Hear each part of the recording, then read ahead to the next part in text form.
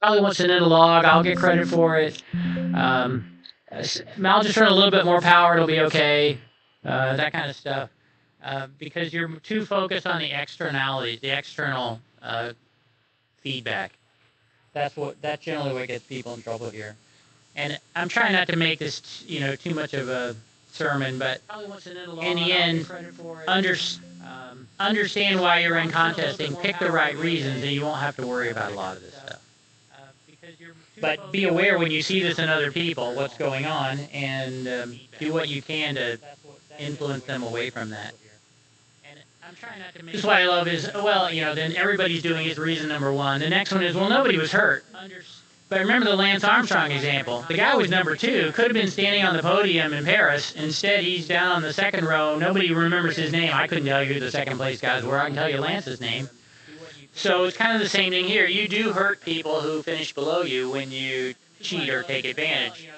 You say nobody was watching. I've already given you lots of examples where, yes, you're on the air. There are always people listening. And while they may not know exactly what's going on in your brain or your station, they develop an opinion. And that goes to your reputation. We've already talked about fairness. Contesting is not fair. Life's not fair. Yep, that's what it is. And no amount of cheating will overcome that in a good way.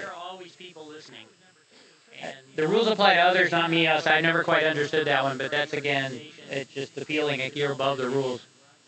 I hope nobody in this room fits into that category. We've already talked about fairness. I think the big thing is, it's often easy to cheat or fall into bad habits early on when your score is pretty small, and people don't really notice.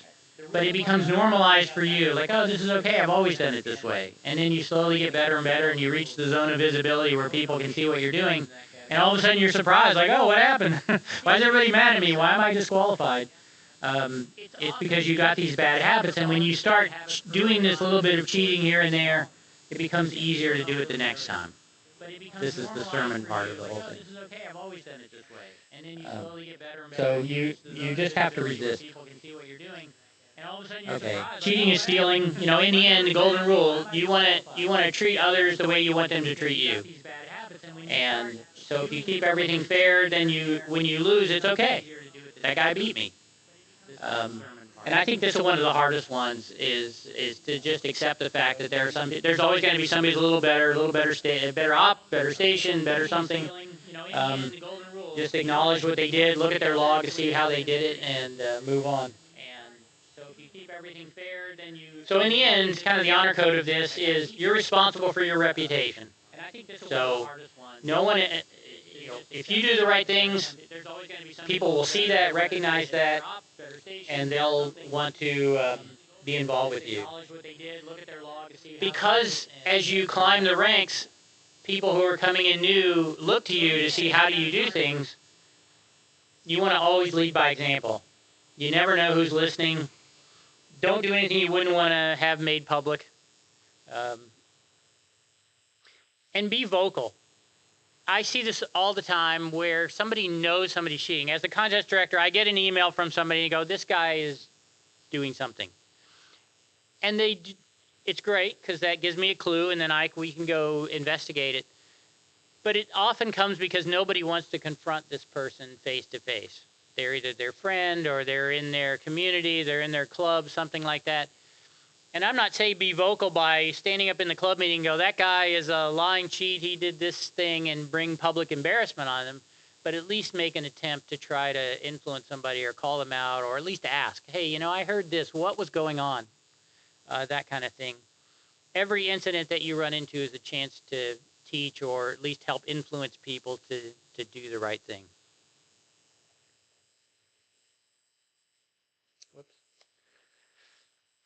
All right, so in the end, we'll kind of summarize here.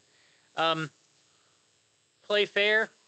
Try to do better the next time. No excuses. I love the guys who operate 10 hours of the contest and go, wow, I would have won if I just did the whole 48. Yeah, no kidding. But you didn't. And what it is, it's disrespectful for the guys who did, right? So it goes into that reputation thing, like, oh, yeah, this guy always shows up at the contest, says how great he would have done if he just had done something else. It's like, okay, fine. I'm dismissing you from my thoughts.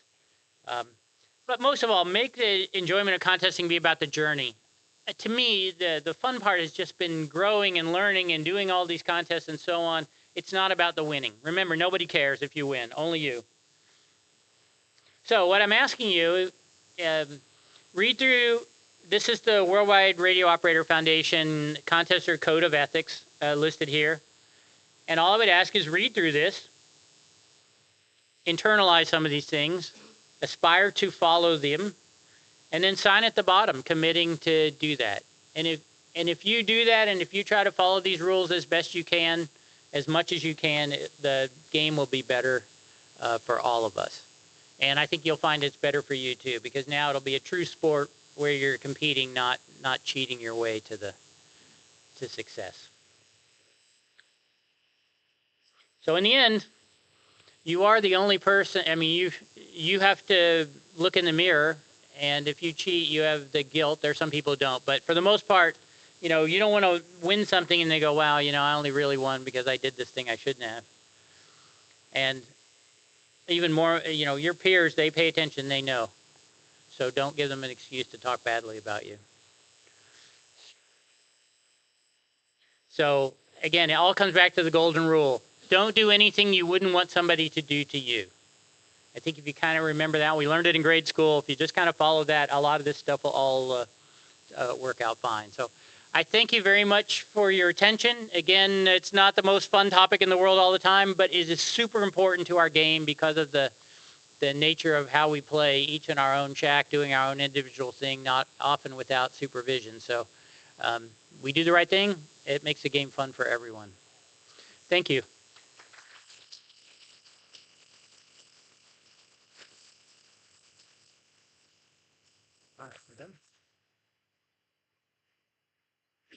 Thanks, Randy. I wanted to make sure that everybody understands what we're going to do here now. We're going to divide this room into 3 rooms, rooms 1, 2, and 3. And if you look at the front of your textbook, you'll see the Contest University course outline. And so take a look and figure out which room you want to be in. Room 4 is across the hall. Room 2 is to my right. Room 3 is to my left in the back there. And room is up here. I really want to thank Randy, K5ZD. Had a tough day of travel yesterday. He is tirelessly working in the CQ Worldwide Committee and really is an inspiration to all of us for contesting. Also want to thank DX Engineering for supporting today. Yasmi gave us a significant grant to make this happen today. And of course, the Northern California DX Foundation, want to thank them for helping with all the youth. And if you see one of the youth here today, introduce yourself and make them feel welcome. Remember, you were young once too. And if you go out of your way to make them feel welcome, maybe they'll work you on the air, right? Also want to thank the ARRL and the Radio Club of America. So let's get ready for the next session. This will be the 9 o'clock session in the 4 rooms. 3 of them are here, and room 4 is across the hallway, okay? And you can grab some coffee. We'll have a break at 10 o'clock as well.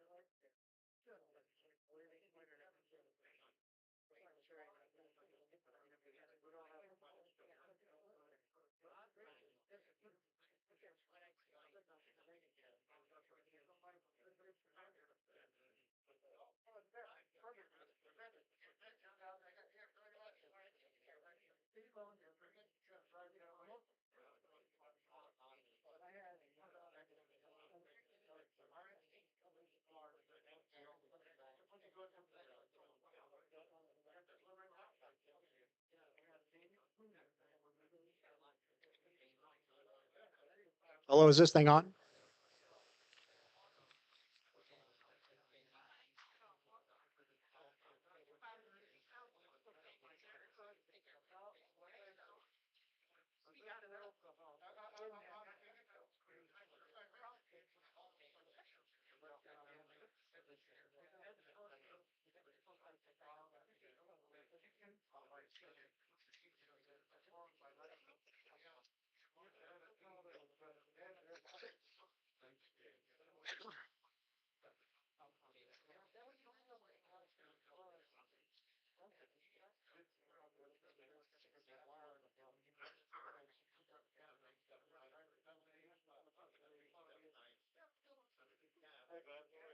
Good morning. Good.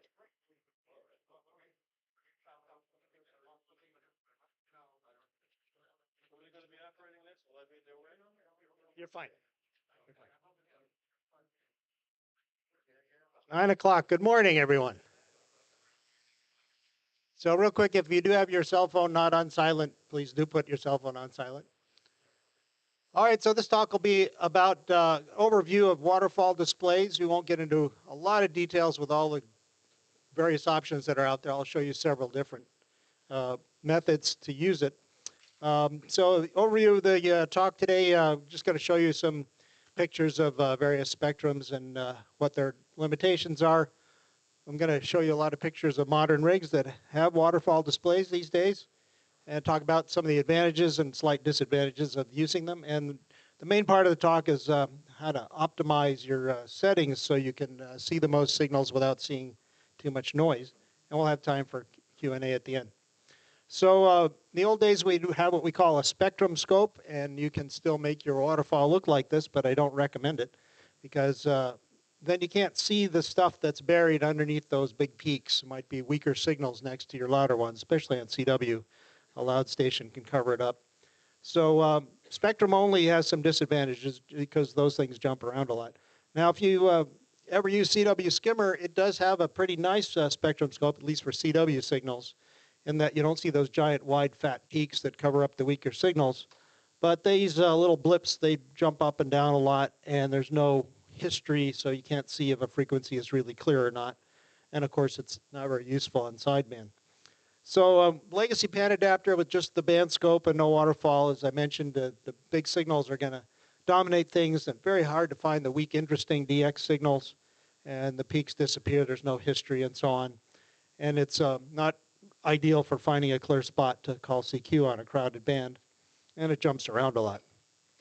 So skimmer has a waterfall. It kind of goes sideways, and it's at a speed where you can actually see the individual dots and dashes. But its waterfall is only limited to the vertical resolution of your monitor and maybe only 10 or 15 kilohertz of the band at most. And you can't zoom in or out in skimmer's software. You can just sort of page up and down. And it does have a 500 hertz filter if you want to listen to the audio, but it's really not a usable tool on phone. This is now kind of obsolete, but at a time this was a better scope, the Elecraft P3. How many in the room have an Elecraft K3 P3 combo? Okay, quite a few.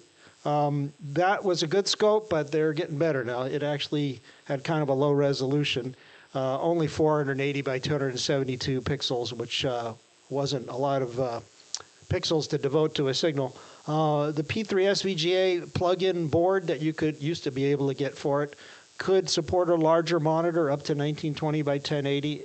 And just to compare what you would see, for example, this is a screenshot of the P3's display, and this is the same band at the same time on the P3 SVGA display. So you get to see a lot more of the fainter signals, which might be interesting. By the way, this wiggly line you see over here on the left side, that's a switch mode power supply. That's what they tend to look like. I recommend trying to DF those. I tried to find every switch mode power supply in my house and replace it with a good old linear transformer. LP PAN's been around. Anybody here is still using LP PAN and NAP3? All right, we won't talk about that too much, but it did give you the nice feature of being able to mix spots. As you can see, the call signs are labeled at the top, and you get the spectrum scope and the waterfall at the bottom. This is the ring that I currently have, the L-Craft K4. It has a 1024 by 600 built-in LCD display and an HDMI output that can show up to 4K. And it's a touchscreen, and you can use the mouse wheel to click on signals and even fine-tune with RIT. Many of my screenshots you'll see later were taken directly from the K4 display. That was what was handiest to me to show the demo. Here's an example of that. In sideband mode, you can see the signals are a little fatter than they are in CW. You can actually see who's got a real dirty signal, something you could note for the contest sponsors. And it's pretty obvious. And actually, this happened to me once. I was using a K4, but I was overdriving an alpha amplifier when I was out in Hawaii, and I got a call from N2IC. It says, "You're really wide." And I said, "Really? Oh, what am I doing?" Sure enough, I had the drive set too high, and I said, "Let me back it off a bit." And he said, "No, much better, all clean." So even with a clean transmitter, you can overdrive an amplifier. So you can, scopes are real helpful for helping folks on the air know when their signals are dirty or clicky. And if you look at an external monitor, this was at 1920 by 1200 pixels. You get, it takes away all the buttons, and you get even more space for the history and the scope and so on. So really what the waterfall history on the bottom is showing you is like a trace of what those jumpy signals were looked like, one line at a time, one pixel at a time. Other rigs have had this capability for a while now. The ICOM top of the line. I hear some rumors they might be coming or announcing a new one at the show. Anybody hear anything? Yes. Yeah, where's Ray? I'm sure they'll be excited to talk about it. Don't know when it'll ship. But it was kind of a low resolution, and even if you plugged in an external monitor, you didn't get any more resolution out of it. 7300 has a small touchscreen with the band scope. 7610 added the dual band waterfall, so you could monitor two bands at once. Kenwood TS890S, anyone here have one of those rigs? A couple of hands showing. Has a pretty good waterfall display, and the Yaesu does have kind of two kinds. They have this, what do they call it, sort of a 3D scope, which isn't particularly useful, but you can put it into this mode and have a little bit more useful waterfall display. Flex Radio, of course, has their display on the PC monitor, which is also very high resolution. As good as your monitor, you can monitor multiple bands and multiple slices. This was the first waterfall display program I ever used. Actually, its predecessor was of HD SDR software, using a standalone SDR, not a transceiver, and it gives you three different displays. The top is the waterfall and the spectrum scope, and at the bottom is just the audio passband spectrum scope, which isn't particularly useful, but it does help you zero beat a signal, like a mini pan, they call it in the L-Craft K4. SDR radio is a software I've only played with a little bit, but it's actually one of the best just standalone SDR programs you can use, because it gives you three different zooms. You see the whole band at the bottom. You see a small slice of the band at the top with a spectrum scope for that, and then the kind of horizontal waterfall, even narrower to see key clicks and dots and dashes. Very impressive software by HB9 DRV. If you have a standalone SDR, see if you can get it to work. N1MM started out that N2IC wrote his waterfall band map software standalone program that combined the spots that were N1MM was sending around the network with a separate SDR's scope, and allowed you to see when you're single op and not getting spots. It allowed to see, every time you log somebody, it would mark it on the band map, so you'd see a new signal show up and know that, oh, that's a new one. Who's that? You know, we haven't identified that one yet. Or you can combine the cluster spots if you're operating assisted. And you can zoom in and out, unlike the waterfall display. Click on a signal, it moves your radio. And there is potential for that to support other logging programs too. And then N1MM happens to be sitting in the audience. Wave hello there, N1MM, who's the leader of the development team on added the spectrum scope. And I'll show some more pictures of that later that shows the waterfall as well as spectrum scope, and puts the call signs in and marks the dupes and the multipliers and all kinds of fancy stuff. By the way, you see these horizontal lines at the bottom? I'm not sure, I didn't take this screenshot, but I assume those are static crashes. Although on 20 meters, maybe it was just somebody turning a vacuum cleaner on and off or something. Here's another shot of the N1MM spectrum display window. The red on the left is the out of band section. Pretty clear waterfall trace, and you can click on those call signs at the top.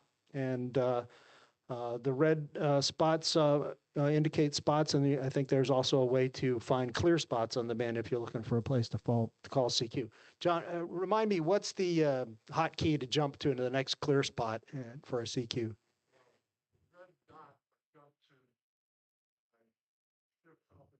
Okay. Point of those is jump from signal around spot. The clear frequency, you click on the CQ in the upper left, and it will show you the 5 best CQ frequencies. Okay, very good. Did you guys all hear that okay? For those in the audience or online who may not have been able to hear it, there's a little button labeled CQ at the top. If you clear that, if you click on that, it'll show you the 5 best CQ frequencies. And if the red squares, if you hit shift up and shift down, was that it?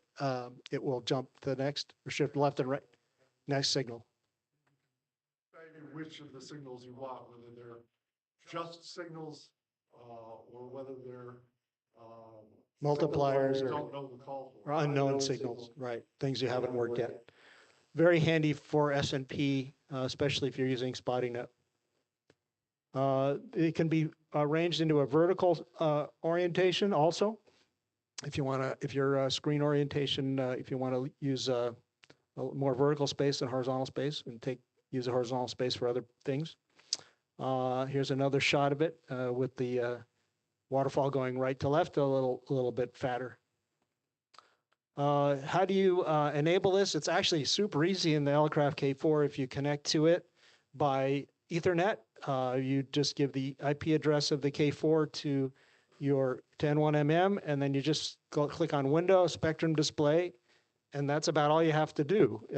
You have some options, like if you have 2 radios, you can say which radio you want that spectrum display to follow, and whether it be Pan A or Pan B. You don't have to. It also supports external SDRs if you don't happen to have one that has that feature built in. So here's an example of the N1MM logging window screen with the spectrum scope at the top and the call signs appearing. What if you don't have a radio with an SDR capability, an older rig like an FT1000MP or a K3? You can add a separate SDR like a Perseus or in the old days a Soft Rock, although I wouldn't recommend that these days. There's a ton of SDRs on the market, and only a few of them actually support skimmer though. So you have to be careful and not just buy anything. But if you just want a band scope, just about any SDR will do. And you can then use the receive antenna in and out jack on your radio with a splitter so that half goes back into your receiver and the other half goes to an SDR. In this case, this chart was prepared back in 2008, so SDRs were harder to come by then. So I had one SDR and I would share it between the 2 radios by a coax switch. Let me go back one. The advantage of doing it this way is you can't blow up the SDR because the TR circuits in the receiver are protecting it. And you also get the advantage of your bandpass filter because the TX antenna in an SO2R station is going to prevent the out-of-band signals from getting to the SDR if you do it this way. If you, again, don't have the built-in features of the software, you can use something like OmniRig and a program called HDSDR to sync to your radio. So when you click on the OmniRig screen, it moves your radio to that frequency. So just to summarize sort of the advantages of it, you have these different zoom levels. You can see the whole band or just a small slice around your CQ frequency. So you can sort of move between and exactly in between two loud stations. You have that way of jumping to the next signal, and it'll find the fresh meat for you, the new ones you haven't worked yet. Weaker signals, the faint traces that maybe aren't being spotted by a skimmer yet, they're going to be identified in the waterfall as thin lines. And you can find new frequencies to run fast. It's probably the main advantage of having a waterfall display is you get to see the dead spots on the band. Now, it might be somebody local and outside your skip zone or something, but you can figure that out pretty quickly because he's not getting any answers. But it's probably the best way to find a new frequency. It used to be so hard to find a clear frequency in the past without scopes, and this makes it much easier. And you might see a giant pileup show up for in DXing, and of course, if you're just DXing and not contesting, he's working split. You can see where they're listening, who the last caller was, and find that one and maybe move up or down a little bit and work them faster. And these days, computerization, we've got the click-to-tune capability. You just plug a mouse directly into your radio, and you can click on a signal and move you don't have to spin the knob, and you can fine-tune with the K4 using the mouse wheel after you click on someone. But the Elecraft P3 never added mouse support, unfortunately. There's some more advantages. Like I mentioned, you can find the good spots to call in a DX pileup. Maybe you see everybody's crowded at one spot, you go up a little bit and then find a clear spot to call, or find a clear spot to call CQ. And sometimes you're running for a while and you see some QRM, especially on phone, you're not sure, is this guy above me or below me? Where do I go to get a little bit away from it? And just by having zoomed in, you can see, where the guy is right above you, where the guy is right below you, and find a spot in the middle. Find the next signal. We used to have to carefully tune the band up and down. Like on a dead band, you'd have to go sweep the whole band, and now your scope with one view can show you on an empty band exactly where any signals left might be. So it's much faster than not having a scope. And sometimes if you're doing SO2V mode or single op 2 VFOs, or you're sort of running on VFOA, and when things get slow, you turn on the sub receiver and tune around VFOB to find someone else. You can actually find them with the scope without even listening to them. And then, all right, when nobody's answering my CQ, let me just turn on the sub receiver. Oh, that's who that is. Turn it off and go back to CQing. And you see the overall band, and if you have some local competition whose signals dominate your display, you can actually get an idea of, what band is he on? Maybe I should be there too. But there are some slight disadvantages to using the waterfall. Unlike N1MM software, most radios don't have a way to automatically jump from signal to signal for you. Sometimes if you do click on a signal with a mouse, it's just not as precise as tuning with that knob. But I do like the way the mouse wheel works, where you can click and then fine tune with the mouse wheel. Contest software will tend to lose focus if you are not using a scope in the software, but you're clicking on some separate scope like Waterfall Band Map or HDSDR or something. And it is somewhat visually distracting for some folks. They just don't like to see all that movement on the screen, but I think it's worth having. And it can be cumbersome with some radios and some software to get the scope edges. You end up seeing too much out of band stuff. But in some, if you're not using a waterfall display in a contest, I really think you're kind of operating blind. And to me, the waterfall display is kind of the killer app of the last 10 years, or maybe the last 14 years, that has appeared for us to help us with our radio operating, both CW and phone. So I have some recommendations while you're contesting. Always turn on the waterfall. I've seen people say, well, I didn't know what the waterfall was, so I just got rid of it. No, don't do that, please. There's a lot of good stuff there. And I argue that you should use what I call fixed mode, which is the mode where the cursor moves and the band stays still. To me, doing it the other way, where the cursor is always right in the middle of the display and the whole band moves up and down, it's kind of like reading a newspaper by holding your head still and moving the newspaper up and down. I just never understood the advantage of doing it that way. So you want the cursor to move and not the whole scope. And I like to use kind of a narrow span for CW, or especially if I'm running, so I can see where the QRM or key clicks are coming from. And on phone, wider span because the signals are wider and the bands are wider. Logging software can and should help you set the scope in your radio. I've written some WinTest scripts so that I can just send commands intelligently to the radio to see what frequency you're on and just set the scope at the lower end of the CW band edge or the lower end of the phone band edge. It figures out what mode you're in and does the right thing. That's available for free with source code, and it does support the P3 and K4, K3, P3 scope, and also the ICOM radios, and includes the source code. So a little quiz here. Anybody want to take a guess here? What's wrong with this picture? Well, you see what's happening at the bottom of the waterfall display. Everything's smearing around. Why is that? Well, because we've got center mode turned on. And every time I turn the knob, that blue cursor stays in the middle of the screen for VFOA. And the whole band smears. So it makes it real hard to make your knob go to a signal that you want to tune to. So I'm recommending turn that off.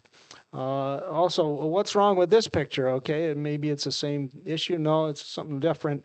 We're shooting too much stuff out of the band over here, right? We don't need to see what's below 14 megahertz. There's no reason to waste any of your screen on anything that's out of the band. Set the lower end of the phone band or the lower end of the CW band at that left edge, or set it up so that when you scroll back down the band, you're never going to see any out of band stuff. What's wrong with this picture? Well, here, I think the waterfall display has been set too high. It's just, you do use the spectrum scope to see who's peaking the loudest. And I think you kind of lose a lot if you try to cram all that into a tiny space at the top. And similarly, if you give too much space at the top, you're wasting a bunch of space at the top of your screen and not getting enough history in the waterfall. So my recommendation is put it about in the middle, 50% or so, seems to be a good compromise. But there's something still wrong with this picture, and that is that the waterfall is too faint. What we call the reference level, which is sort of trimming the grass where the noise shows up. If it's set too low, then you get only really loud signals showing up in the waterfall, and the weak signals don't show up at all. So you can set the ref level in different ways. It all depends on the radio. In this case, it was set to like anything below S8 isn't going to show up. So that's set way too high. And the opposite is true here. We've got the reference level set way up at S4, and all we see is noise. We can't see the traces in the band scope at all. So it's very important to set that reference level. The Aircraft K4 has an automatic reference level setting, which is real nice. I haven't seen that in ICOM radios. You have to keep manually adjusting it. And even band to band, the noise can change a lot. But I do recommend messing with it just so you get the best visuals out of it. Now, a lot of this applies to single op contesting. When you're just clicking on spots, things might be different. Single op unassisted, you're using the scope to find stuff and see what's on the band. This one's a little more subtle problem, a little harder to see what's wrong here.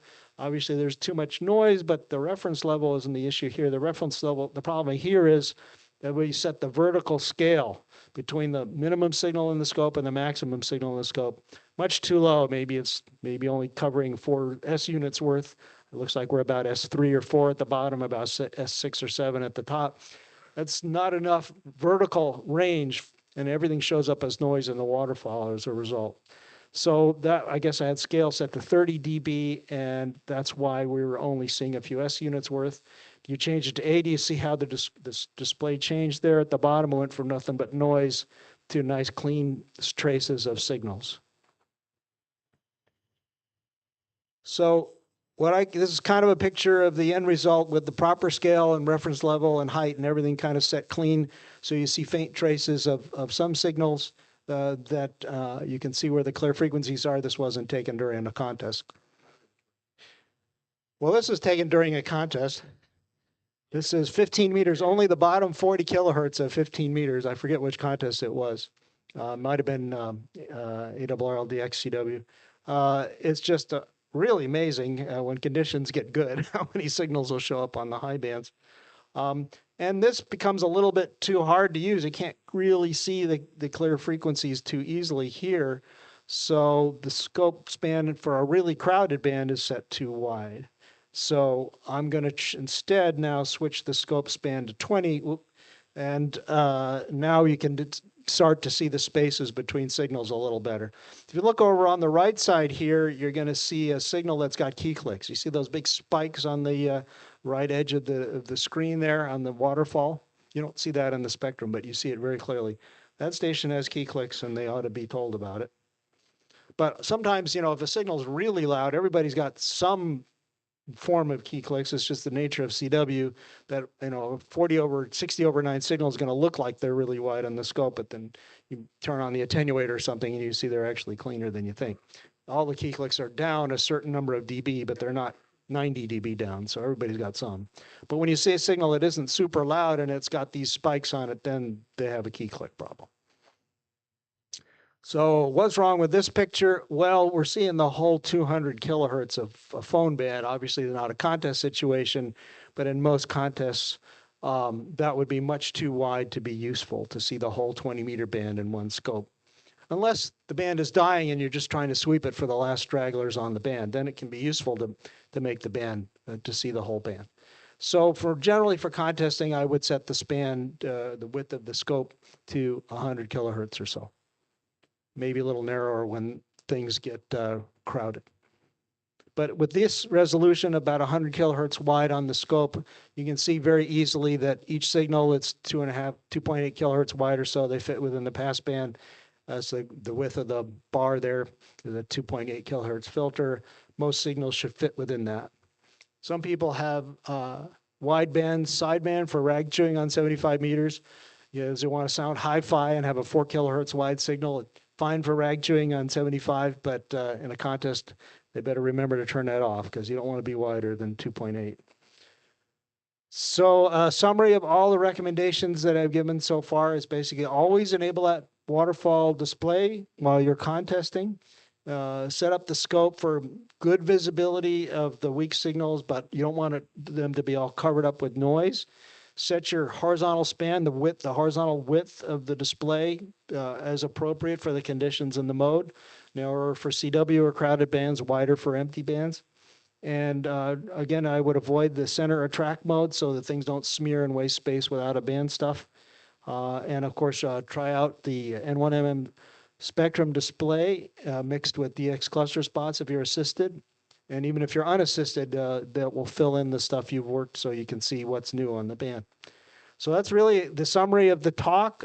This and others are going to be linked to my QRZ.com page next week when I get the page updated.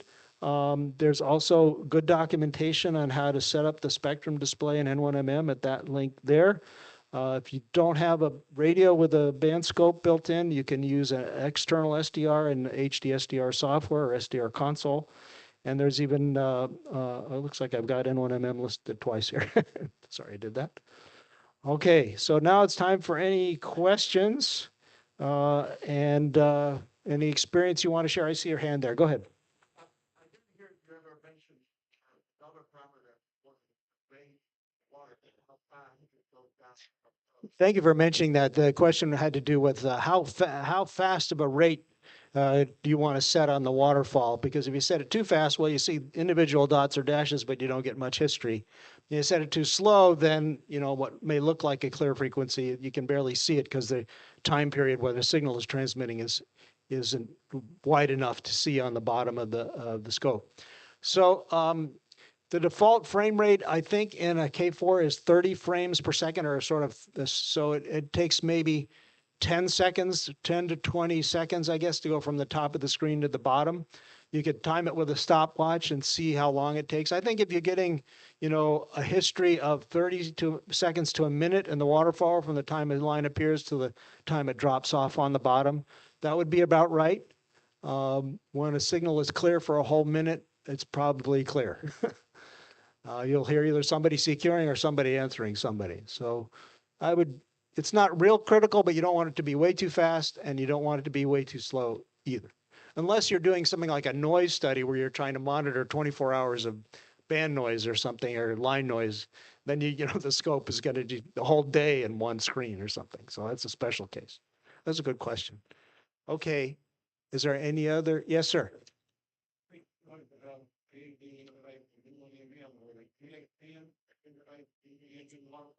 Did you hear that? The question was, will the FTDX10 interface with the N1MM Waterfall using, it doesn't have Ethernet, right? So it uses USB. It doesn't have, yeah. Which radio has, I guess the FT7610 has a USB 3.0 output of scope data, right? Cat output, level data. CAT and level data, but not the FTDX10, not the Yaesu. So Yaesu rig doesn't support that type of output, at least at this time, as far as we know, and to feed it. So, but you can again have a separate SDR. You see a hand in the back? With the IP 97.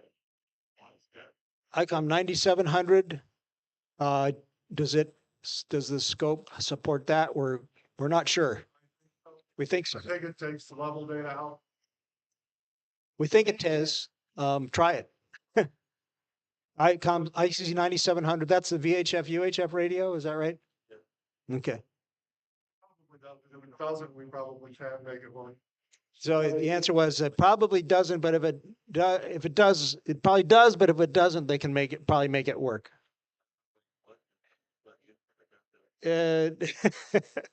Somebody said it's not useful in a contest. Well, like you haven't been paying attention. Maybe in a VHF UHF contest, a different story. Yeah. Pardon me? Are there other types of contests? Yes. HF contests. Yes, John. Sorry. Didn't mention the advantage of a separate DSP. And the big advantage as I see it is the separate DSP has a separate VFO. So the DSP's frequency is independent, can be independent of the radio.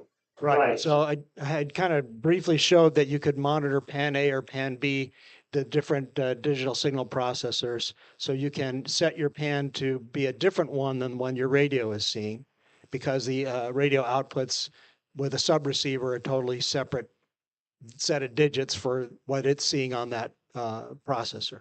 So that is an advantage of a radio that has two subreceivers and two DSPs in it. Now, an RSP1 or an AirSpy has a radio. Oh, I see. So 10 meters, right? You can monitor 10 meters with the DSP. right, separate SDR can be used, and like an RSP1 or an RSP2, standalone SDR to monitor a different band. You do have to be a little careful if you're using bandpass filters. If you're feeding the TX antenna in and out, the receive antenna in and out, then you won't see the other band because the bandpass filter is blocking it.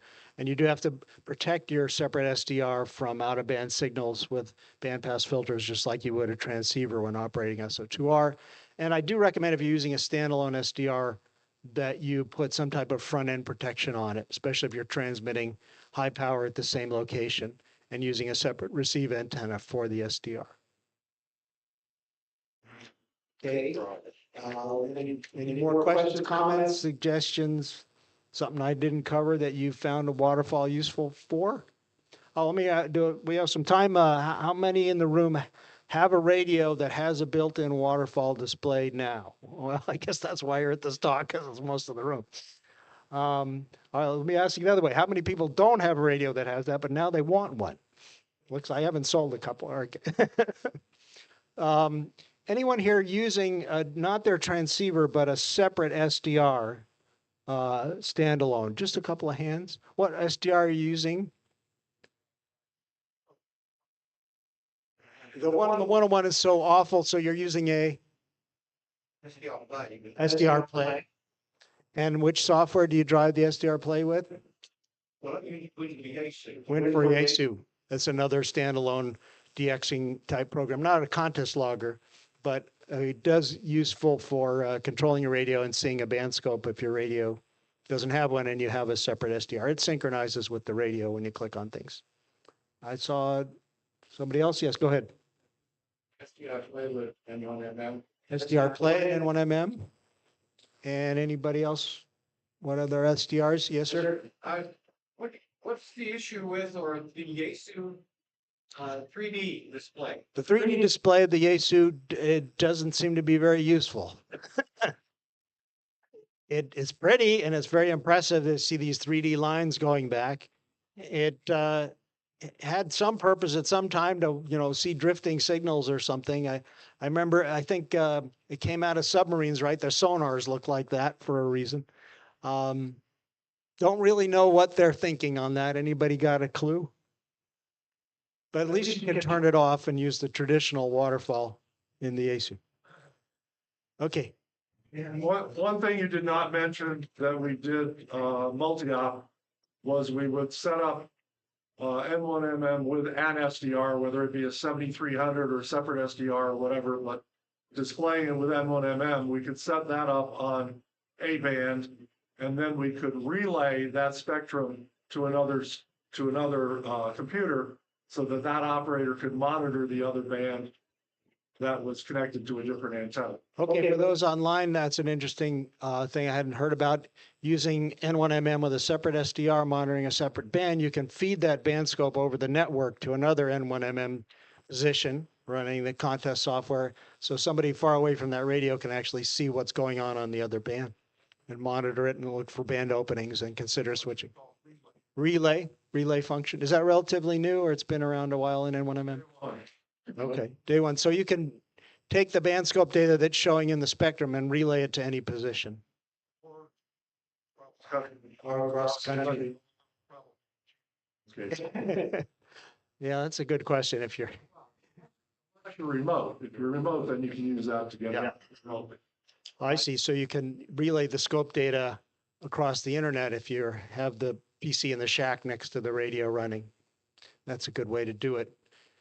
K4 remote does do the band scope data, but there's no way to feed call signs into the display of the K4. They just don't want to clutter up the K4 screen. I'm not aware of any radio that lets you put the call signs. Maybe Flex can do it, but the other transceivers don't have that feature. Flex is really more of a computer, standalone radio. Okay. Well, your class dismissed, I guess. Thank you.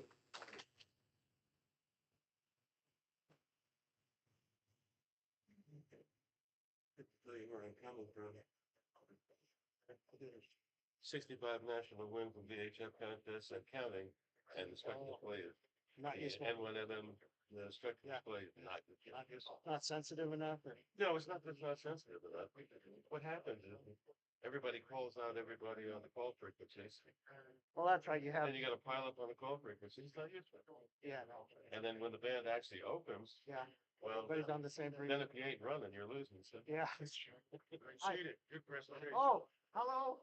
Oh my God, Cal. Yeah, sir. I don't. It's been so long. I know, but you look the same, Well, thank you. which is good or bad, because at your age, you look the same as when I knew you were 30. Well, your voice hasn't changed. My voice had. That's why I'm a phone guy. Thank you for coming all this way. Yeah, we'll talk to you later. Okay. There's one more waterfall. Oh, I apologize. It's all right. I will forget to. There's one more waterfall program. My mission WFDA. Public stores. It shows you the waterfalls and it's not specifically for content, but it works great. And You click on it and it moves the radio. yeah, I have. Is it just for icon? Yes. Okay, I didn't know about. It probably supports that 9700. Oh, it does. It does. And it also works on Linux and Windows or Mac. In fact, I have it here. I logged into my home station. I have a band here. My account went down to the bands again. I stuck in the show. Oh. I hope it's just that. The bands are dead. All right. WFU. I'll look into that. Oh. Fair, WATF, want to just say thank you for your help. I'll be there tomorrow morning. I've got two Y boxes. You put together for me. Right, after date. Right. Yes, that's right. You already paid and you already built the cable and my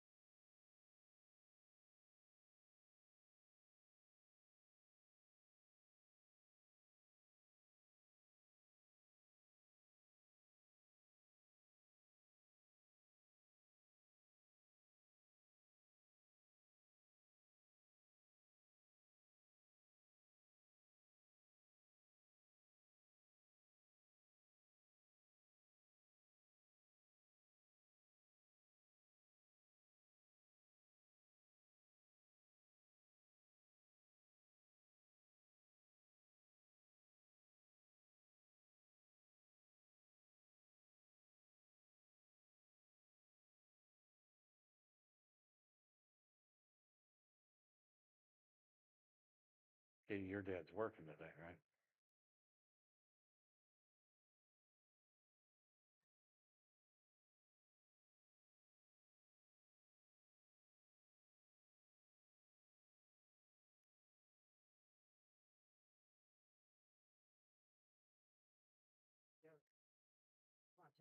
All right. We'll do the middle spot. Here we go. There we go.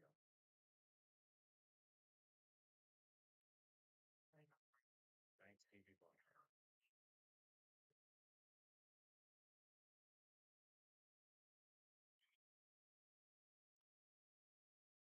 George, you ready? We're ready. Okay. Hello to our online audience, and thank you to all who are here this morning. Our next presentation is how to integrate youth operators in multi-op contesting. Please welcome Katie and Grace, KE8LQR and K8LG.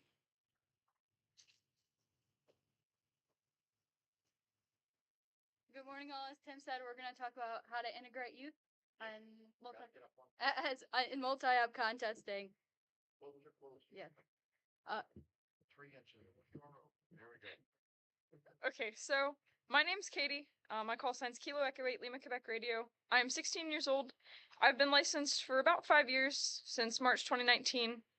I got into ham radio through my school club, so it kind of worked out really well. I am an amateur extra, and my favorite thing to do in amateur radio is CW, but I've kind of been getting into contesting recently, so that's why we're both here today. And I'm Grace. I'm 18 years old. I was licensed in March of 2021. I have my amateur extra. I've had that for 2 years. My main interest in amateur radio is amateur radio satellites, but as Katie also mentioned, I'm also getting interested in contesting as well. Our first contest for both of us was the rookie roundup. I operated as a multi-op with my mom, and then Katie. I operated on my own. At that point, my family was still kind of getting into amateur radio, so I kind of spearheaded that whole mission. And we met on the air. I made a contact with Grace. She was one of the maybe 10 rookies that I talked to the whole time. And we emailed each other afterwards and we're like, hey, we know about these great resources for youth. And so since then, we've kind of stayed in contact and become friends. Yeah, and so this is a photo of me there operating. I know I've grown a lot understanding the use of headsets and foot switch and everything else, but it just shows how much in the last few years I've grown. Yeah, I had a pretty similar operating setup. I was just using the 7300, looked almost exactly like what Grace and her mom were using. And then on the other side is a picture of my logging sheet. At that point, I logged the rookie roundup by hand. Obviously, it was not too taxing. I mean, the 54 points kind of indicate that, but we did obviously form the little connection, so it was well worth it in the end. So the first thing that we thought we should clarify, like in terms of this presentation, is who exactly qualifies as a youth operator. I think we kind of tend to assume that anyone under the age of about 30 is youth at this point, but for the purpose of submitting logs and entering in contests as a youth operator, most of the major contests define youth as anyone about 25 years old or younger. So this is some of the statistics pulled from the CQ Worldwide on the youth participating just in the youth overlay. So this is showing the whole world and what youth have entered, showing that there are youth interested in contesting. And then this talks about specifically in North America. So there are youth that want to contest, and there are opportunities for stations to invite youth, as well as operate for the youth that are currently at multi-ops. Yeah, so between these two slides, you can look at it two different ways. The first way you can look at it is there's a lot of kids who want to contest, especially on phone. That's almost 125 kids. But then when you look at it in terms of how many kids are in amateur radio, well, even that's a small number. 125 is not a lot of people submitting logs. And the numbers are even lower for CW, which we kind of expect, but we'd still like to get them up. So if we look at the differences between worldwide and North America, this almost 30 is about 24% of total. So again, on one hand, that's about a quarter coming from the US. but also that number could be significantly higher. So we had, both Katie and I had the opportunity to participate at the Whiskey 3 Yankee at K3LR this past summer. As you can see, the photo is us getting a tour of Tim's Towers and understanding the station before we got on the air. So the whole experience, it was kind of an entertaining situation because at one point, a couple weeks before, Grace had ended up texting me and was like, "Hey, there's a spot open for the Whiskey 3 Yankee event. Do you want to come operate?" And I was like, "Yes, of course I want to come operate." So we set that up really quick, and the timing was a little bit shaky because we were both at Yoda camp at that point, and so we were trying to get presentations and everything solidified. But overall, it was a very worthwhile experience, and we'll elaborate a little bit on that. Yeah, so a little bit about YDXA, for those of you who don't know. It started in 2010. It normally operates in a DX location. This year, Tim was gracious enough to let us operate at his station, which was the first time for me ever being at a station with over 100 watts. So pretty exciting to operate with. And also, it's for youth from 12 to 17 and a parent they focused on. So the YDXA is kind of one of those things that, as a younger ham in amateur radio who hasn't really sort of found their place yet, you kind of look at those other young hams that maybe you look up to and are like, they're all doing this. Maybe I would really like to get to do that too. So actually getting to go and be part of that event was really, really exciting. It was also very, very interesting because I know in the past they had mostly operated from DX locations. It was really cool to get to experience that here, so the travel wasn't as taxing, so we could really focus on the actual operation itself. Yeah, and just meeting other youth from all around the country. And yeah. So this is the group of us. So it was me, Katie, Agnes, and Ben, and then our parents joined us as well as Tim and AV8YK there. So that was us after the contest. We were pretty happy with the DX we were able to make. I know one of my favorites was New Zealand on 10 meters. I was having a blast towards the end, even though the race wasn't amazing. But working in New Zealand one after another was pretty exciting. It was also really cool because Grace and I knew Ben and Agnes before the event, and once we realized that that's who we were working with, we were all super excited because they had been in some of the code classes that we had taught or been students in. And so getting to kind of get back together and have a little reunion with some of the ham friends that we already had was really cool. And it was also amazing how many people had found out about this operation and were coming to support us and make contacts with us during the contest. Some of the people that run the youth groups that were in like Yacht Ed came and made contacts with us, and a whole bunch of Yoda people, so that was really exciting.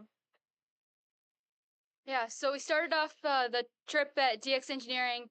We were able to meet up there and each give our own presentation about how amateur radio has impacted us, and we were able to get a tour and meet some of the DX Engineering representatives as well. It was also a very, very exciting and super special part of the experience. Tim and Amy and Terry had kind of organized for Bryant, KG5HVO, to come talk to us, well, on Zoom before, and that was a super inspiring message, and it was really, really cool to get to see, like, how someone who had already had a similar experience to this with the YDXA had benefited from it and how they were inspired by it. And it really kind of gave us a lot of encouragement before we started operating. Yeah, and Tim sort of kept it a bit a secret, so we were we had no idea what was going on and how we were going to be able to have a good weekend. We had no idea that was going to happen beforehand. So the morning we started off, there was a rainstorm which had lightning with it, so we had to start a bit late, but the photo here was us having breakfast, so we got up, headed over to Tim's, and Amy cooked us some breakfast. Yes, in the pouring, pouring rain. The lightning storms did delay the operations a little bit, so we started a tiny bit later than we thought we were going to, but it all worked out. And on the other side, you can see the picture of Grace and I with the towers. I think it was both of our first times being at K3LR, so the whole experience was very, very exciting. Yeah, being around towers is always fun. So just a bit of statistics that we were able to pull at the end. This is sort of showing out how we did per band. I think each operator was almost at 60 Qs an hour, which was relatively okay. But we started off on 80. We realized that 80 wasn't doing too well, so we hopped over and operated on 10 a bit. But 20 meters, I don't think they would ever stop people calling. I really enjoyed operating 40 and was able to work several friends of mine. I think one of the most important parts is how the kids, because we were just the team of kids, the adults were not operating at all, which was really nice. Um, One of the most important and almost impactful things was learning. I mean, the adults were helping, so we were learning how to judge like when a band was kind of going dead and when it was worth calling and when it wasn't really worth calling on that band. So it really helped us to like learn when and how to streamline our efforts to do as the best that we could do.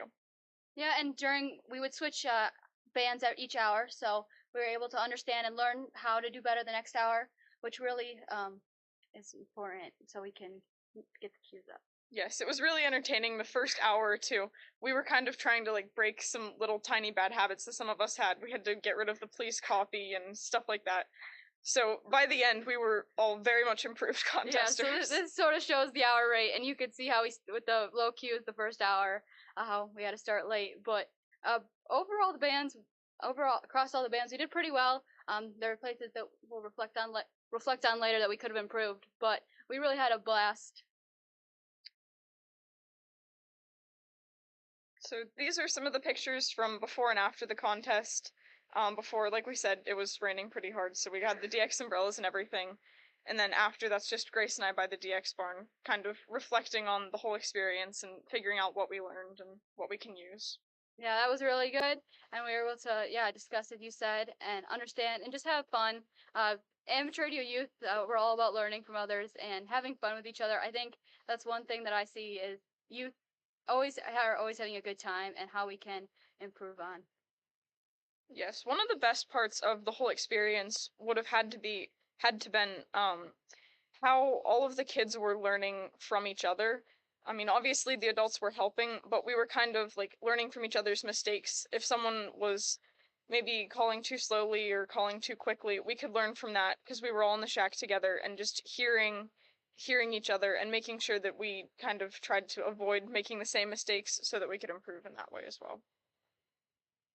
So this is at the end. We were able to go out for dinner, which was a really good time to reflect as well on what we have did well, and how we can improve for the future.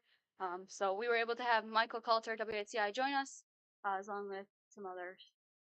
Yeah, the dinner was really nice because not only were we reflecting on how the operating had gone and everything like that, but we were also kind of thinking about like how we impact amateur radio as youth.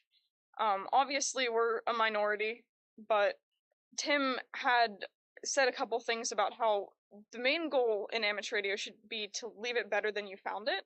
And I think that that's something that has really shaped for me in the past year how I interact with my radio clubs at school, radio clubs outside of schools, like local clubs. And I think that that's something that can really be a driving force, because if you didn't really know like what you wanted to do in amateur radio, especially as a young person, helping other people find what they want to do a lot of the time can help you figure out what you enjoy. Yeah, leaving it better than you found it. That was a really key point of the night, and how you can help others, even if you don't know, like even if you're just new on something, how can you help learn so you can be able to help mentor others in the future? Yeah, that's one of the things about being a young person in amateur radio. The community of young people, even though it's small, is always super positive and very encouraging and supportive. So some of the we want to thank some of the YDXA sponsors. There's no way this would be able to happen. Big thanks to Tim and GX Engineering. They really support us throughout the whole weekend with travel and giving of time to the station. Yes, and a lot of these sponsors are sponsors who will help with anything youth related in amateur radio. So ICOM, pretty much all of them have helped in numerous other youth goals and operations within amateur radio. So we're very, very grateful for all of their contributions. Yeah, so we're going to transition a bit. Me and Kitty both had the opportunity to operate at Tim's later in the year. So focusing on Elmering in a multi-op settings. As we said, there's a lot to learn, and everyone starts somewhere. So on the photo on the left is a photo of me starting out at Tim's, listening to what's going on, understanding how he's operating, and how when my shifts came up, I should be able to be operating as well. I think the most important thing when you look at incorporating youth into a multi-operator setting or into any sort of contesting setting, you really need to look at how you're Elmering them and make sure that you're approachable. which everybody at the YDXA and Tim's when I went back for the CQ 160, very approachable, very, very kind and helpful. You're approachable, and you're also them do it. Kids are going to make mistakes. Everybody's going to make mistakes. And if we let those mistakes happen, then they'll learn a lot more than if you just jump in and correct it. Like when we do the school club roundups at my school's club, we'll make the mistakes and then we'll correct them, and we'll learn so much more from them than if one of the club advisors or I just came and then sat and called CQ the whole time and made all of the contacts for us. Yeah, and one thing sort of about that is to be patient. I know many youth get frustrated when they someone says something, tries to help you improve, but really just understanding that we want to improve and that just helping and mentoring in a way that is encouraging and helpful at the same time. So this is a photo I operated CQ Worldwide sideband this year at Tim's, and I had a great experience. The community just operating in a multi-op where everyone behind you is running and just the sound, and it's so encouraging to you to keep going. That's one thing. In a single op, there's not many people around you to cheer you on and keep you to push to keep going, but in the multi-op setting, it's really invigorating to keep going. So I know sometimes you get frustrated as a single op, but really integrating youth in multi-op will encourage them to keep going, even when they think it's too hard. Yeah, it seems a little odd to have a bunch of kids start out in a multi-op setting. Like a lot of times those are the more competitive setups. Like those are the ones who are trying to win, like very hardcore. But I think if you kind of just throw the kids into the multi-op setting and don't really start them out with like, okay, you'll sit here for 24 hours or 48 hours on your own by yourself. Just sit at the radio all weekend. Don't do much else. Don't go out with your friends or anything. Don't talk to people. Just on the radio. That can be a little bit harsh or aggressive to start off with. And if you're in a multi-op setting, you're getting that encouragement the whole time. You're getting that Elmering, and you really feel like what you're doing, like you're spending time on something that's going to help you improve. And sometimes if you're in a single op setup, you don't really feel like you're improving much. So I went back for the CQ 160 CW at K3LR in January, February. I had never worked 160 before, so that in and of itself was a very new experience. I really enjoyed it. Kind of just the difficulty of copying some of the calls was really exciting. I think Tim and one other person were there, and they were helping me so much the whole time. Both of them were listening in, making sure that I could copy everything and wasn't having any trouble. So just the Elmering that I got there was invaluable. And overall, I think that the most important thing in a youth multi-op setup is the Elmering. At the end of the day, it's not really whether you win or lose. Obviously, those are important aspects, and we care about them.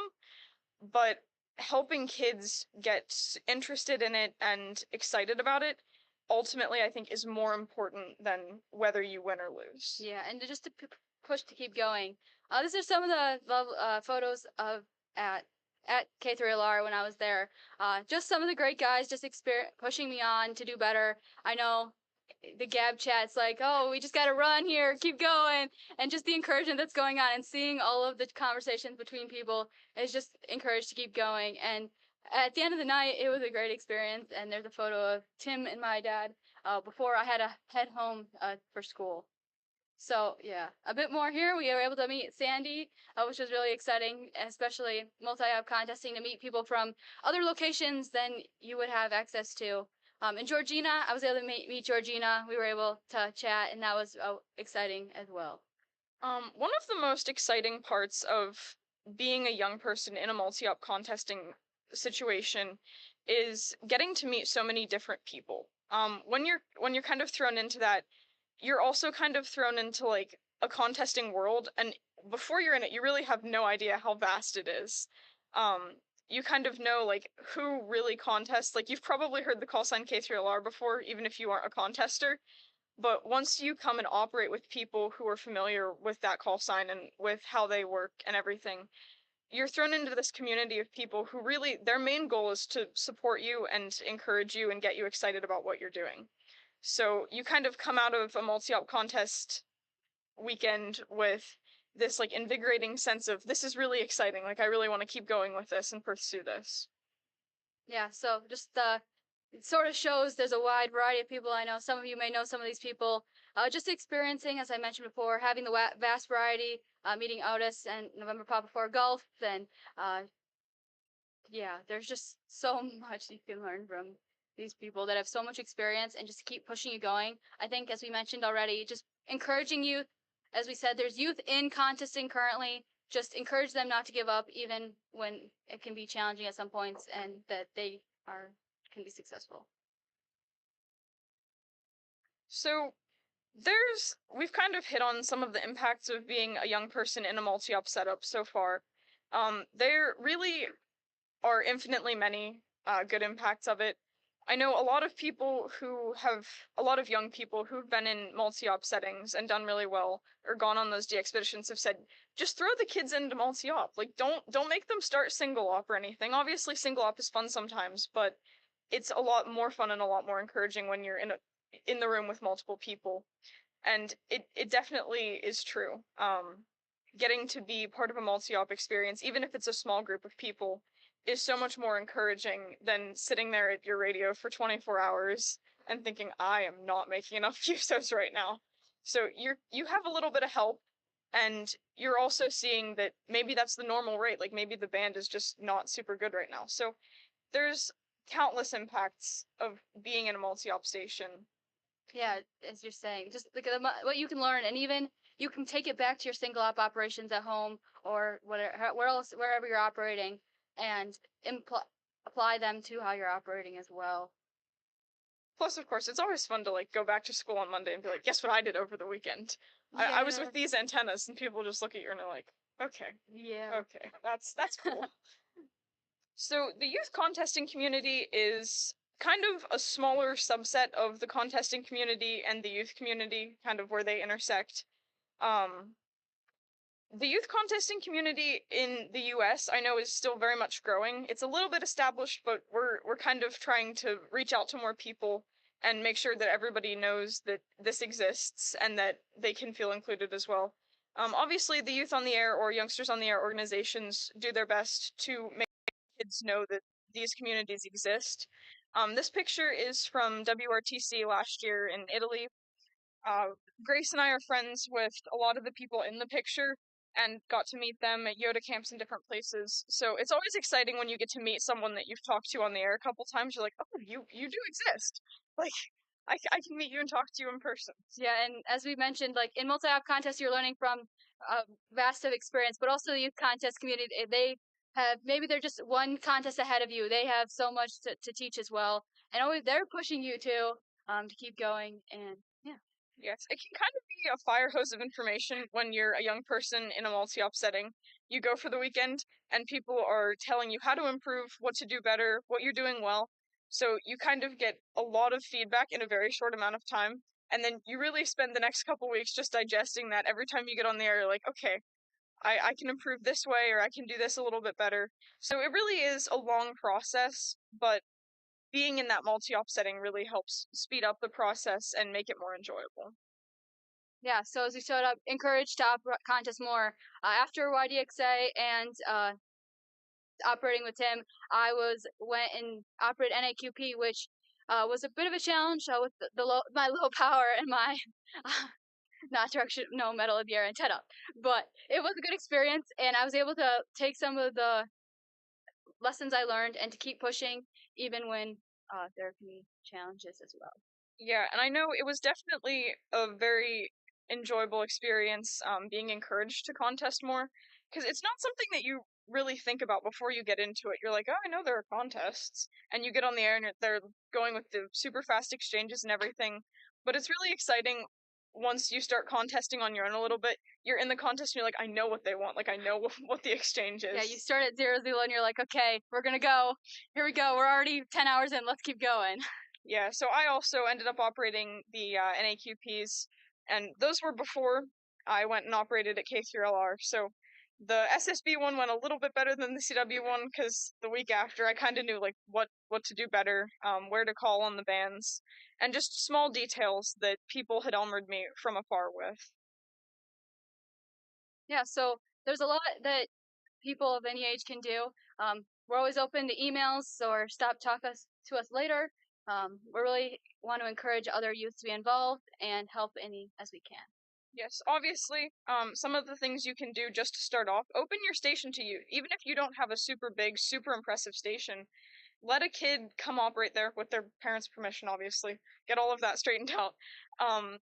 But make sure that you know the kids around you know that they're welcome, especially if they don't have those resources. Because a lot of times the holdup for getting a kid active in contesting is they don't have a radio or they don't have a super good setup. They struggle to be competitive with it, and that's kind of disheartening. So make sure that they know that your station is open, and just be supportive. Even if you're not right there, sitting in the room helping them, send them an email. Tell them, hey, I worked you in the NAQP. You did a really good job.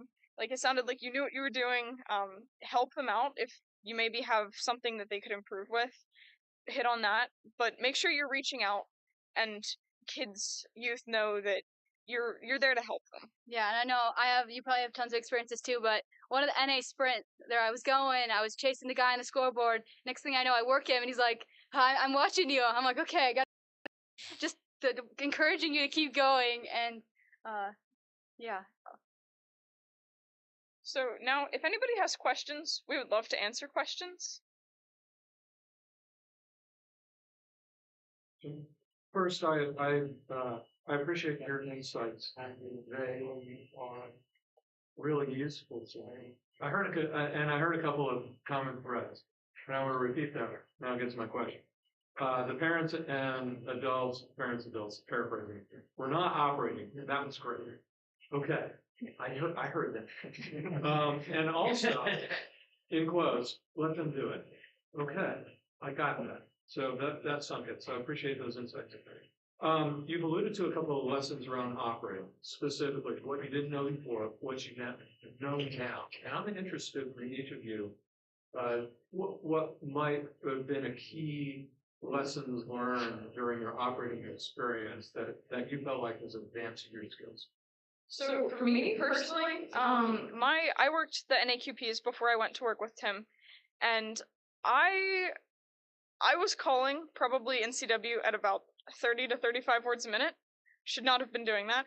I did not think about the fact that people are not going to come back to you in that if you're calling above 20 to 25. That's a more reasonable range. So that was something that helped. Knowing where on the band to call. I was also calling pretty far up into the CW portion. Like, once you get to the 05s, you're a little bit high. So kind of knowing to call lower on the band. Little things like that. I know one of the things that I get when I'm doing SSB all the time is you're talking too fast. You need to slow down, even when it's not in a contest. So getting that feedback, although it does bother me sometimes, it helps. It reminds me that I need to slow down a little bit. Yeah, I would say I operated a good amount of contests before operating with Tim, but as we learned, as you said, band plan, you think about it, but it's so important understanding where the European band plan, that if you're going to call on 40 meters, you can't operate at a certain spot, otherwise you won't be able to work them. Also, kind of focusing on points and planning ahead. We read the rules always, but like understanding previous scores and how you can improve this year or the next year is really something I took away too, is planning long term and understanding what the goal for the contest is. I know for YDXA, we planned we were all going to operate we operated, just having a plan coming into it. I know previously I would go into it, we'll start at 0-0 and we'll see how long we go. But now, yeah, having a more plan and strategy of I think the planning is one of the biggest things. Like when a young person is thrown into a multi-op, they kind of come in and there's a schedule. Like so-and-so is operating now, and now. Like, we know what is happening, when is happening. And when I first started contesting on my own, there was no plan. There was no schedule. It was me against the ionosphere. Hope for the best. So that, knowing that people usually make a schedule and have a plan really, really helped me to start doing better in contests. Yeah. Go ahead. What's the difference? I missed your first minute or two of your presentation. What's the difference between yoga, youngsters, and young? Yes. Okay. So, Youth on the Air and Youngsters on the Air are two organizations. Youngsters on the Air corresponds with IARU Region 1, and Youth on the Air corresponds with IARU Region 2. They're kind of the same and different. We both have the same goal. We host summer camps every year for like young licensed amateur radio operators between like 15 and 25. The main difference is just they have different names because of cultural differences, the connotations of youth versus youngsters.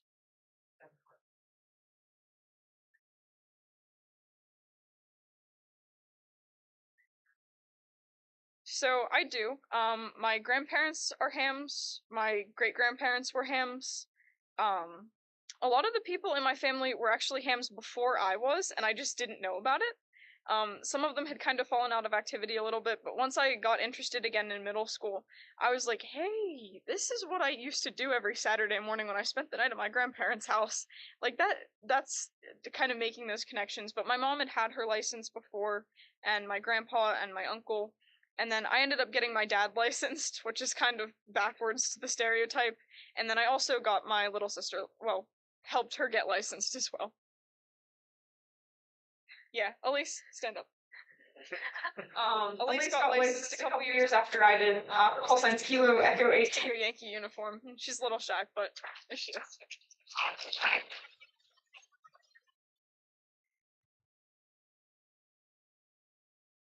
Format, because all these people that have been doing this for a long time like sit around and like speculate about why youth aren't in contesting. Here you are telling us that, and I love that. Appreciate it.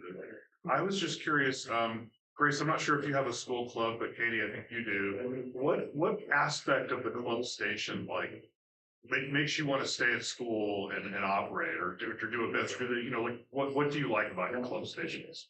So when I was in 5th grade, that's the year I got my license. The club kind of started up that year. The school resource officer was a licensed amateur radio operator, and the 7th, 8th grade science teacher was kind of getting into like EM spectrum stuff in her classes, and they did a demo together, and they noticed that there was a lot of interest on this, but it's not something that like you hit super hard in that middle school curriculum.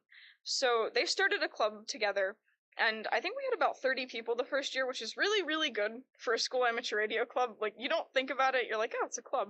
But that's like a lot of people when there's these stereotypes surrounding it. I think for me, one of the most motivating things is watching how the club has evolved over the past couple of years. Because I've been in ham radio for 5 years now. For the first 3 or 4 years, our station was an ICOM 7300 and a G5RV antenna that we borrowed and set up 2 weeks of the year, and maybe field day if we were feeling adventurous. And so, obviously, once going from no radio to that felt like a huge step, like, oh my gosh, we have so much sitting here now, and both of those things were donated by local donors, so that was super, super helpful, especially with the school board. I mean, they don't really want to spend the school's money on that kind of stuff, so that's super helpful. But I think getting to see how we progressed from that to what we have now, thanks to DX Engineering and a lot of local donors and sponsors and people just volunteering their time to come help out. We have an ICOM 7300, an IC 9700, power supplies for all of that, rotors and everything, and an 11 element 5-band Yagi up at the school permanently. So for me, the biggest thing I think has been seeing how it evolves and getting kids interested, because even if you're not getting kids licensed through these school clubs, you're exposing them to it. Like, they might go and 30 years down the road be like, oh, ham radio. My school had a club for that. Seems interesting now. Didn't much back then, but now it seems interesting. But they have kind of a head start. So I think getting to share it with other people is the most exciting part of the club for me. Any other questions? Kyle? So, great presentation. This is awesome. Gonna put you on the spot a little bit. You know, we talk about getting youth in contesting and, you know, put hopefully a lot of effort into that. But what are some of the things that you would change in contests? What are some of the things that hurt you about contesting that you have seen that you could make better if you could? Yeah, so that's definitely a good question. I think challenging what we have already is both a good and a bad thing. One of the things that kind of poses a problem, and I don't know that I would change it. I mean, the schedule of contests is pretty structured around older people who probably don't have school and finals to prepare for. I know usually if there's a contest, I have an exam the next Monday, so that it's kind of, you're always like, do I study for my finals or do I do the contest? Like you're kind of weighing that fine line, but that's one of the things. The other thing that I would change if I could, I would definitely change this, is there's kind of this threshold as a young person when you're in ham radio, but you're not really into contesting. But maybe you want to be, and you have no idea where to start. Like, you can't really Google how to get started in contesting as a young amateur radio operator. Like, there's not really resources for that out there. And so that's something that I think would really benefit a lot of young people trying to get into it. Unless you know people, you have to try so hard to get yourself into a group that knows what they're doing and can help you. Because a lot of times, you'll be in that school club, but maybe there's not someone in your school club who seriously contests. Like, until this year, our school club did not have any sort of contesting knowledge whatsoever. So, once you can get to know people and meet people and make those connections, you're kind of in. But until that point, it's really hard to be successful. So that's something that I would definitely change. Yeah, and YDXA really taught us a lot. And if you didn't have an experience like that, or have someone else in your local club who's contesting and it's inviting you out to your station and showing what you're doing, you're not gonna. Yeah, like Randy said this morning, you kind of you want to feel invited, and if you don't feel invited, you feel like you shouldn't be there. Other questions? Thank you for doing this. Excellent. As far as I'm concerned, the biggest problem that amateur radio has is too many old people. And I'm the radio officer for a club here in Pittsburgh, Pennsylvania, and we have a Multiop. So we do mainly reading contesting, but we're certainly open to contesting CW. But I would really like to have some info here and operate.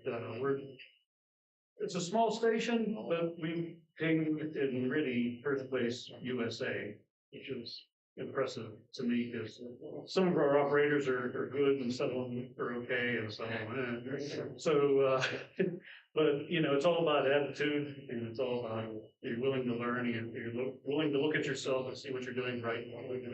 And most of what I've learned in ham radio is just shutting up and sitting behind somebody that knows what they're doing and just watching. Yeah, that's something that's. You met George in 3TK. He was a member of our club. I just sat behind George and watched him operate and go, wow. And so consider this an open invitation for anybody that would like to operate from Pittsburgh, if you happen to be near there, at the Skyview Radio Society. We usually call W3GH for contesting. And so this is an open invitation. Yes, I know we definitely all appreciate that. And to kind of go off of something that you said earlier, I don't know that I would say that there's too many old people in ham radio. Usually anybody that you talk to, especially like when you're walking around a ham fest, anybody that you talk to is going to have something to teach you. Whether that be good or bad, I mean, that's kind of up to you. But the number of people that I've met who have sort of helped me figure out what I want to do with my life, because I'm a high school sophomore, I don't know what I'd like to do exactly as a job yet. And so getting to meet older people who have more experience than you do really puts you at an advantage. And it also helps because as a young person, most of my peers are not going and talking to adults much. Like, it sounds kind of odd, but they don't know how to talk to adults. And that's something that's really been very helpful for me, is getting to talk to people who treat me like an adult and understand that I'm perfectly capable of doing a lot of the stuff that we do in ham radio, and I'm not just bad at it because I'm a kid. So I think that it helps to have more experienced people in the hobby. Other questions? If you look at an old CQ or a QST magazine, there were a lot more people with black or blonde hair. And, you know, at our club meeting, I'll say, count the people that don't have gray hair. And they're like, so please, dig in. Any other questions from anybody? Yeah, well, Why don't you talk a little bit, I think it was during the fall time, you had homecoming. so And the word got out about you and ham radio homecoming. How did that go? So this summer, my school club we really got into putting the station together, getting the antenna set up, getting the radios all set up. So by the time fall homecoming rolled around in October, we had a station, a very, very nice station, also very picturesque, depending on who you would ask. I don't know that the school board would agree, but most of the hams would agree. So I had this homecoming group that I was going with, and we were taking pictures and everything, and I was like, hey, I have a place that we need to add to the picture location list. And my friend looks at me and she's like, you're gonna say that antenna, aren't you? That antenna that you just put up. And I was like, yes, I am. So I somehow convinced my date to come take pictures with the antenna and in the station. I worked a POTA while we were at it. I did make a contact. So it's not even fake. But yeah, we ended up getting pictures there, and I posted them on my social medias, social media has really helped me like meet people in amateur radio, contrary to what people might think.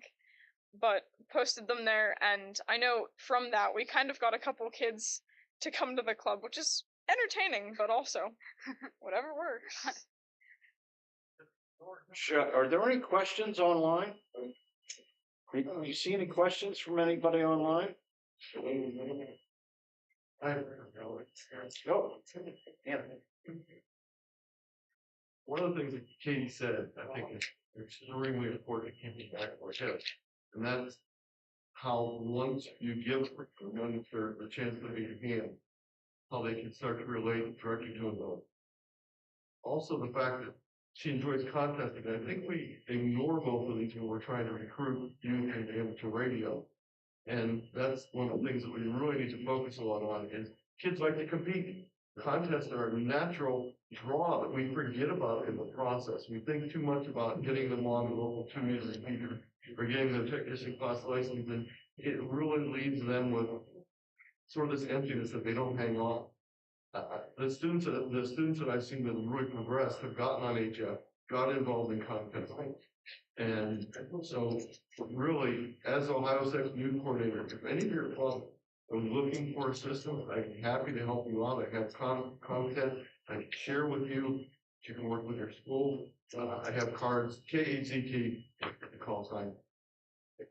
Just remember what you saw here today and focus that when you're thinking about recruiting youth as opposed to just the way we did it before. We really need to change the way we're doing it. So let's talk about what's next. What's next for you, Grace? You graduated from high school now. Sure, next Tuesday. So glad it didn't interfere with Dayton. I was very thankful with that because I know many other youth have that problem. I'll be heading off to university. I'll be going down to Cedarville University, and I'll be studying electrical engineering. Katie? I'm a high school sophomore, so as I said, I'm not entirely sure what I want to do. Definitely something STEM related. I'll probably go into some sort of engineering. I'm thinking about electrical, maybe specializing in RF. But yeah, so I'm not sure where I want to go to college, but we'll figure it out. So tell us about your summer plans with regards to some of the camps. Yes. So I will be at the Youth on the Air camp in Halifax the second week of July. Really, really looking forward to that. I know this year we have a lot of kind of exchange campers coming in, so we'll get to see how they run things in Region 1 versus how we do it in Region 2. Maybe adapt a little bit, keep a lot of what we have. Other than that, I think a couple weeks later we have the YDXA again, which we are both very excited for. We're excited to help mentor the youth that will be there, and not that we have everything figured out either, but able to be in that experience and share the little experience we do have and encourage and Yes. They will be graduate assistants this year at the YDXA, which will be a K3LR again. Now, Grace, you have a whole nother life in the area of satellites. So why don't you tell everybody about your life in satellites? Yeah, so I started off in amateur radio satellites. Actually, for me, it was a great starting into contesting because FM satellites, they're crazy. They're kind of like you're running your HF file. You gotta copy all the calls, figure out what's going on. It's actually been really helpful for me as I go into contesting. I know you start off your 2-meter local repeater, then you're calling, then you're in contest, and you're like, what just happened? But FM satellites has actually helped me with that. As many of you know, my grandfather and my father are both in amateur radio satellites, and that's kind of where I started. It's kind of a family heritage. That's what we were set up for. But as Tim likes to mention, I have 9 grids left in the United States for the 488 to work. So I'm chasing that, and I just achieved DXCC on satellite, which I'm pretty pleased with as well. You're always looking for who's the next operator at K3LR, right? And I hadn't done anything on satellites for 45 years, right? Back in the Oscar 7 days. And I did a STEM camp in Youngstown a few years ago. And during one of the first pass, there was KE8RJU. She was just hammering away, very aggressive. And I said, you know, that's what it takes.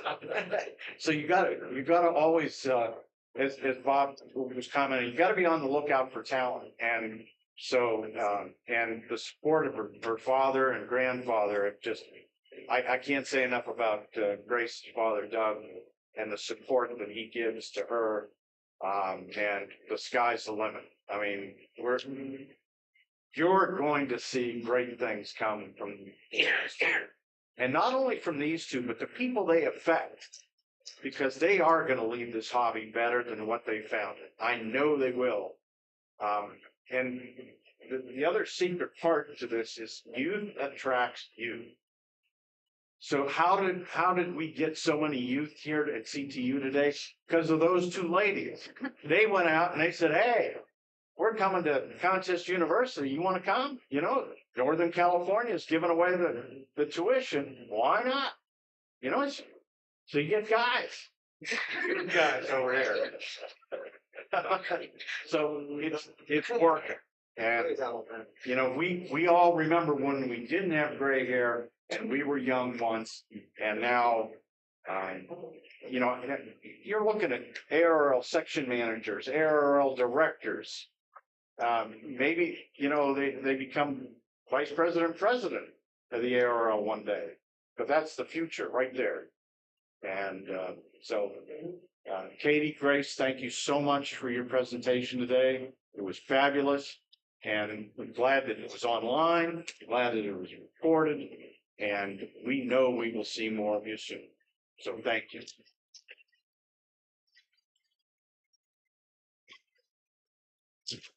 We still have a few minutes for questions. Yeah. On satellite, what's the rarest DX you've won? Great question. One of my favorites is Japan. There's tons of Japanese to work. I'm always working in Japan. There's always but there's always people over in Europe roving. A lot of the expeditions have recently been taking satellite equipment. So Sable Island, they had Green Cube. Clipperton had Green Cube as well. So they brought satellite. Just working all the D expeditions. You go out on HF, you're trying to work the D expedition there. But same thing for us. If satellite is involved, we're always trying to that as well. So with one of our newer satellites, IL-117, that's in medium Earth orbit, DXs, it's really exciting, the DX you can work. So, yeah. Teaching. When you're talking to some of your peers at school and saying, hey, I'm doing this ham radio stuff, come on and see it. What part is interesting to them? Are they interested in talking to people? Are they interested in the UCW? Are they into FTA?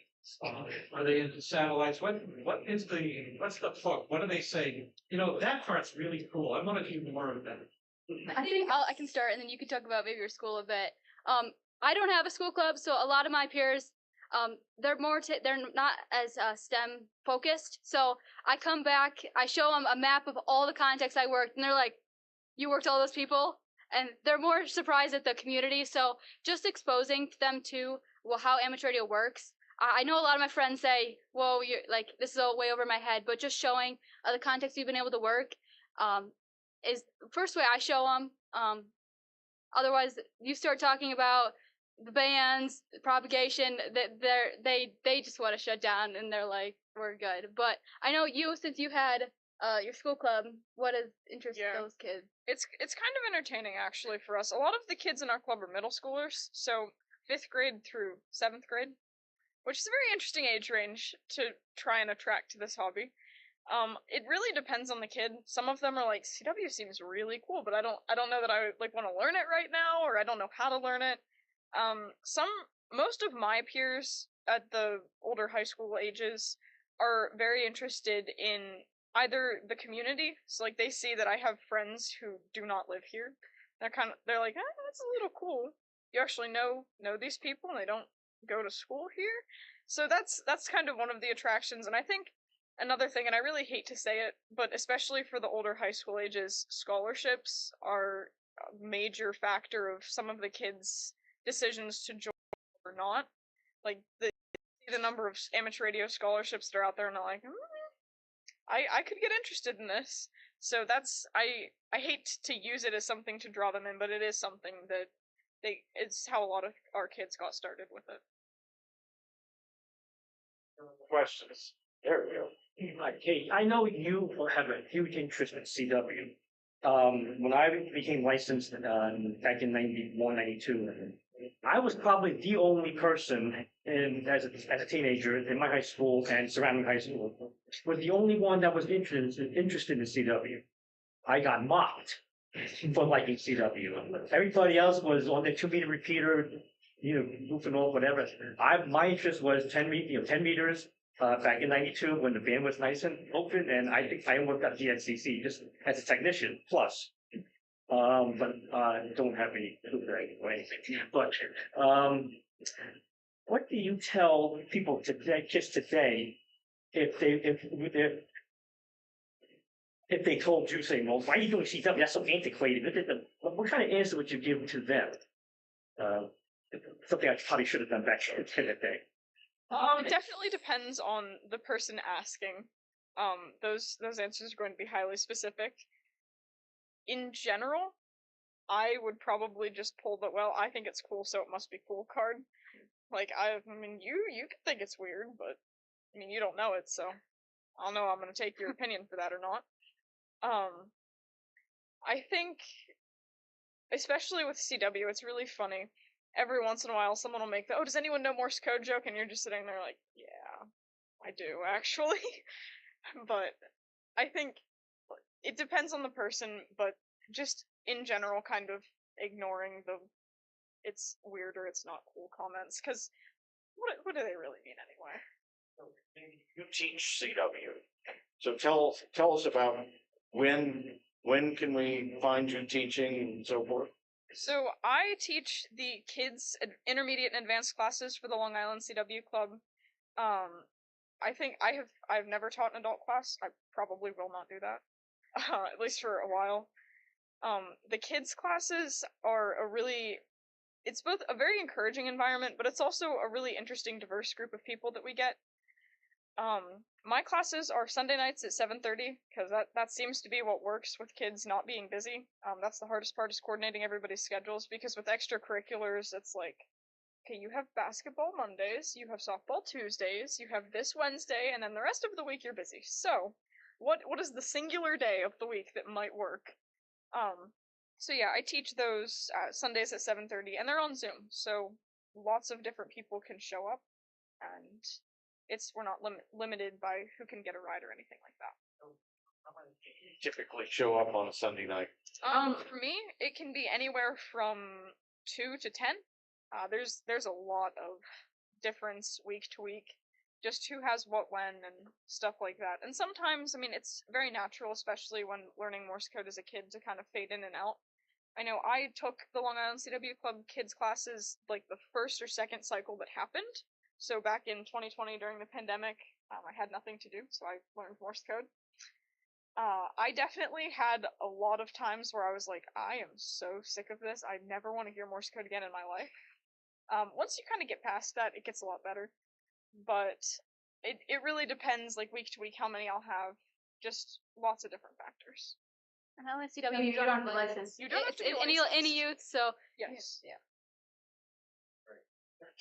All right, ladies, enjoy the rest of your day and get a chance to do some one-on-one questions with the ladies. That'd be great. And the other youth here as well. Their knowledge. You guys are not me.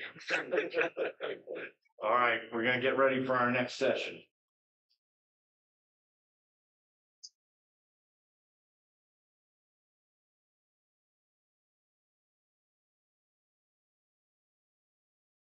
So if you're a fan of TV Bob, you want to stay in your seat because this is going to be a packed house.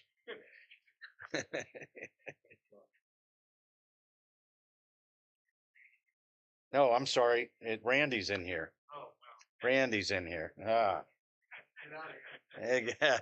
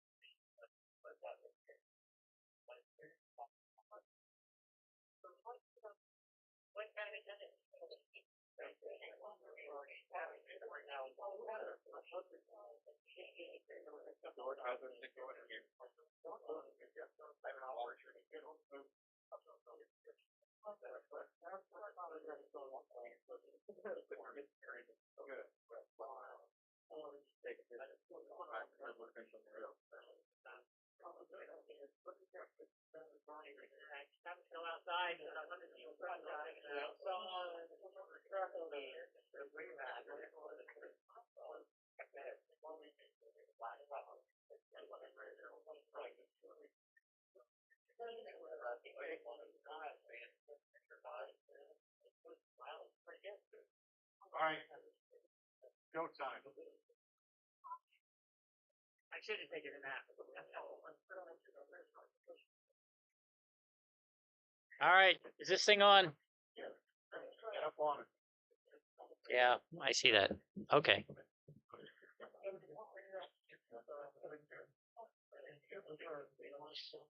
Okay, I guess we're broadcasting to the World Wide Web, so we have to be on time. Otherwise, I'd let you guys keep talking.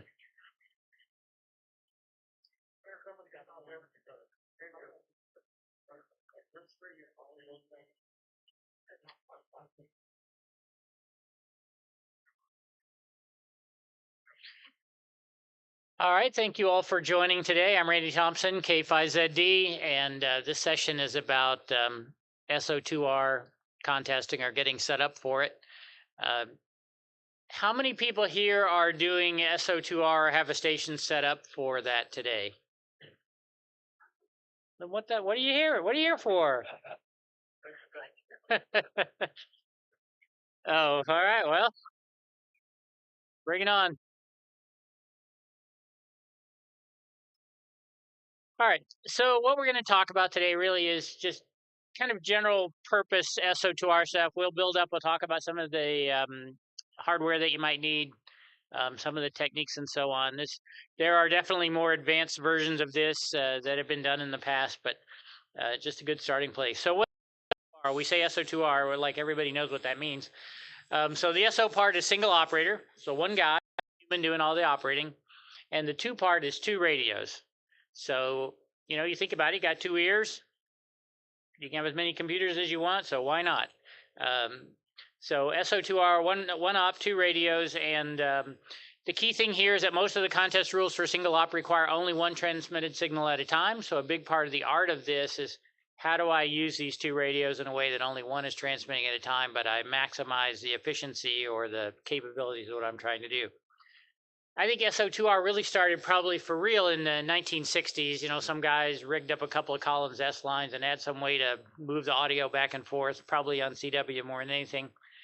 But really in the late 80s, it became a thing, and it really got to the point pretty quickly that if you were going to compete for the top 10 of any of the DX contests or sweepstakes, you needed to have it. So I first started doing SO2R in 1980 when I was in college. This was at K5TM station, so a couple of Drake lines and a pretty simple switch box to be able to switch the audio back and forth. I got lucky and got to move up to N5AU in Dallas, which is a really big multi station, but we'd reconfigure it for single op. And I got to the point where I could use three radios here. And for the most part, it was about just making it easier to change bands. It wasn't that I was trying to do three radios like some of the guys are now. It was really just two radios with the third one. And then I built my own home station, same kind of thing. And what you're seeing here is just a little bit of evolution, because what you notice in 1990 is a computer shows up. Before that, everything was on paper. So I actually did a worldwide contest that I won from K3TUP where I was SO2R, but everything was on paper. So I had 6 folders, 6 manila folders, one for each band. They had the dupe sheets inside and then whatever the current log page was for that band. And so when I changed bands, I would be pulling the right folder out and using that. So big fan of computer software logging. And then when I first built my station in Massachusetts, here's kind of the same arrangement. Again, 2 radios, computer right in the middle, and you'll see a picture later on what it looks like now, which the concepts are the same, but it's gotten a lot better organized. But you can see this has been going on for a while, but in the end, it's 2 radios, some way to do logging, and some way to switch the audio. So why do you do this? What's all the big interest coming from? It's really about maximizing productivity. The key thing here is you have so much time in a contest, whatever the contest is. You get X amount of hours, you get no more. So how do you make more time? Well, you take some of the time that you can't do anything else, like when you're transmitting, and see if you can use it for receiving. So that's really where the things, so it makes you more productive. You're doing 2 things at once. You can make better decisions because by being able to listen on another band, you know what's going on. If you've ever done a contest with just one radio, you're CQing, and let's say you go 3 minutes with no one answering you. Seems like forever. You're like, oh gosh, should I go somewhere? Should I not? Should I keep CQing? And it's funny how often you'll be 3-4 minutes with nothing, and then suddenly 10 guys will call you in a row, and you're like, wow, I'm glad I stayed here. But the uncertainty during that 3 or 4 minutes is because you don't know what else is going on some other band, especially if you're not using the cluster. So the idea that you can listen around and you can know I'm in the right place, or no, I should be somewhere else. That's where you get better decisions. I think it makes it more interesting. You know, if you're calling CQ for 4 minutes in a row, it's kind of boring, right? You're just hitting F1 waiting for something to happen. So the fact that you can listen around helps fill in some of that time, keep you engaged in the contest mentally. And then it just makes your score better, and that makes it more fun. So I've kind of talked about this already. It's really all about use of time. The more you can, well, I'll talk about this more. If you can use that transmitting time to listen, that's all free operating time that you didn't have before when you're just using one radio. I'm going to be repetitive here. I kind of jumped ahead of myself a little bit. But when you think about it, how do you win a contest? If we all just worked the people that were in the contest seriously, we'd all have exactly the same score. So the way you win a contest is you have to work the most guys who aren't in the contest. And so that's the people who are the casual guys, just tuning around, just turn the radio on, trying to see if their antenna works, whatever, that kind of thing. Those people tend to answer CQs, which means you want to be calling CQ as much as possible, as loud as possible, on the most busy place possible. Also, if you want to win a contest, you need the most multipliers. If it's a DX contest where it can be an infinite number of multipliers. Well, the rare guys, or the guys who don't have very big stations in other parts of the world, they call people for a couple of reasons. Number one, if they call CQ, they get inundated with some gnarly pileup they don't want to deal with. Or they're just so weak they can't even get a pileup going, so they just call the loud guys. So again, you want to be calling CQ all the time. Always be CQing. ABC, just remember that. The paradox is you also have to work all the other guys that are calling CQ. And so if everybody just called CQ all weekend, we'd all work guys that are not in the contest. We never work each other. So it'd be the opposite. And the other guys that are in the contest are the easy ones. So again, back to, I want to always be CQing on one radio, and then I want to use the second radio to tune around and fill in, find these multipliers that are calling CQ, or the guys that'll never call anybody. Like a lot of times when I do a casual effort, I'll get on in the afternoon and I am only on for an hour, and it's like, come find me, because I'm not going to call you. So you need to tune around and find me. And this is really true in sweepstakes. A new guy will show up for an hour and you have to find him. So SO2R was kind of the original thing where the idea was, all right, I'm always transmitting in one place and I'm listening around on the other to kind of find QSOs and multipliers and so on. And then this thing, it's a horrible name, but 2BSIQ came along. So CT1BOH gave it a name. And believe it or not, he's a banker, not an engineer. So I don't know where he came up with this, but it stands for 2-band synchronized interleaved QSOs or something like that. I don't know. It's 2-band synchronized interleaved QSOs. But what people realized was, if I'm calling CQ and then I have time to listen, what happens if I CQ and while I'm listening, I'm CQing on the other radio? it makes so much sense, but I never thought about that for the first 15 years I did this. And Jose did a lot of work of trying to figure out the timing and the speed. And of course, he premiered this in the CQ Worldwide, where the exchange is known, so signal report in zone. So there's not a lot of complexity on the receiving side. So it really sets itself well up for a really short CQ. And then somebody's going to call you. And so you want to make your CQ about the same length of time it takes somebody to call you. And then when you're answering them, you're listening for whoever answered your first CQ. And it just kind of keeps rotating. And if you can get somebody calling all the time, you see some amazing scores. So that's how people like N6MJ and KL9A are working 10 or 11,000 people in worldwide CW, because they're doing this almost the whole weekend. I can't even imagine running 2 streams of CQs and answering guys, especially crazy European pilots, for a whole weekend, but they do it. So hats off to them. I'm not going to talk about that because they've done great jobs of CTU presentations in the past on that, and I also have no no comprehension of how they do it.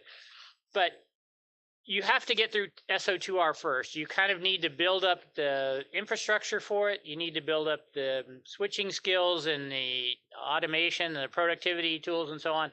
And once you get to the point where you're really comfortable with this idea of mentally switching back and forth between radios, then you're ready to try to CQ 2 places at once.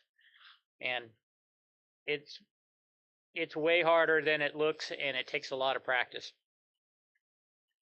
So what's SO2R? What's it worth? This is a very hard thing to quantify, but back in 2000, I did a single op unassisted in the worldwide from home. And after the contest, I went back and just manually counted up how many QSOs that I made on the second radio. And this was kind of the traditional model. I'm pretty much CQing one place a lot, and then I'm stealing QSOs in the little bit of time that I have when nobody answers or nothing's going on. And you can see the second radio is producing, 5 to maybe 20 QSOs an hour, which doesn't seem like a big deal.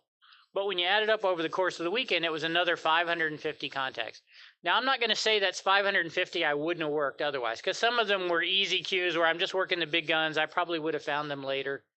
But it was just the idea that, okay, a little bit of extra work, add some QSOs. And in the end, I figure it was worth that. Those 550 QSOs were worth about 12% increase in my score, which is pretty good when you're talking, in the 8 million range or something like that.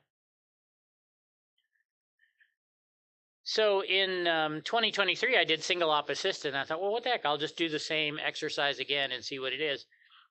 A lot more sunspots, which helps. Lots of rate. Now we have the cluster, though. And so even more second radio QSOs, because now instead of having to tune in the spaces and try to shift my focus back and forth, I've got the cluster really telling me where these multipliers and stuff are. And so now that second radio is really just, okay, get to the next multiplier that looks workable. Or go up the band with the band map and just work the guys that are already spotted. So your velocity of being able to tune through the band on the second radio is much higher when you have the cluster. So whether you're unassisted, it helps a lot, because now you know a lot of things you didn't know at all. Assisted, you have the cluster to already tell you kind of what's going on and are you in the right place. Now it's just a matter of get me on the next guy to work, especially the multipliers, as quickly as possible. So ended up being about worth 15% or a little more of my score.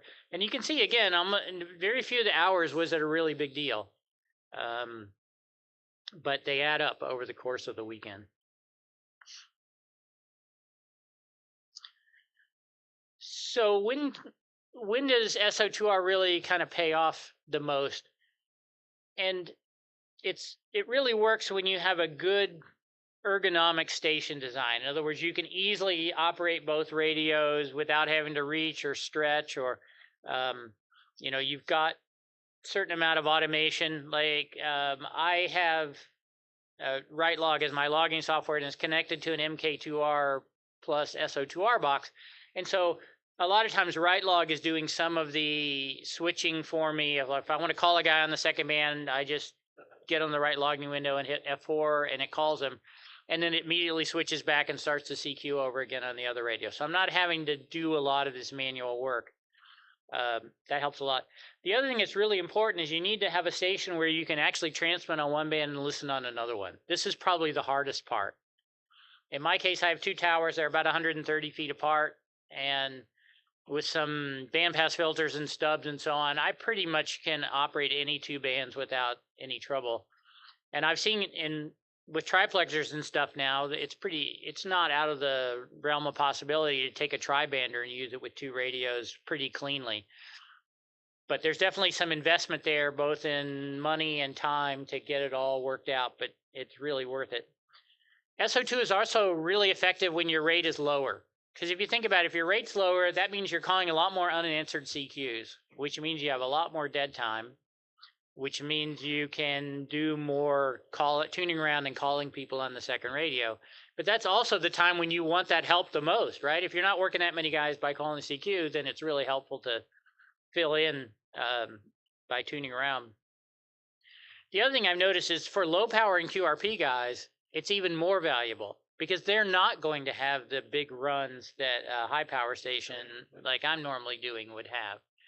So in QRP, whether low power or QRP, you often end up in a deal where you're searching and pouncing in two places at the same time. And think about it, when you're tuning around calling people, especially low power or QRP, you find a guy, you call him, he doesn't come back to you. Now what do? You got to wait for him to go through a cycle. Well, use that time while you're waiting to go to the other radio and keep tuning, and then you'll kind of just bounce back and forth as you work your way up the band. But that can really improve your score a lot, even way more than the 10 to 15% I mentioned before. Yes. Yeah, all the interference problems are much reduced, especially in QRP. The place I find SO2R to be harder is if you've got a lot of noise, like the low bands. Very hard to do CQing on 80 and trying to find guys on 160, for example, if it's noisy. It's just hard to kind of hear things cleanly, or if somebody calls you, it's hard to get their call right the first time. So you tend to say, all right, for these low bands where there's a limited amount of time where there are people, I'm going to go all my focus in on one radio. That's more valuable than taking the risk of making mistakes or something like that.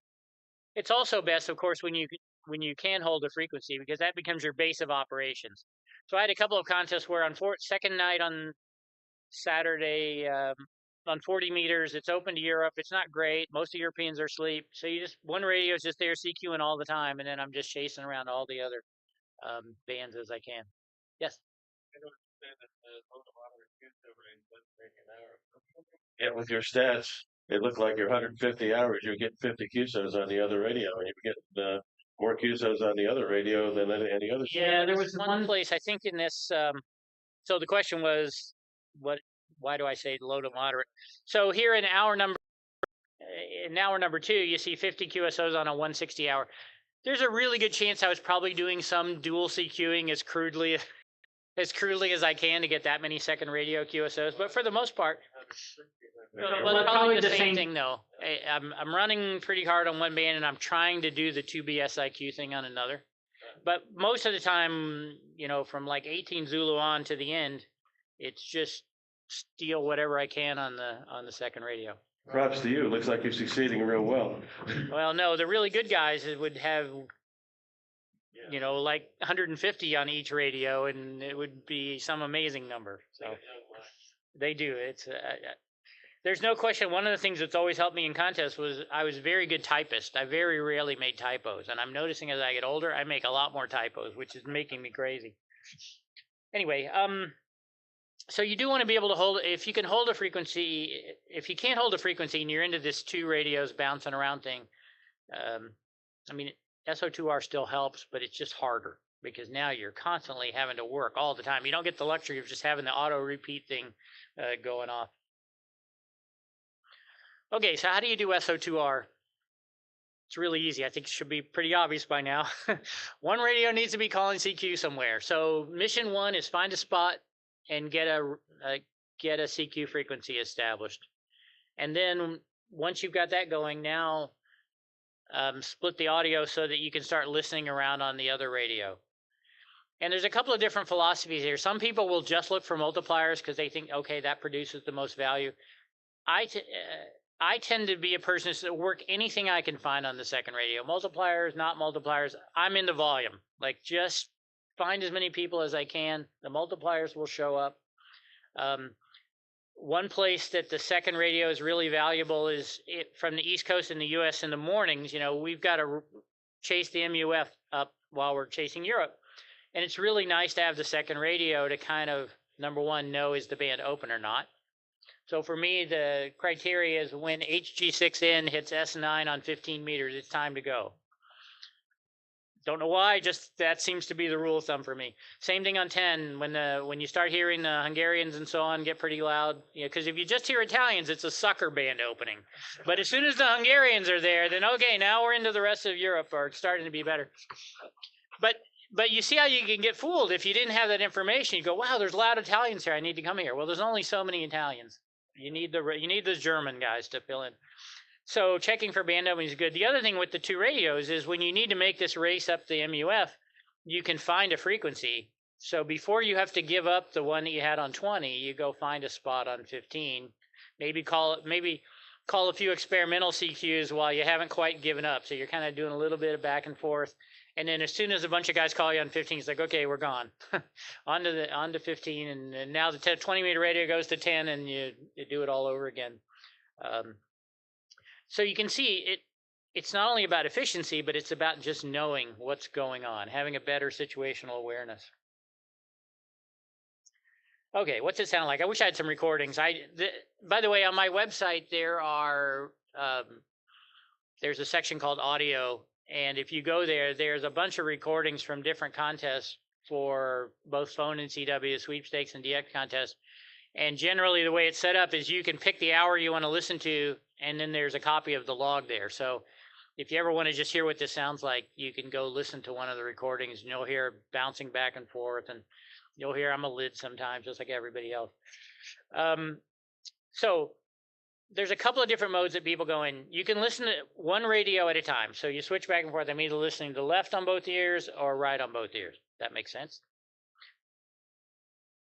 There's the mode where I'm listening with one radio in each ear.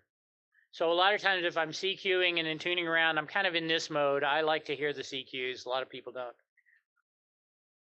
Probably the most popular thing is most guys will set it up so that they're listening to both, but when they start transmitting on one, it switches both ears to just the other radio. So they don't have to listen to themselves transmit. The two BSIQ guys all do this because they don't need to listen to the transmitting. I don't know, I just learned it a certain way, so I keep doing the same thing. But I find it very disorienting when I'm operating and I'm switching my focus back and forth, and all of a sudden I don't remember which radio I'm actually listening to. So I like to kind of have them both going on so that I know what's happening. Yeah, Ted. I do. Yes, yeah. So on CW, I'll have the side tone set pretty low because the computer's doing most of the sending, but I want to know kind of what's going on. DXlog has an interesting feature where anytime the computer is sending, it's showing you above the logging window what it's sending. So this is why the two BSIQ guys like that program a lot. Not only does it have good automation, but they can see what they're sending. They don't need to listen to it. So they have a better, again, it's about knowing when can I interrupt.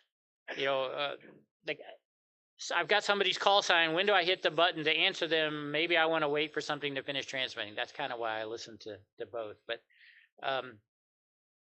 so those are kind of your. Now, the thing that I do is even when I'm both, so I'm tuning around, somebody will call you and you want to make sure you get their call in the exchange right. So I have a key set on my keyboard. It's the tilde key, which is the upper left-hand corner. Anytime I touch that, it switches me from split audio in the headphones to both on the focus radio. One key, split on the focus radio. So I'm listening split, blah, blah, blah. I hear a guy start to call me. I hit that button because my finger's usually there. It's right close to F1. So I hit that button, and now both ears are on the guy that's calling me so I can make sure I get his call right. And in the contests like sweepstakes, where long exchange and you get a lot of penalties if you don't copy everything right, I want to listen to both ears on the guy that I need to copy.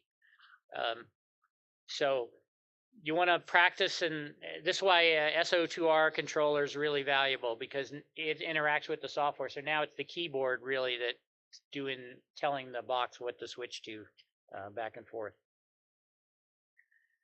So yeah, is what I just said. So I do a lot of time listening to both radios, and sometimes, and what I do, let me give you a good example. You're calling CQ over and over again on a quiet band like 15 or something, and I'm tuning around on another band.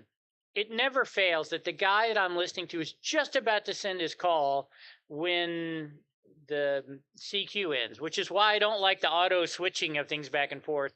So sometimes I'll just leave it in split. I'll listen to see who the guy was. Even if somebody's calling me, I might try to cheat a little bit and listen over here and then try to get back and figure out who it was that was calling on the other one. So again, it's just practice. As you do this, you'll get better and better at it. Okay, so how do you get started? Get your checkbook out. Call Tim. Tell him I need a whole bunch of stuff. No, I've seen people. Step one, you got to have a second radio. You need 2 radios. Then you need antennas that let you get 2 radios on the air. So for a contest like sweepstakes, especially from the Midwest, there's a lot of value in just having a second radio that's on 40 meters with a dipole. And you just all day, you're trying to make some QSOs on 40. Maybe do a little CQing, maybe do some tuning around. Because eventually in sweepstakes where you can work once total, everybody's going to come to 40 sooner or later. And you're kind of in the middle of the country, so you get access to everyone. So it doesn't have to be exotic. It could be as simple as 2 hex beams for antennas with a little bit of spacing, or hex beam, a real tribander and then some multi-band dipole or something like that. The trick is just get yourself into a place where you've got capabilities to work people on 2 bands. And then once you can do that, you can start practicing and decide what you need more and how to make it better, that kind of thing. At a minimum, you need to be able to switch your key and mic line between the radio, and you need to be able to switch the RX audio. And you just need to make sure you can't transmit in 2 places at once. That's pretty easy on CW. You just switch the keyer back and forth. On phone, it can get a little messier. And then the other thing, and I can't stress this enough, protect the receiver front end. In my station, I mostly do that by separation and bandpass filters. But I have certainly blown up some front ends on radios where they're just unprotected. And you make the mistake, they both end up on the same band, or they both end up on antennas that are really tightly coupled together. And now you're back to SO1R pretty instantly. And you get to spend more money to get it fixed. So, I've talked about this a little bit, but really you got to try to get to 0 station interference. You got to hear while you transmit. I'm going to talk some more about switching as we go along here. And then practice. Practice. And the only way to practice really is to do it on the air. I wish the 2BSAQ guys will set up 2 simulators and run them at the same time, because they're really focused on just copying calls and switching focus back and forth. But for real SO2R, where you're kind of using the second radio to tune around and so on, you need to just find any contest that you can that's got a couple of bands open and just practice working people on both bands and switching back and forth. And it is very much like playing the piano. You just have to get used to the idea that, okay, when these things happen, I don't need to think about which keystroke I hit to get the logging window in the right place or send the right information, that kind of thing. It's just about getting that so it's driven down into your subconscious. I already talked about all this. I hate to repeat it again. Let's see here. By the way, again, this doesn't have to be expensive. Coax stubs are a really great way for doing bandpass filters and for limiting interstation interference. It's just coax, and you get your antenna analyzer out, and you get a T connector and some coax, and you start trimming it down until the thing is either passing or preventing whatever it is you're trying to eliminate, and you're in business. The key about coax stubs is you kind of need monobanders, or you need a way to switch them in and out. So in my station, I have a separate coax coming in for every band, so it's pretty easy. I just put the stubs on that I need for every band, and I'm done. But it took me like 15 years to get to the point where I had all the coaxes coming in and everything. Okay, so again, I've talked about this some already, but let's go beyond just the basics of switching audio and so on. You've got two levels of complexity here. I've got to switch the interface to the radio in terms of receiving and sending, and then I've got to be able to switch antennas. And that can be as complicated and expensive as you want to make it. And depends a lot on how many antennas you have. This is my first SO2R controller. I built this on a weekend using some parts from Radio Shack, and it has been cannibalized. That's why it doesn't look very great. But when it started, there were two switches on the left. One of them switched the right earphones of my headphones, and the other one switched the left ear of my headphones. And so just with my thumb over there, I could switch back and forth between them. And then the right one was the keyer, which way it needed to go. Completely manual. You can see total parts and investment here is, gosh, nothing practically. It's all stuff you can find in junk boxes and so on. So it does not need to be complicated. And then on the rear view, you can see there was a place to plug the headphones in. That was it. Now, you can get, there are many more SO2R controllers available today.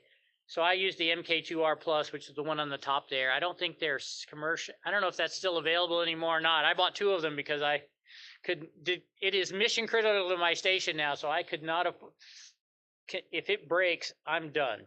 So I wanted to be in a place like when it breaks, I can just put another one in. The DX Doubler was very popular for a while. I don't think they're making that anymore either, but they're easy to find on the used market today. Guys are putting them out. There's a new SO2R controller called Rig Select. It's just been in beta. I tested it out for a little while. Does everything you could ever want to do. Plenty of isolation between things. But the key of all of these is I need to be able to have my logging software talk to them to tell it what to do. And then some of them, like the MK2R, kind of also watches the transmissions to, or what frequency the radios are on, and will try to prevent you from putting two radios on the same band and stuff.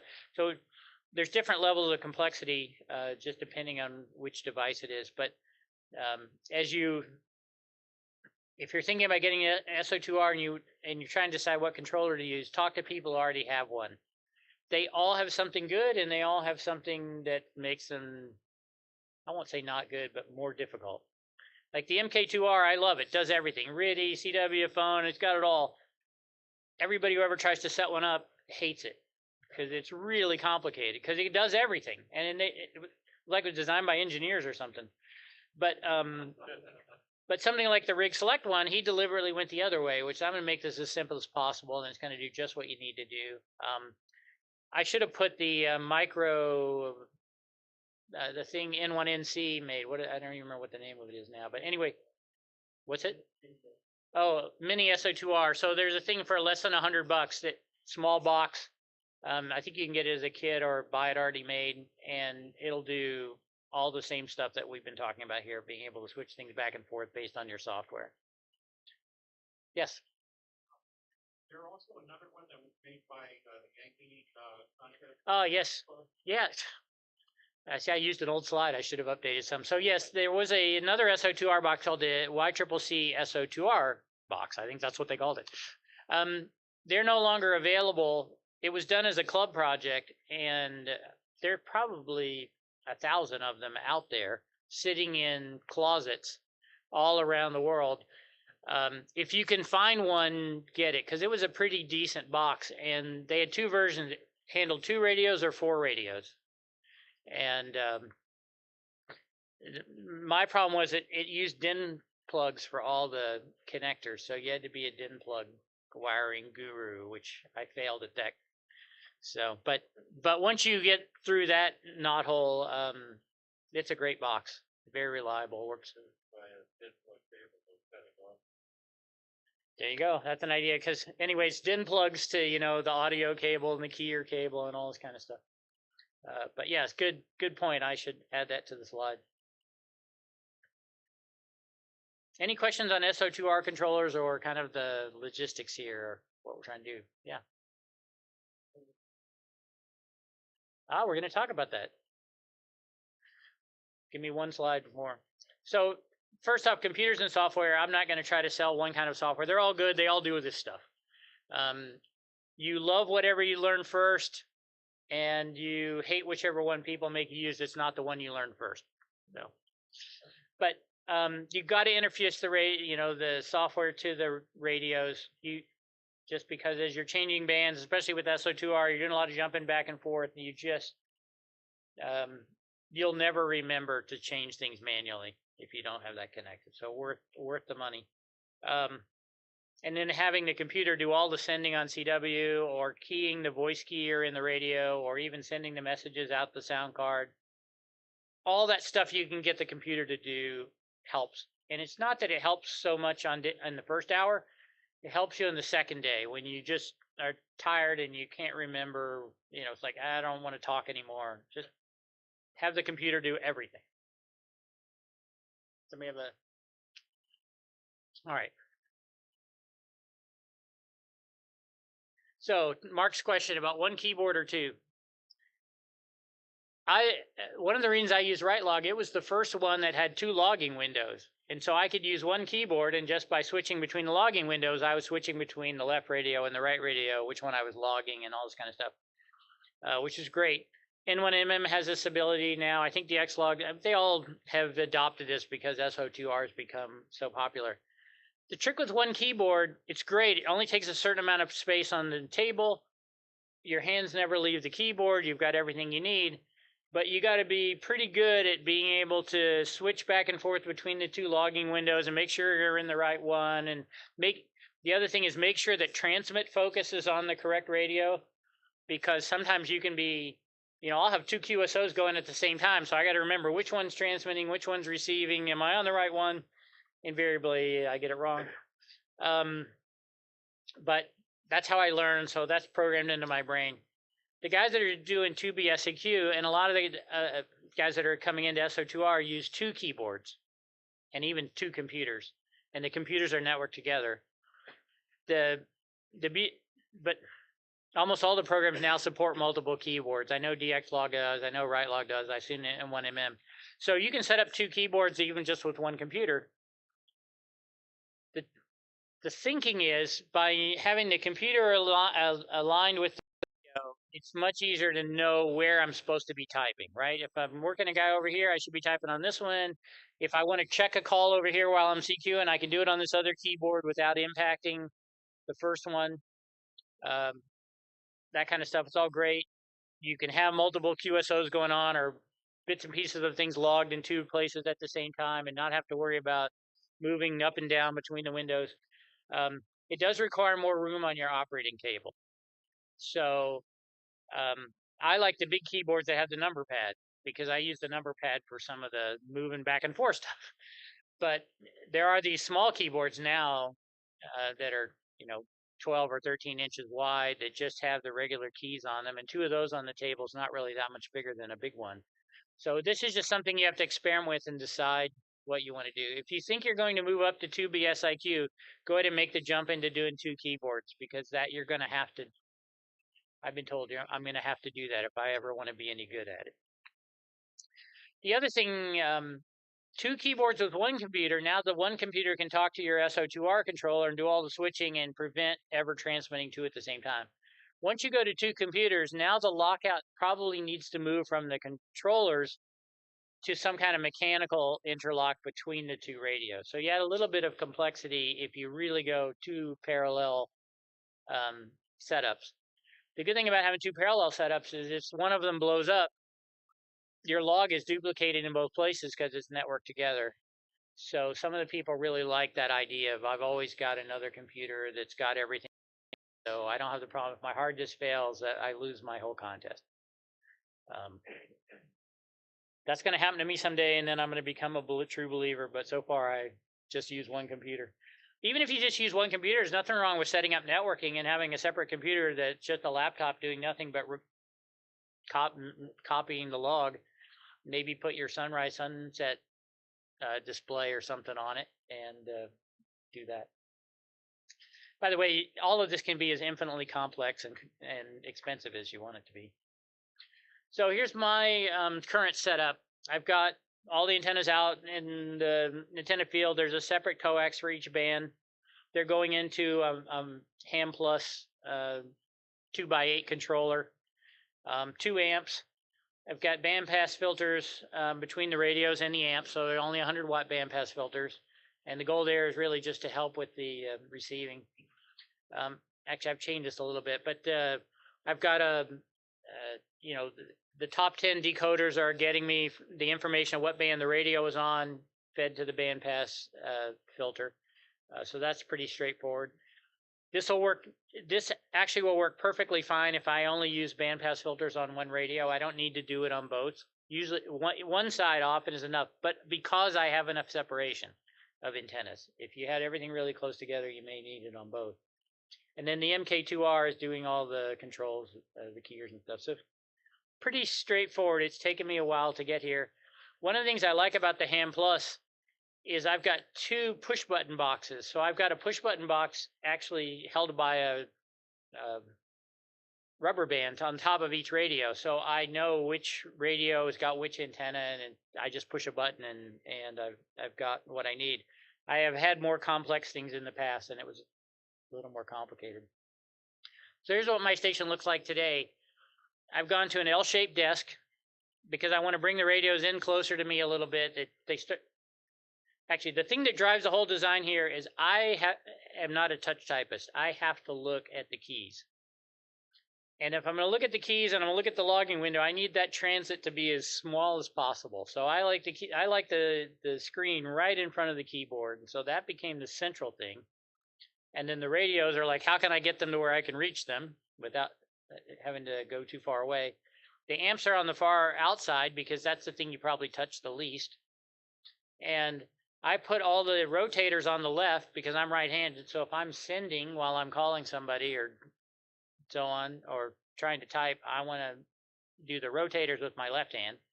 But I put all the antenna switches on the right because I don't want to be switching antennas while I'm sending. So it's just a simple thing, but I've just always done it this way, and it helps prevent me from making a mistake. The challenge that you run into with this kind of layout, you see where my second monitor is. It's way up above my viewing angle. I don't really use the second monitor that much. It'll often have the sunrise, sunset stuff going, or it'll have the contest online scoreboard running on that window. Something I don't need to look at all the time, but it's nice to have the extra real estate when you need it. Yes? You're listening on the other radio, searching now, only, whatever you want to call it.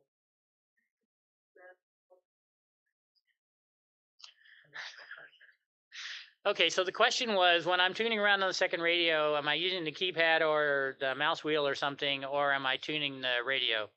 Mark's laughing back here because he operates without touching the knob, and I cannot imagine that. I'm a tune the knob guy because I learned tuning knob. So even when I'm SO2R with the cluster, I have the band maps. I will still tune, and I use the band map to know who I'm tuning into. And very quickly, it's like I hear a piece of call. It's like, okay, because it correlates with what I see, then I know I can move on or I need to stick around. That's just the way I've always done it. You find just enough guys who haven't been spotted or are weak or sitting between spots that to me it's worth it. But there's no question today with the integration of the SDR band scopes and like N6 TV was talking about today and the cluster and everything, you don't need to touch the knob. You can just click to the next spot, click to the next multiplier or whatever. The reason I like to tune a little bit is that if you just click on the spot, you kind of land without context. You drop in someplace and you don't know, it's dead silent. Does that mean the guy's listening? Is he working somebody? So sometimes you freeze and you have to wait and see what's going on, or there's a huge snarling pile up and you don't know which guy it is that you're actually waiting to listen to. So so there's no right or wrong here. I just like tuning into things because I like to kind of know what's going on as I show up there. But there's no question assisted makes it really helps you get through a band in a hurry. It used to take me half hour to get through a band to see what was there. But with the cluster, kind of go get the guys who are multipliers as quickly as you can and then tune back down through whoever else's shows is not being worked. And just using the cluster and the band map does the duping for you. that thing, when you're single op and you don't have the cluster of the band map, I spend more time typing in 3 letters of a call sign to see if something showed up. After a while, it's like, how come I can't remember I haven't worked PJ2T on this band? Because I keep typing them in. But anyway, I did add the P3s to over time because it is very helpful to know what's going on around you when you're tuning. I have them set like 10 KCs each way or something. Because I just want to know, is somebody moving in, is somebody splattering, or I'm hearing somebody splattering or key clicking. How far away are they? Do I need to do anything with them? Okay, so we've already talked about this a little bit, about SO2R for low power and QRP. You don't need giant antennas. Again, if you just bought yourself another 2 hours of operating time by listening and calling guys on the second radio while you're CQing on the first one, that's 2-hour bonus that your competition may not have. But you really can increase the rates. I've kind of downplayed it a little bit, but the lower your normal rates are, the more you can increase them by using the second radio. I just have one request for you. Please don't try to do SO2R until you do one radio. You have to have a certain amount of confidence. Because you hear people all the time, they just get all bollocksed up, or they are sending the wrong messages, or they just don't come back to anybody because they're task switching failure or whatever. So get comfortable at doing one. And I think, it's not like you have to become an expert, but you have to at least not have to be thinking when you work people. And so the way I put it this way is you're ready for SO2R when you're using one radio and you find yourself watching TV. That's why you may have noticed on my station there was a TV up above. I have the weather channel. I'll have something going on just to remind me that the world is out there. If you read a book, or you're like, oh, I want to read my email, or I want to look at the phone, or I'm playing Words with Friends or something, okay, you have a spare capacity. It's definitely time to be doing SO2R because you're not spending any energy working guys. That's all become pretty automated. And, the example is driving a car. I have a daughter who learned how to drive a couple of years ago, and she's still learning. And it takes every bit of concentration she has to drive. And even then, it's like, are you really paying attention? So, and yet, after you drive for a while, it all just sinks into the back of your mind. You are automatically scanning around. You kind of know what people are doing around you. You can eat a hamburger while you're driving. I didn't say that. So, but you're just not having to spend so much energy driving. You want to get operating and working people to be that level of background. Like, okay, I can work guys. I know that I don't have to think about the keystrokes. I don't have to think about whether this is a valid call for Slovakia or whatever. It's kind of like that stuff's all just happening. And now we've got all this extra energy. Let's use it to do the second radio thing.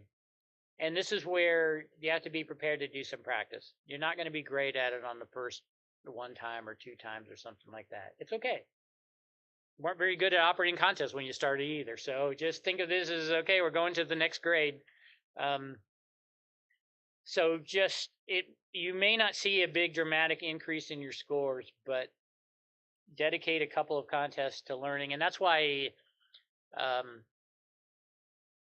secondary contests like NAQPs, or I shouldn't call it secondary contest, but the smaller contests or the QSO parties or the national, like the Scandinavian contest or the SP contest, there's all kinds of contests that have activity on a couple of bands. Sit down and say, okay, I'm going to CQ on one band and call guys on the other, or I'm going to try calling people on 2 bands. All you're really trying to do is get your flow figured out. And it's all about the flow. Contest QSOs are structured for a reason. It's very efficient, but it also means the other guy knows what's coming. So I know I'm going to call somebody, I'm going to get a call sign back, a signal report, and a number, or the exchange. I'm going to send him back the same thing. And then he's going to say thank you, and we're going to move on.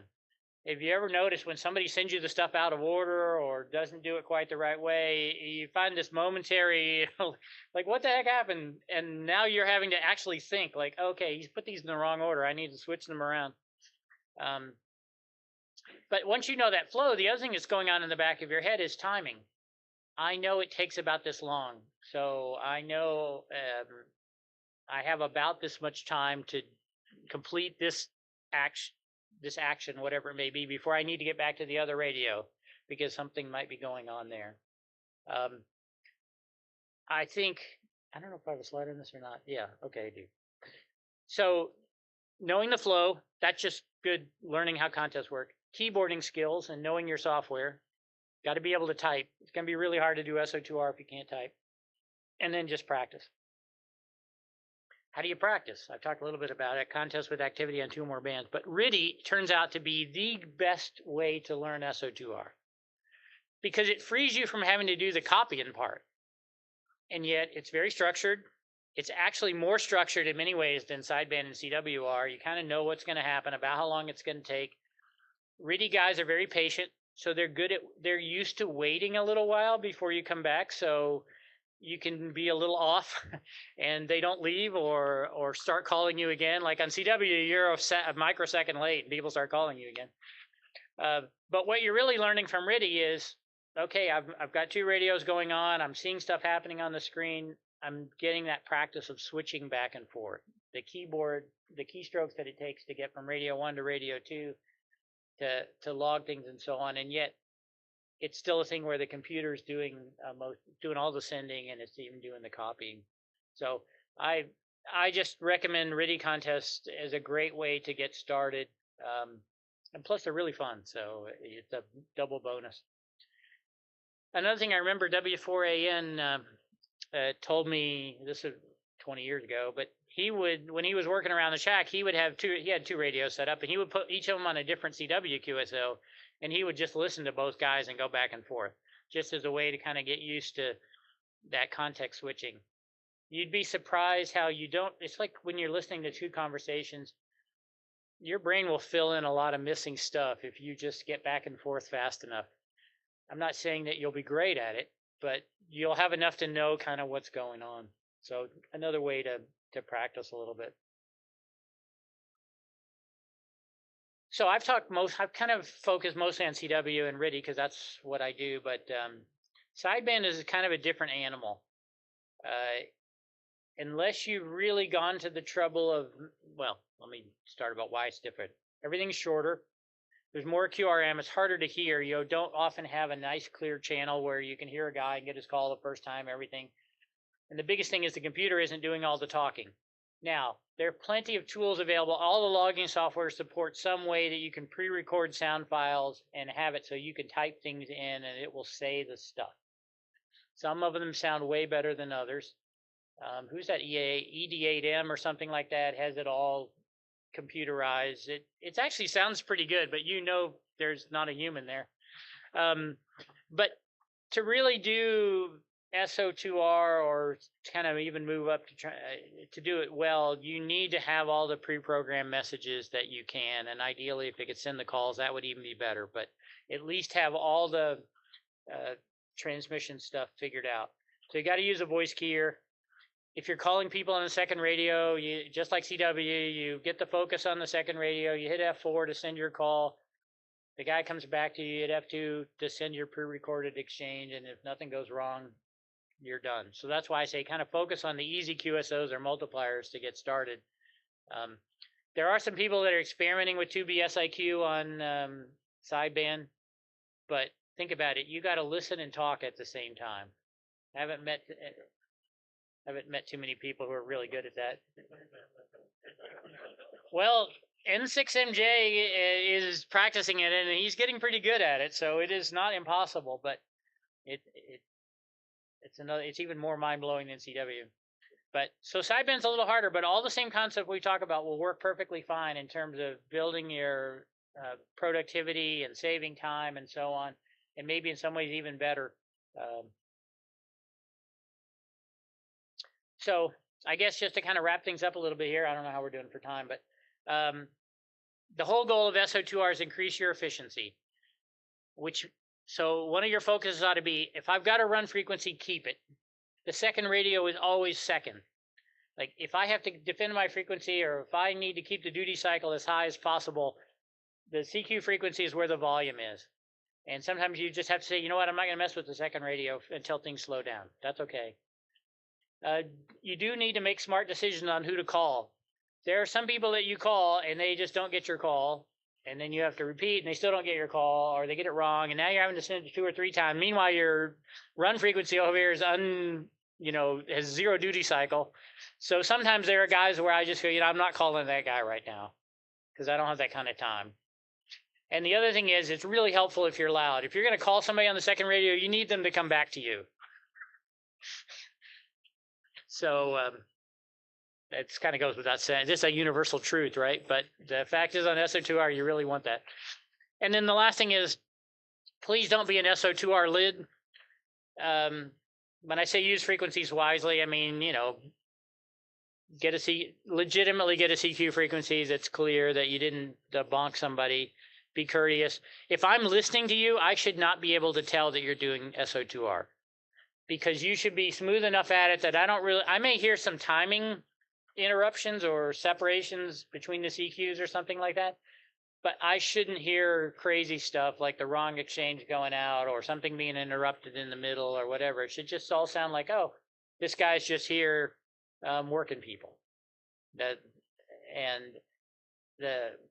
If you can do that, then you've truly reached the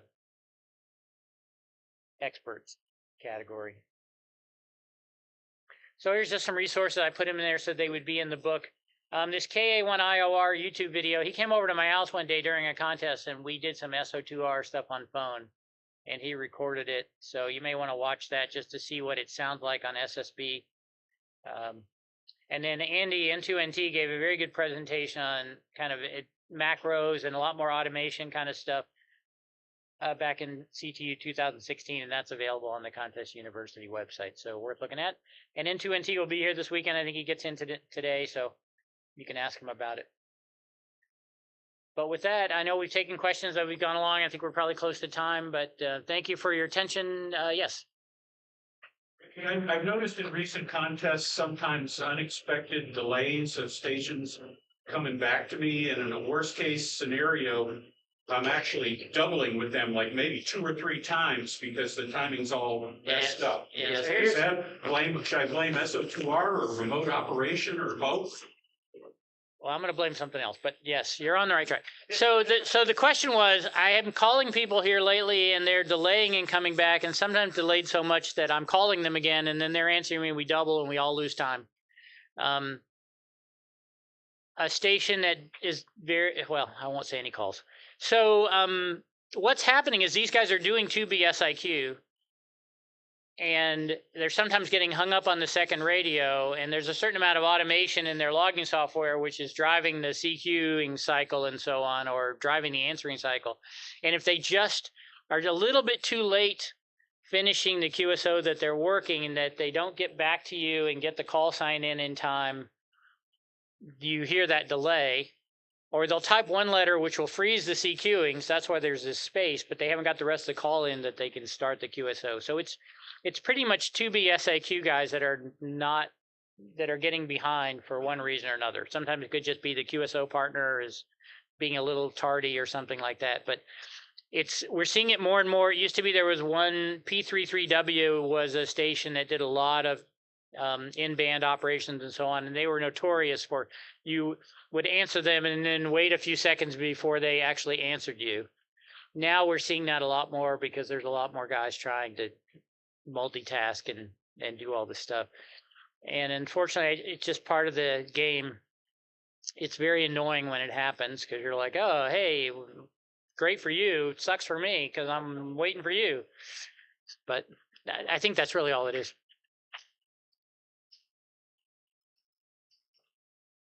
Thank you all.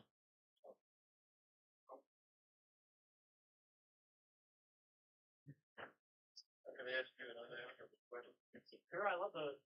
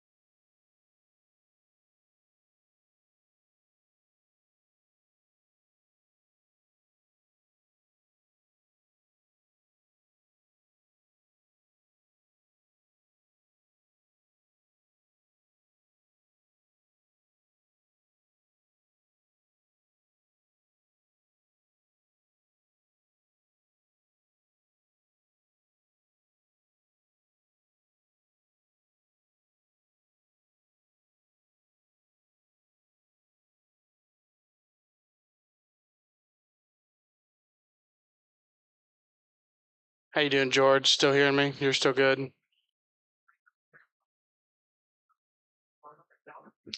Check, check. Hello, 1, 2. Check. Above? Anything above?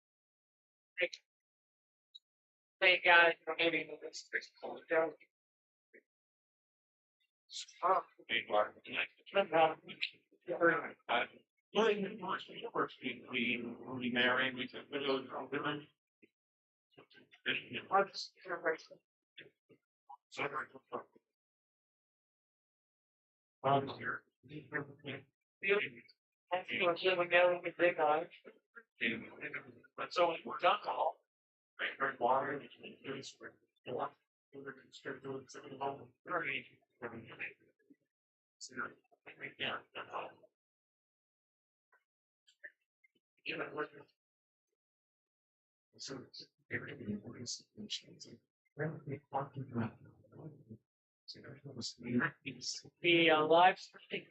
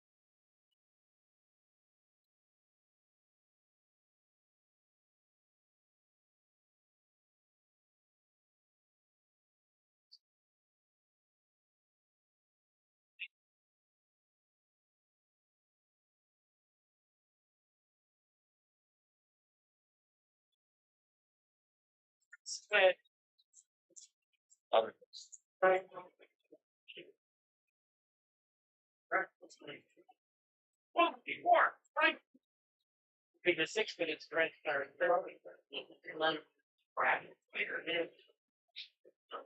Yeah, it's a very interesting lunch. It is another engine, which drinks. There you go.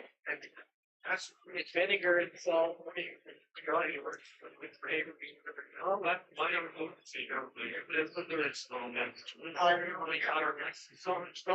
By that, after regularly you're here.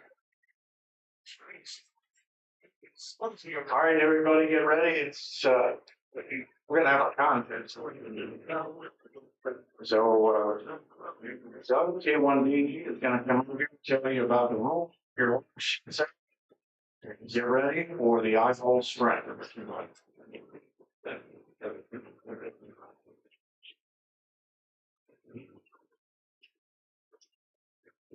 So, see you guys.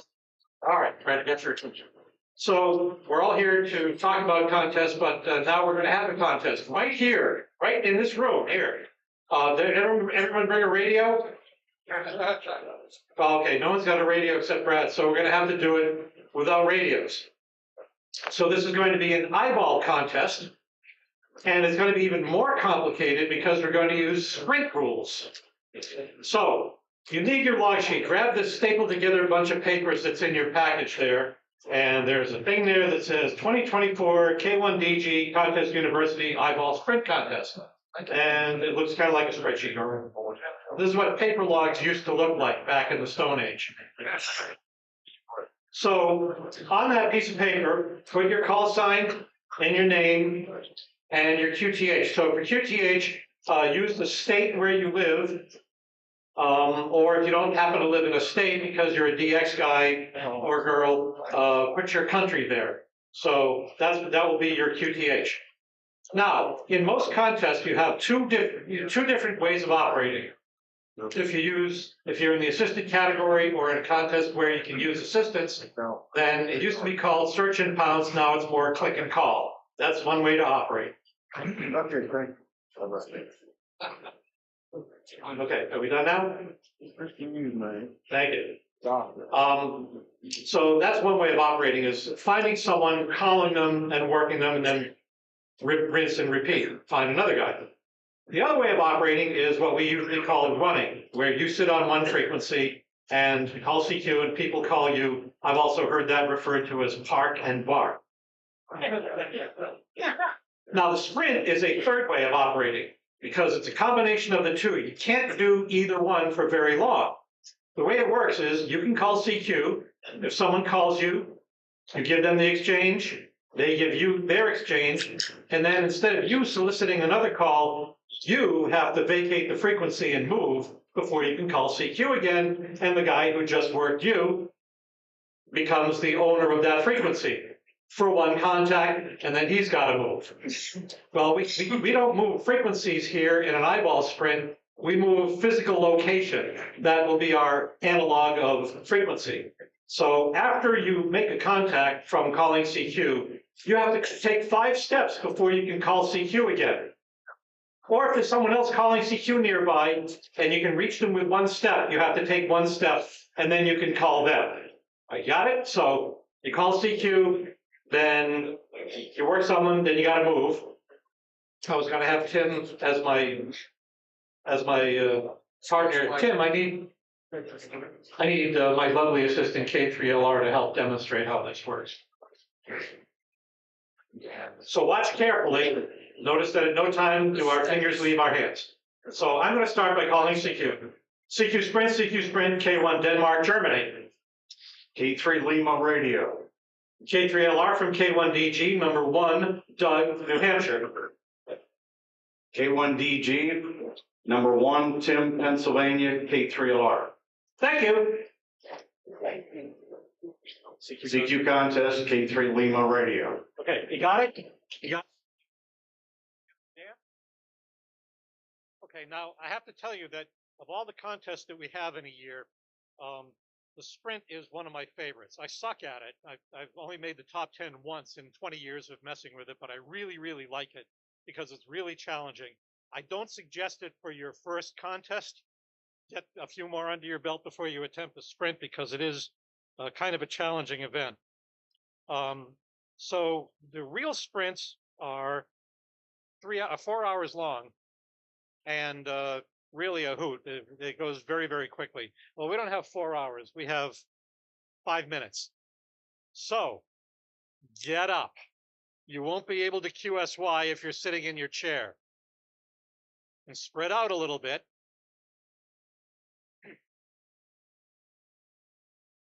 No rubber clocking, no CQing yet, no warming up a frequency, none of that until I say go.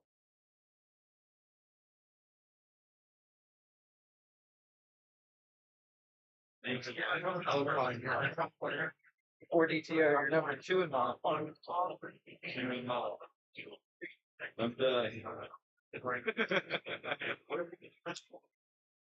We are. There's something about for your thinking or you know I'm trying to execute we don't have a farm, but that's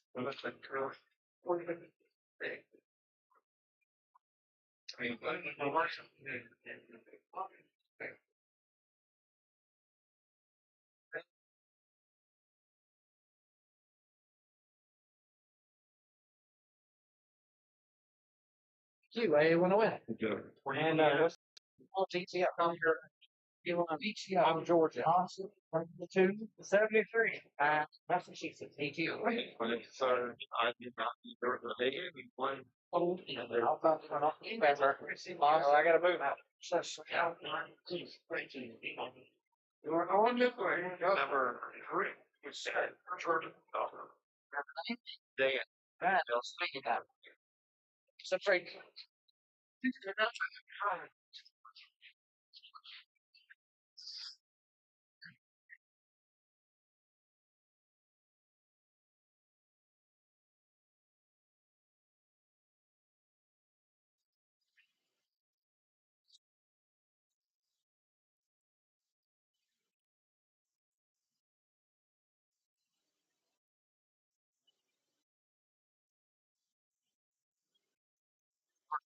I can't be caught in the state of Mississippi. I said, when this is all over, we'll come down and I'll take dinner. You know, because people just make so. How come you guys didn't, like you guys want, how come you guys didn't offer more? 5.5 million, you could have offered more. Was that a number? That's the number that's on the internet. Oh, but that's not the real number. No. We're now at the halfway point. Pick up the rate. Look for multipliers.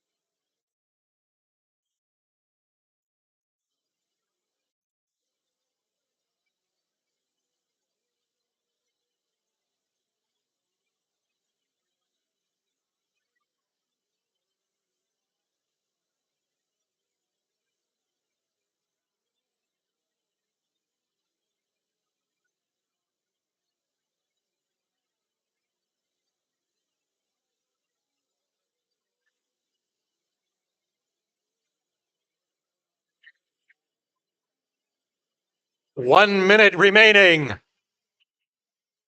Make sure you copy the calls right.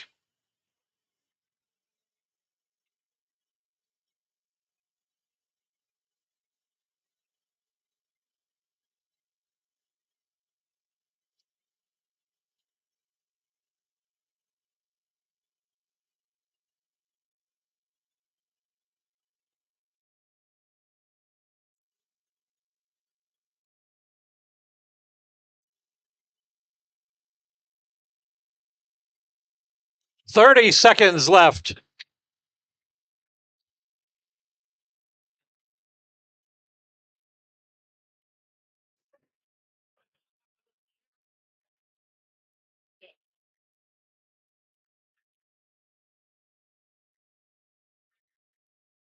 Ten seconds. Get another one in the log. You can do it.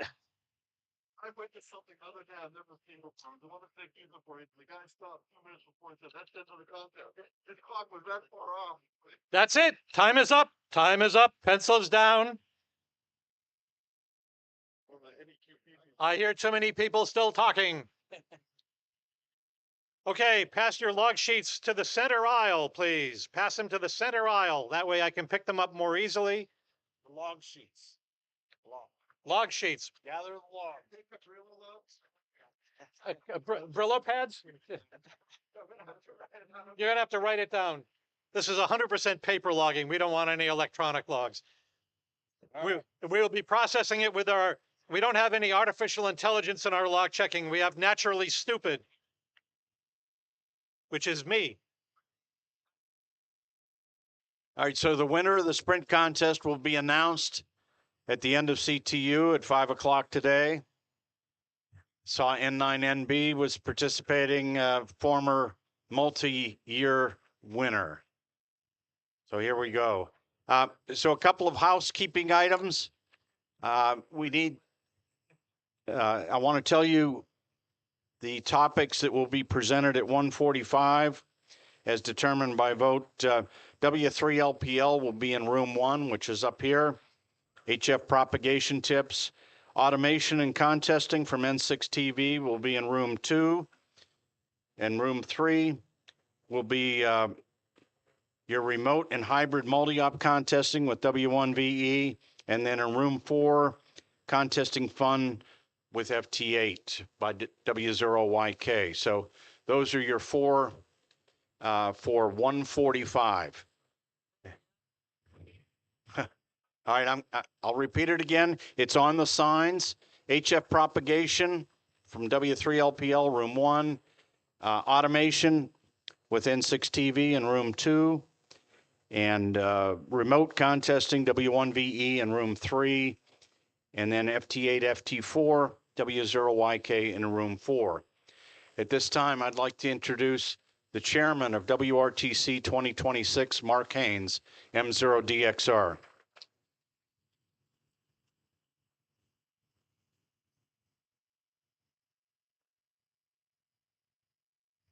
Thank you, Tim, and very good afternoon, everybody. It's a real pleasure to be here and to see so many friends in this hobby, which is the most wonderful hobby in the world. It's great to be over from England, and this is the start of a great event that it's lovely to be a part of. So I'd like to talk about the World Radiosport Team Championship, known as WRTC, which is taking place in the United Kingdom in 2026. The presentation today will cover a couple of angles. Firstly, a bit of an insight the road to the event from an organisation perspective, so from the organising committee, and we'll talk a bit about what we've achieved, what we need to do, and what will happen at the event itself. But also we'll cover some of the aspects of, as potential competitors, what that road looks like, some of the considerations that will need to be made, and talk a bit about the points available in the various contests up to the event in July 26. Just to recap, and these slides will vary a little bit from what you have in front of you. There were some amendments and additions. But just to cover a bit about what WRTC is, why it exists. In traditional contesting, we question whether it's an entirely fair game. There are so many variables, and when entering a contest and competing in a category with others that may have different circumstances. For instance, we have, of course, stations that have geographic benefits where they may be positioned on a hilltop as compared to someone in a valley, and antenna differences. Of course, running stacked monobanders will tend to vastly outperform, smaller stations with wire antennas, for instance. And then, of course, you have the rarity of the entrant if they're in a rare DXCC entity or a rare area of the world. But operator ability, of course, is a major factor, and it would be nice if we could have something in place that was able to determine who actually deserves to win the contest based on operator skill and ability. So what if we could try and close that gap? So if all operators were in the same geographic region on flat ground and relatively similar terrain, if all operators had identical antennas, they were restricted to just 100 watts output. And to add to the excitement, we give them a referee to look over their shoulders to make sure that it's fair game and nobody is playing foul of the rules. And that's where WRTC comes in. And WRTC is regarded as the Olympic Games of amateur radio contesting. And it takes place every 4 years, generally, similar to the format of the Olympic Games. It also has a sanctioning committee. The teams consist of 2 operator participants, and they are supplied with identical antennas and operate from the same country and the same region of that country. So it really does present itself with the conditions that allow operator skill to really be the operator skill and teamwork and the decisions that are made to be the determining factors of where you're placed. A bit about the goals of WRTC. Well, it's to promote and publicize radio sport in and outside of our hobby. And the outside piece is really important. And the 2026 UK team are very focused on doing as much as we can to expose this wonderful hobby and this real competitive element of our hobby to others. And I'll come on to some of the details on how we plan to do that. To facilitate international gatherings of Radiosport participants, similar to what we have here. We're all here because we share a passion, and WRTC is no different in that respect. To promote advances in technology and in areas such as team operating technique, real-time scoring, and we've seen that come along in recent years, and we have real-time online scores, and we want to do as much as we can to make that available to the world. Spectator viewing and education, and that education piece that's a key word for us. Log checking and reporting, again, something which has developed significantly over the past decade or two, and with WRTC, where we have to turn results around inside 24 hours, that puts that to the real test, to the maximum way it could be. Operator ranking and comparison, and to encourage the growth of radio sport around the world to youth and young adults, because that helps build a future for the hobby. Regions of the world that are potentially underrepresented in radio sport, so we provide an opportunity for them to showcase their skills and get involved. The sanctioning committee set out a 20-year vision for the program, and that is for it to be a premier international radio sport event, and for the competition between teams attracting participants, spectators, and mainstream sport media. So we're trying a lot to do what we can to present this attraction and this competitive aspect outside of our hobby to educate people to understand what it is about this that we find so enjoyable.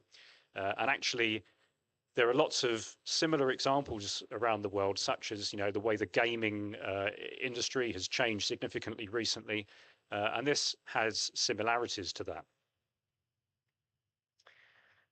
Development of radio sport standards for operating, adjudication, and technology. Again, areas which have seen great change recently, and we will be putting those to the test.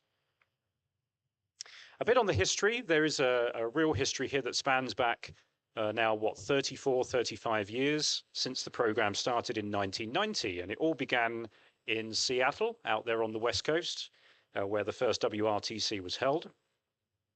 And there is, in fact, a video of the first Seattle event available. I believe it's on YouTube. Take a look. It's quite interesting.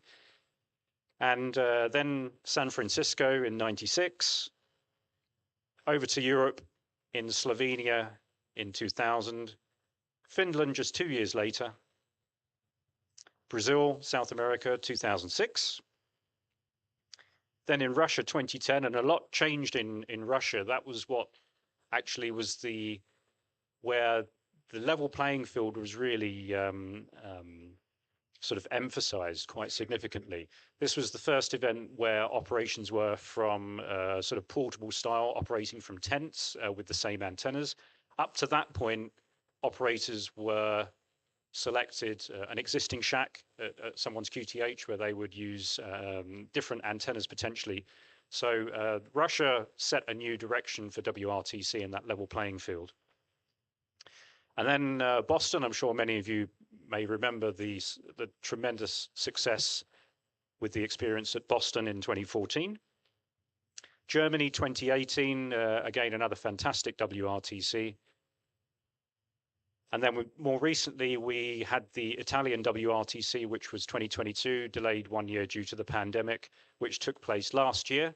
And there were some excellent pieces presented at the Italy, and there were some key pieces such as the IT and that interface on the website, which worked extremely well. And we will be doing our best to mirror that for 2026. So in the UK in 2026, we will be the 10th WRTC. This is the organising committee. We have a great team of contesters here. Lee G0MTN, who serves as vice chairman and is director of rules. So Lee has been working hard on letting the data tell us what we need to do in terms of the qualifying criteria, and will also be heavily involved in defining the rules for the actual event. Fred G4BWP, avid contester at the Mike 6 Tango station, and he has his own big station. He's heading up our finance and looking after the money side of things. The budget is somewhere around $500,000, so it's not a small effort, and we need to raise as much money as we possibly can. Chris G0DWV, who also is the Radio Society of Great Britain sole advertising agent. So he has some good contacts to put him in the position of fundraiser director. Andy G4PIQ, again, a very influential individual who does a lot of the work at M6T, and he is director of sites and stations. So Andy's role primarily is to find 55 operating sites in the region of the UK of the Southeast. He will also be heading up the hardware shopping list. Steve, M1ACB, is our Director of Volunteers, and he's in an excellent position to do that, being the General Manager of the Radio Society of Great Britain. And Georgina, M6YGL, is heading up our hospitality and building a program for the week. We also have many sub-teams, call signs there I'm sure you'll recognize. We have a North American fundraising team headed up by Scott, K0MD. And we also have an advisory committee consisting of Tim and John AR and a few others that you will recognize that we can turn to when we need advice and steering in a particular direction, maybe with a challenge that we face. And we have an interface into the sanctioning committee primarily through Doug, K1DG, and Doug has been helping us significantly since he managed to convince me to go ahead with this game in the first place. And we're very grateful for that. I won't go into too much detail on this, but this just indicates that we have a plan that we're working to, covering many aspects, many work packages going on in parallel.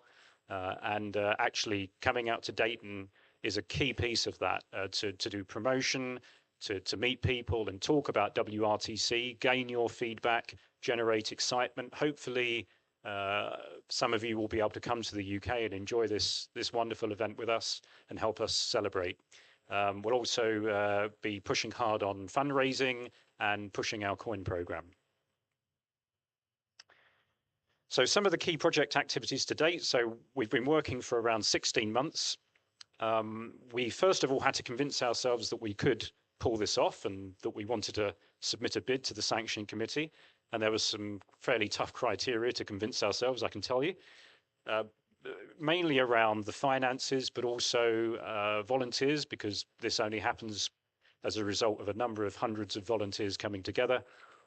So we reached out to the community and gained incredible feedback on that, not only nationally, but internationally. I was surprised the number of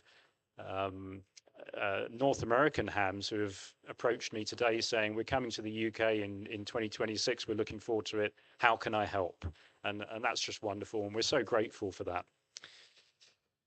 So we put our bid in, we created our committee, and we registered WRTC 2026 as a community interest company, which is essentially a non-for-profit organization in the UK. We launched our website on the evening of the closing ceremony of Italy, and we're active on social media channels. We defined and released our qualification criteria in August, September time last year.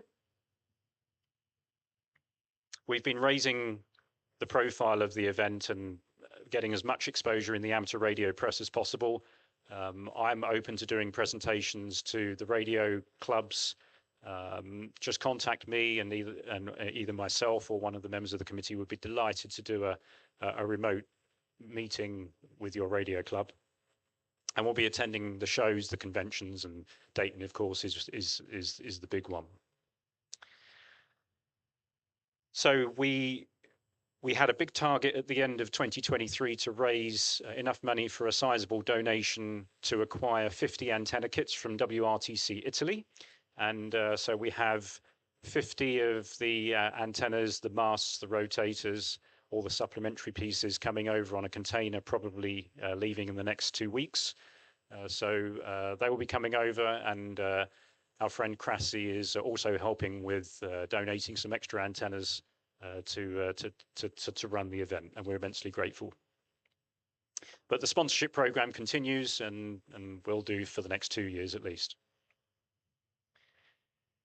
So we have worked hard on identifying a headquarters venue where we will gather and run WRTC from. It will be the heartbeat of the event.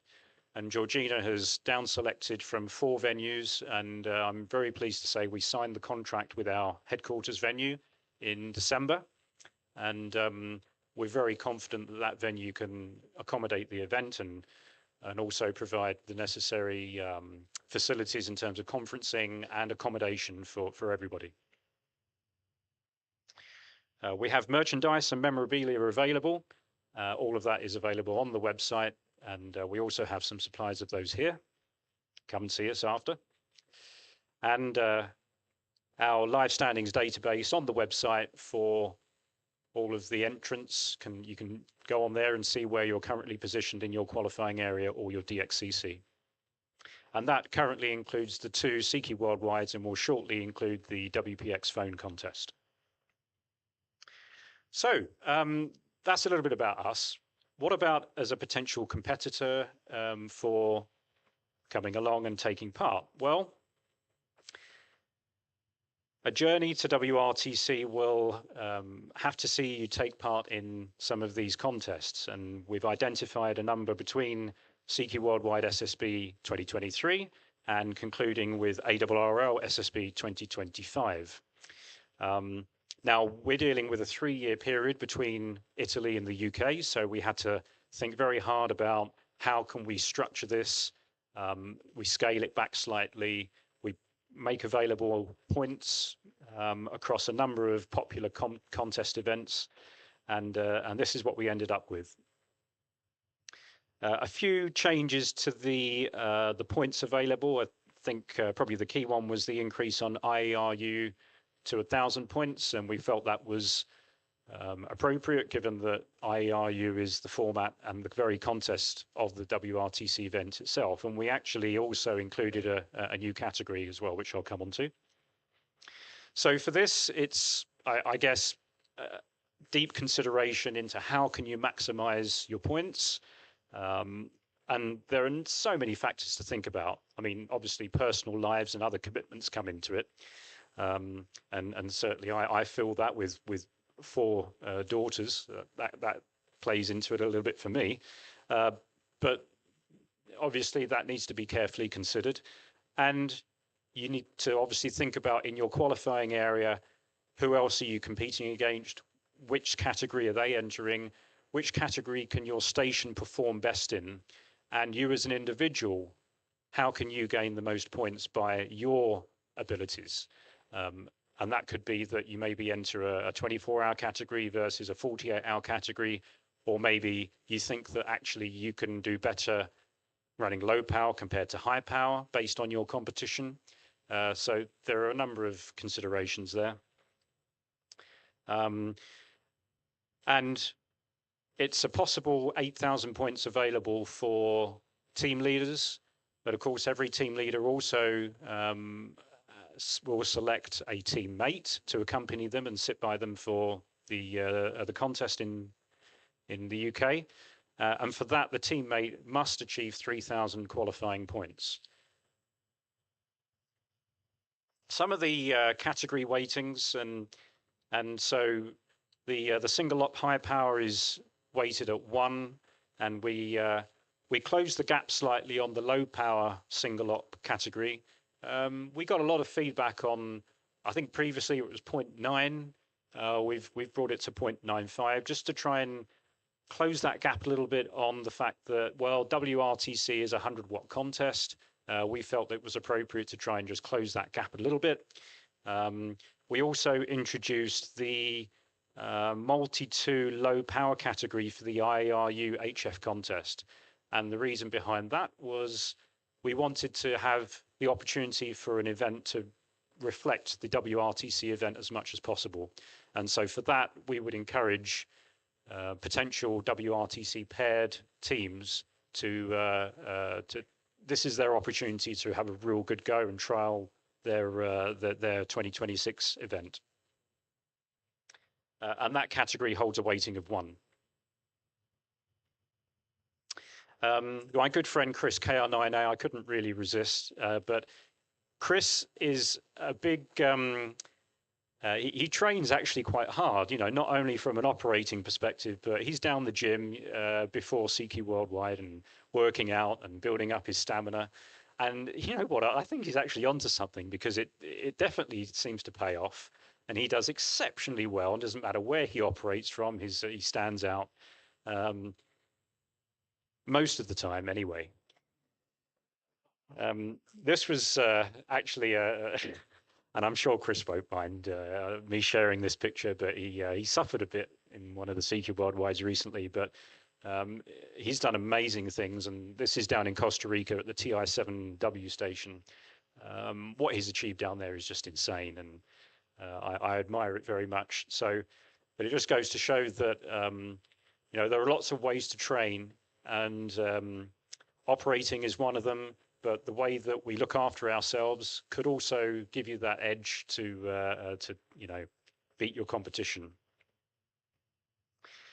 Bit about team breakdowns. So we have 50 teams, 50 team positions available, of which 42 of those qualify the traditional way.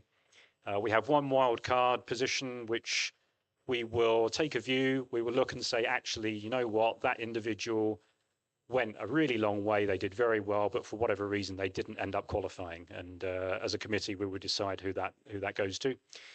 The previous champions will be invited back. So V3DZ and UW7LR will be coming back to the UK, and they have their place, so they can kind of take it easy for the next few years, I suppose.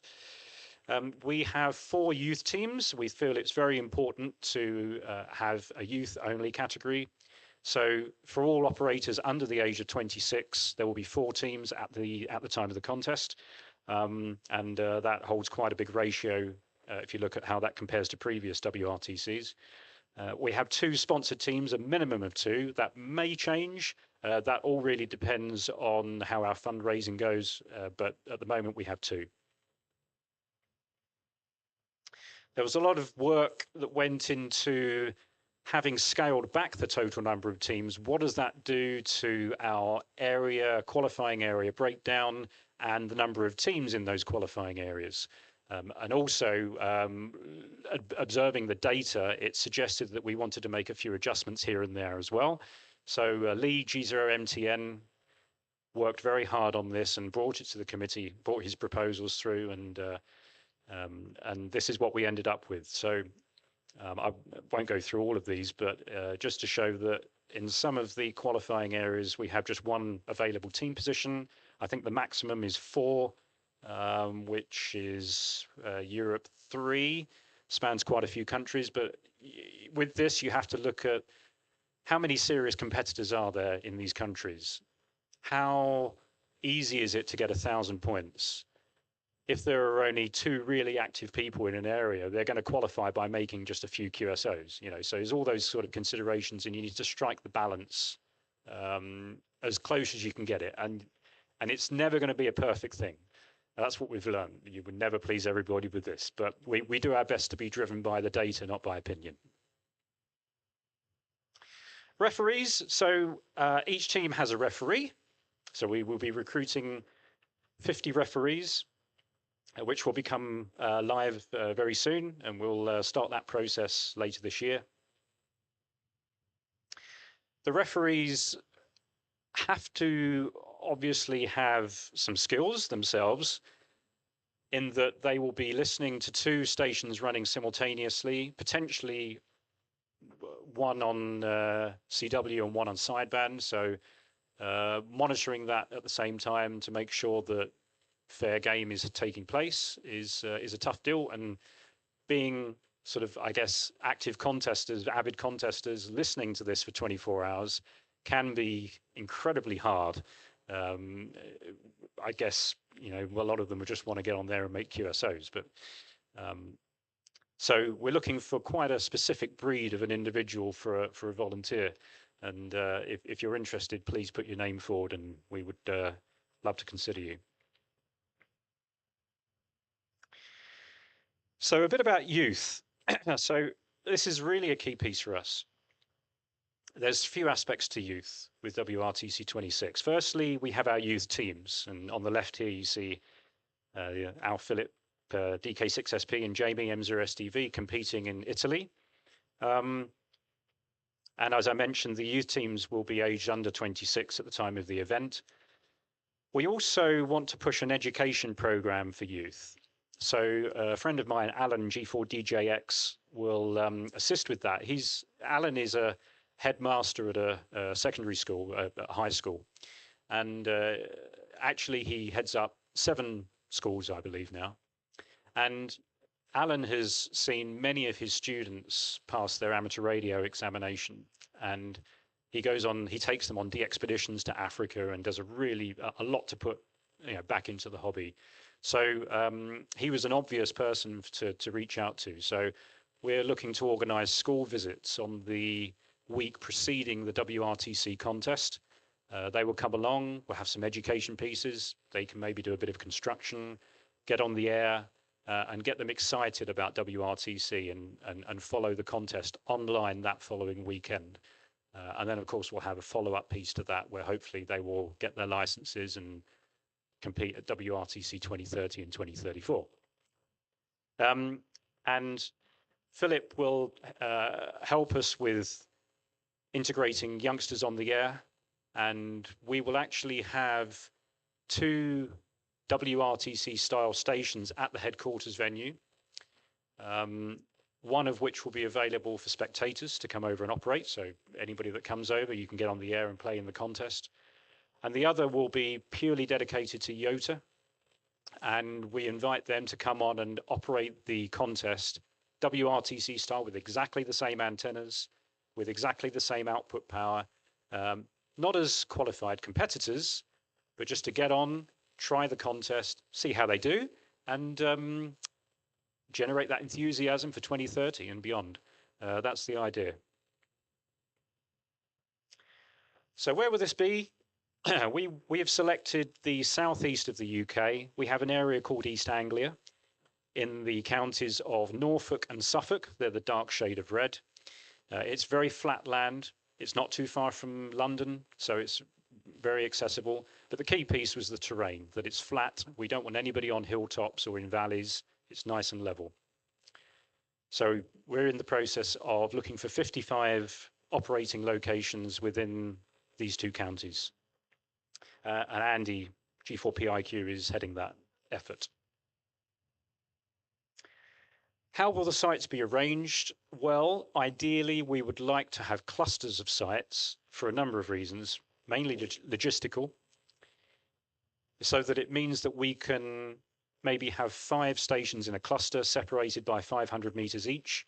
And of course, we can get away with that being 100-watt stations. And it means that we can have a central location for those 5 stations of spares, a pool of spares that serve those sites. But also from a human resources perspective, we can make best use of the resources that we have so that we can have a team that looks after a cluster rather than just one station. So that's what we're trying to do. Potential locations for those sites will be anything from back gardens, orchards, farms, town, country parks, even airfields have been used previously. So there are a number of opportunities, and there's lots of land that meets that criteria in East Anglia. This is a typical site. This picture was from Russia in 2010. So you can see the mast there with the tribander. We will have the 7-element 3 on 10, 2 on 15, 2 on 20 configuration by LZ antennas, and dipole inverted V configuration on 40 and on 80.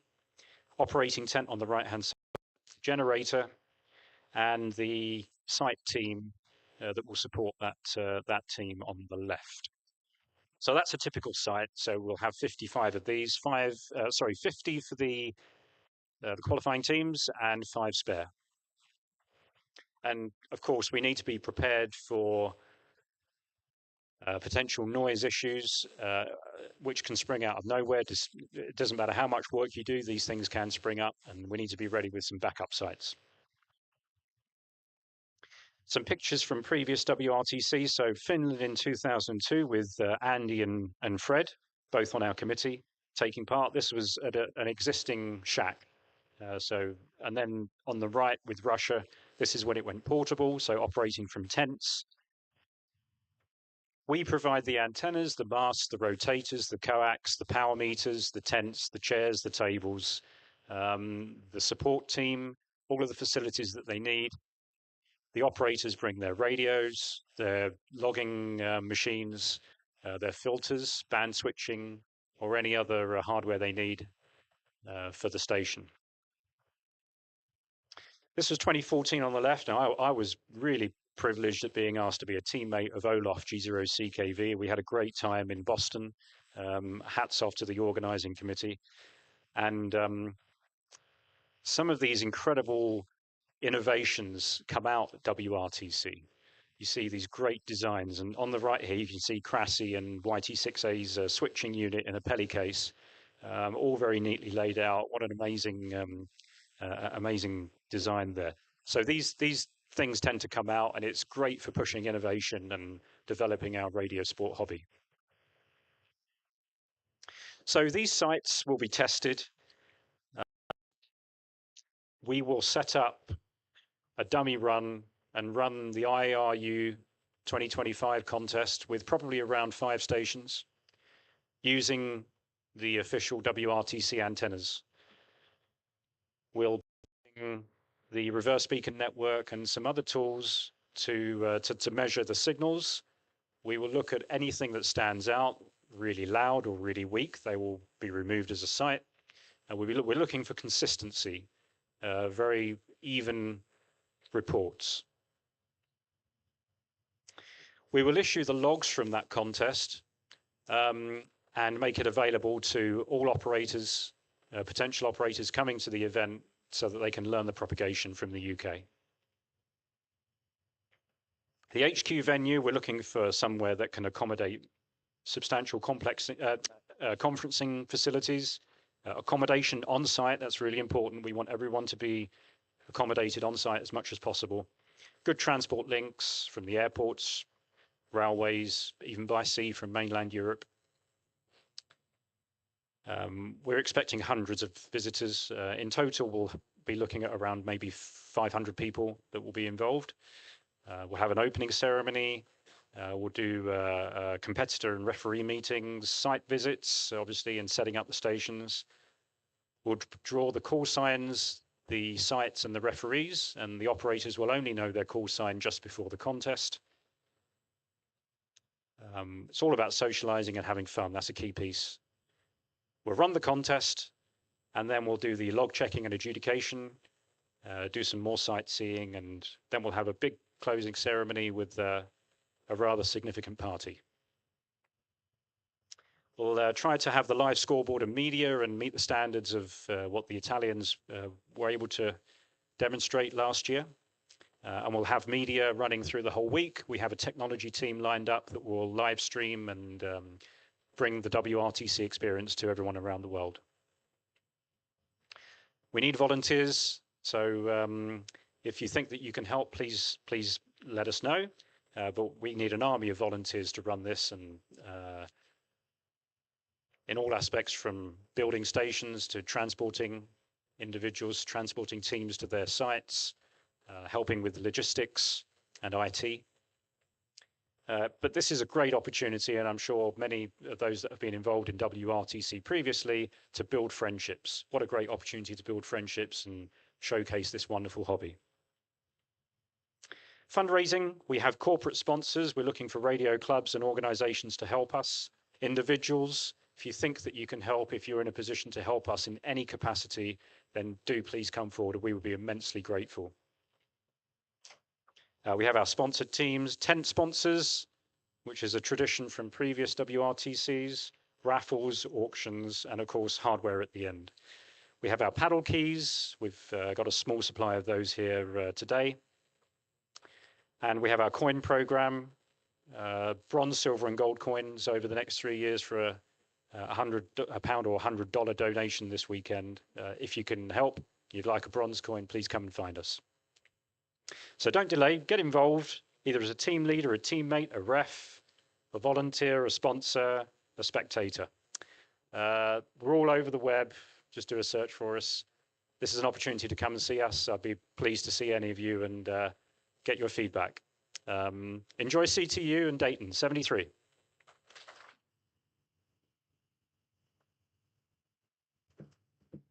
Thank you, Mark. A couple of housekeeping items. The WRTC table is out there with Georgina and Mark. Make sure you stop by, say hello, and maybe do some contributing today. We will have T-shirts and books available for sale here at the registration of CTU. So during the break, you can go out and see that as well. So we have 4 repeat classes. These were the top 4 vote getters in room 1, which is right here in front of me. Okay, room 1 is going to be W3LPL and HF propagation tips. In room 2, which is to the right and back, my right side, your left side, in the back, is room 2. That's automation with N6 TV, and then remotes and hybrids. W1VE being room 3, which is over here on my left in the back. And then room 4 will be FT8, FT4 with Edmunds W0YK. And make sure you tell the professors thank you, because they put in a lot of work. And we're going to get the divider walls up. So if you want to be in room 1 with W3LPL, you need to be up here.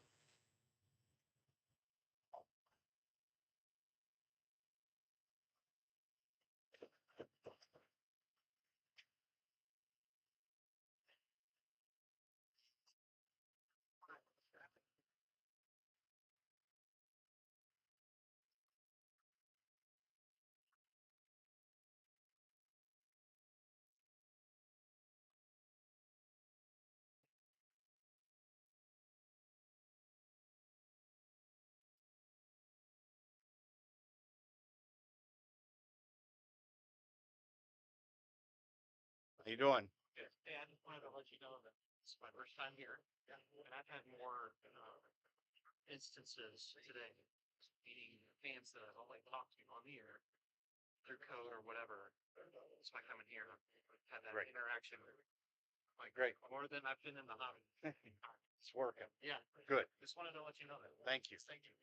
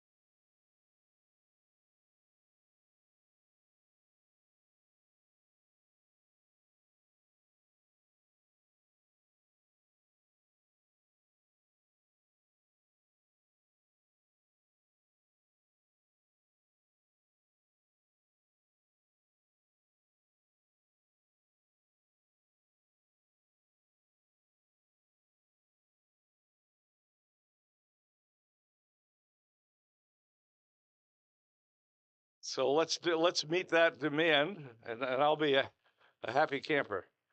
So we're going to talk about HF propagation, but from the perspective of what you guys care about, and that is from the perspective of a contester, and how that knowledge of HF propagation can help your performance. So that's what we'll be doing. My previous 3 presentations here at CTU were plagued by computer bugs, but it looks like all those computer bugs are resolved. So that's a good thing. Solar Cycle 25. The main thing I want to point out is from the point of view of a contester, Solar Cycle 25 is a period of time. It's not a point in time. And that began for us in roughly December of 2022, December 2022. And it especially affected January 2023, a very surprising increase in sunspot activity.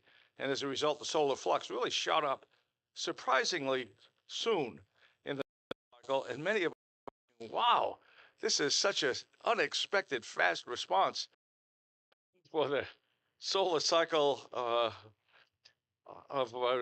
maybe exceeding what happened in 1957 with cycle 19. But as we all know, after that wonderful January peak, and some of the benefits of that are continued through the ARRL DX contest in 2023, so we benefited from that. But then things kind of faded down. But good enough that 10 meters continued to be pretty good over the next year, and we had very few solar disturbances. And there's the news. Did anybody operate their radios last weekend? How was it? How did you like that? That's enough. That's all you need to say. It was terrible. But so I'll tell you a little story, and I'll tell a number of stories. It's one of my faults.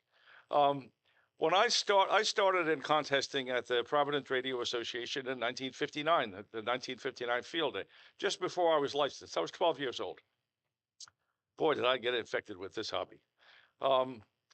And we had wonderful propagation during that field day contest, and I thought, hey, that's always going to be like that. So I decided the next year I would get into my first contest. It was the November 1960 ARRL CWDX contest. If you remember what it was last weekend, that's what that contest was like. And I had a really simple station, very simple. It's a good thing nobody told me I could never compete with a station like that. Nobody ever told me that. But I thought I had made so many terrible mistakes. I didn't know anything about propagation, and I got as best as I could. I was in 9th grade. Best as I could, I set up the station to try to have some fun in the November sweepstakes. Turned on the radio a little bit before the contest, and just as the contest began, everything went dead. Just like it did last Saturday. Just like that. And the only signal I could hear on the band, the only one, was W9IOP. He was the big sweepstakes competitor, along with W4KFC during that period. Vic, W4KFC, went on to become an ARRL president. So if you think propagation isn't important, think again, because what happened last weekend, although it didn't affect a major contest, it could affect us like that again over the next 2 or 3 years or so of this solar cycle peak. Usually the events of last weekend occur about once per solar cycle. Operative word being once. That's statistical, so it could happen again. The probabilities would say not, but it's like flipping a coin. You can't judge how it's going to come up based upon the previous flips, and it's the same thing with this. So be prepared. So we'll be talking about that kind of stuff. An excellent investment. The Radio Wave Propagation book is a new publication of the league. It's very affordable. It's not a reference book, but it helps you gain very good familiarity with propagation. It's very applicable to contesters, and it's not very expensive. The other 2 books are reference books. I was asked to help rewrite the propagation section of the 100th anniversary handbook. A lot of people like that section. It's brand new, and I highly recommend it.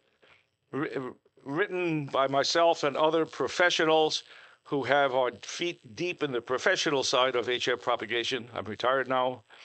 But it was written from that expert point of view, but written for all of you folks. So it doesn't have all the physicist language, doesn't have all the engineering language, doesn't have all the mathematics stuff, but it's written, it's very accurate, very thorough, and written for all of you guys. So if you're interested in propagation at some level of detail, written for you, the 100th anniversary handbook is what you want. Now, if you have a technical background in physics, engineering, or mathematics, this is a very, very superb publication, and it's free. You go to that website, it's shown at the bottom of the page, and away you go. But and if you don't have that kind of background, give it a try. But I'll tell you, it's going to be difficult because it's not written for you. It's written for technical professionals, physicists especially. Okay, so let's get started. HF propagation begins with the magnetic field on the sun. Without that, we wouldn't be here. In fact, we wouldn't be here at all, because our sun just happens to be just the right kind of star that human life is possible in the solar system. No sun, no humans. The corona is where most of our ionizing radiation comes from, so that is what opens the 10-meter band and all the other higher HF bands for us for contesting. It's unbelievably hot. Nobody really understands exactly why. It's heated to millions of degrees, but it is. And it's why we have all the great propagation we have. Regions on the sun that they used to be called sunspot regions. Now the name is active regions, and those are the regions on the sun in which sunspots are occurring. They're areas of very intense magnetic activity. And within those regions, you find not only sunspots, which are the good things that open the higher bands, we also have the things that happened last weekend. So those are solar flares. They cause complete blackouts of the HF bands, and coronal mass ejections, which CMEs occur frequently during solar maximum, but they rarely hit the Earth. Well, it was a dead-on perfect hit last weekend, and we all know the results. So sunspots are areas of closed magnetic fields, so the magnetic fields of the sun come right back to the sun in that area, and it's very concentrated, and that's what causes those spots to be dark. And you can learn more about that either in the ARRL handbook, or you can use Google to search for the term sunspots, and you'll learn lots about that. The solar cycle, from the point of view of contesters, we think about it as phases. And those are the rising phase, which ended at the end of 2022, the maximum phase, which we're in right now. Don't worry about the date of maximum, it doesn't matter. The solar maximum phase began about 13 months ago, maybe 16 months ago, and it's probably going to continue through 2026, maybe as much as the end of 2026. So that's all you need to know. The great propagation we've been enjoying much of the time for the last 16 months is probably going to continue for a couple more years, so enjoy it while you can. And this is a really productive sunspot cycle. Many of you in this room probably thought you'd never, ever get a chance to enjoy this. But it happened. It's here. And boy, you really don't want to miss it.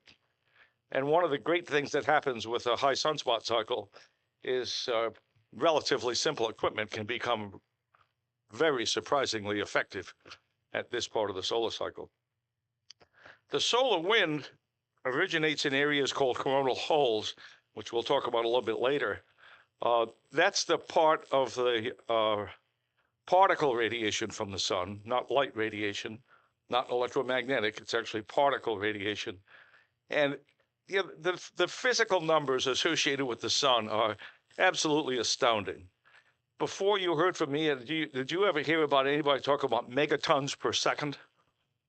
It's a but the sun has been radiating particles, the physical matter, plasma. The sun has been radiating megatons per second of particles for billions of years, and it's still there. It's unbelievable. It's hardly affected the sun over its multi-billion year life. So the numbers associated with the sun are just astounding. Coronal holes, and I'll show you a photograph of one. That's where the high-speed solar wind comes from. Those are the source of the disturbances that we experience on HF kind of day-to-day, the day-to-day variability of HF propagation, not the really nasty stuff that happened last weekend.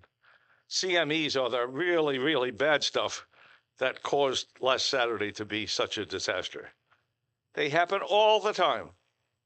But as I like to mention to people, the solar system is vast. It's bigger than we can imagine. We're sitting 93 million miles from the sun. I like to describe that as the Earth just being a tiny little rowboat out there in the solar system, and the sun is this massive thing. And when a coronal mass ejection is ejected by the sun, this little rowboat hardly ever gets hit. But when it does, talk to anybody that was on the air last Saturday, they'll tell you what it was like. So that rowboat got a direct hit, and it was terrible. And during the same period of time, which is very likely when these bad things happen, we also had solar flares. Solar flares and CMEs are not the same thing, and many hams confuse them and think they are the same thing, or think that CMEs are caused by solar flares. That's absolutely false. But they often occur at the same time. Now, CMEs are explosions of matter, they're plasma. It takes about 3 days for them to get from the sun to the Earth. Solar flares are electromagnetic radiation, so they travel at the speed of light. It takes about 8 minutes for solar flares to occur. So on Saturday, we were experiencing the effect of coronal mass ejections that hit our rowboat, dead perfect hit, but they left the sun 3 days before. But during Saturday, there were many solar flares, very, very intense electromagnetic radiation of X-rays. They left the sun 8 minutes before those effects on Saturday. And we had many solar flares and several X-class solar flares that blacked out HF propagation over and above the severe attenuation we had from CMEs. So that was last Friday.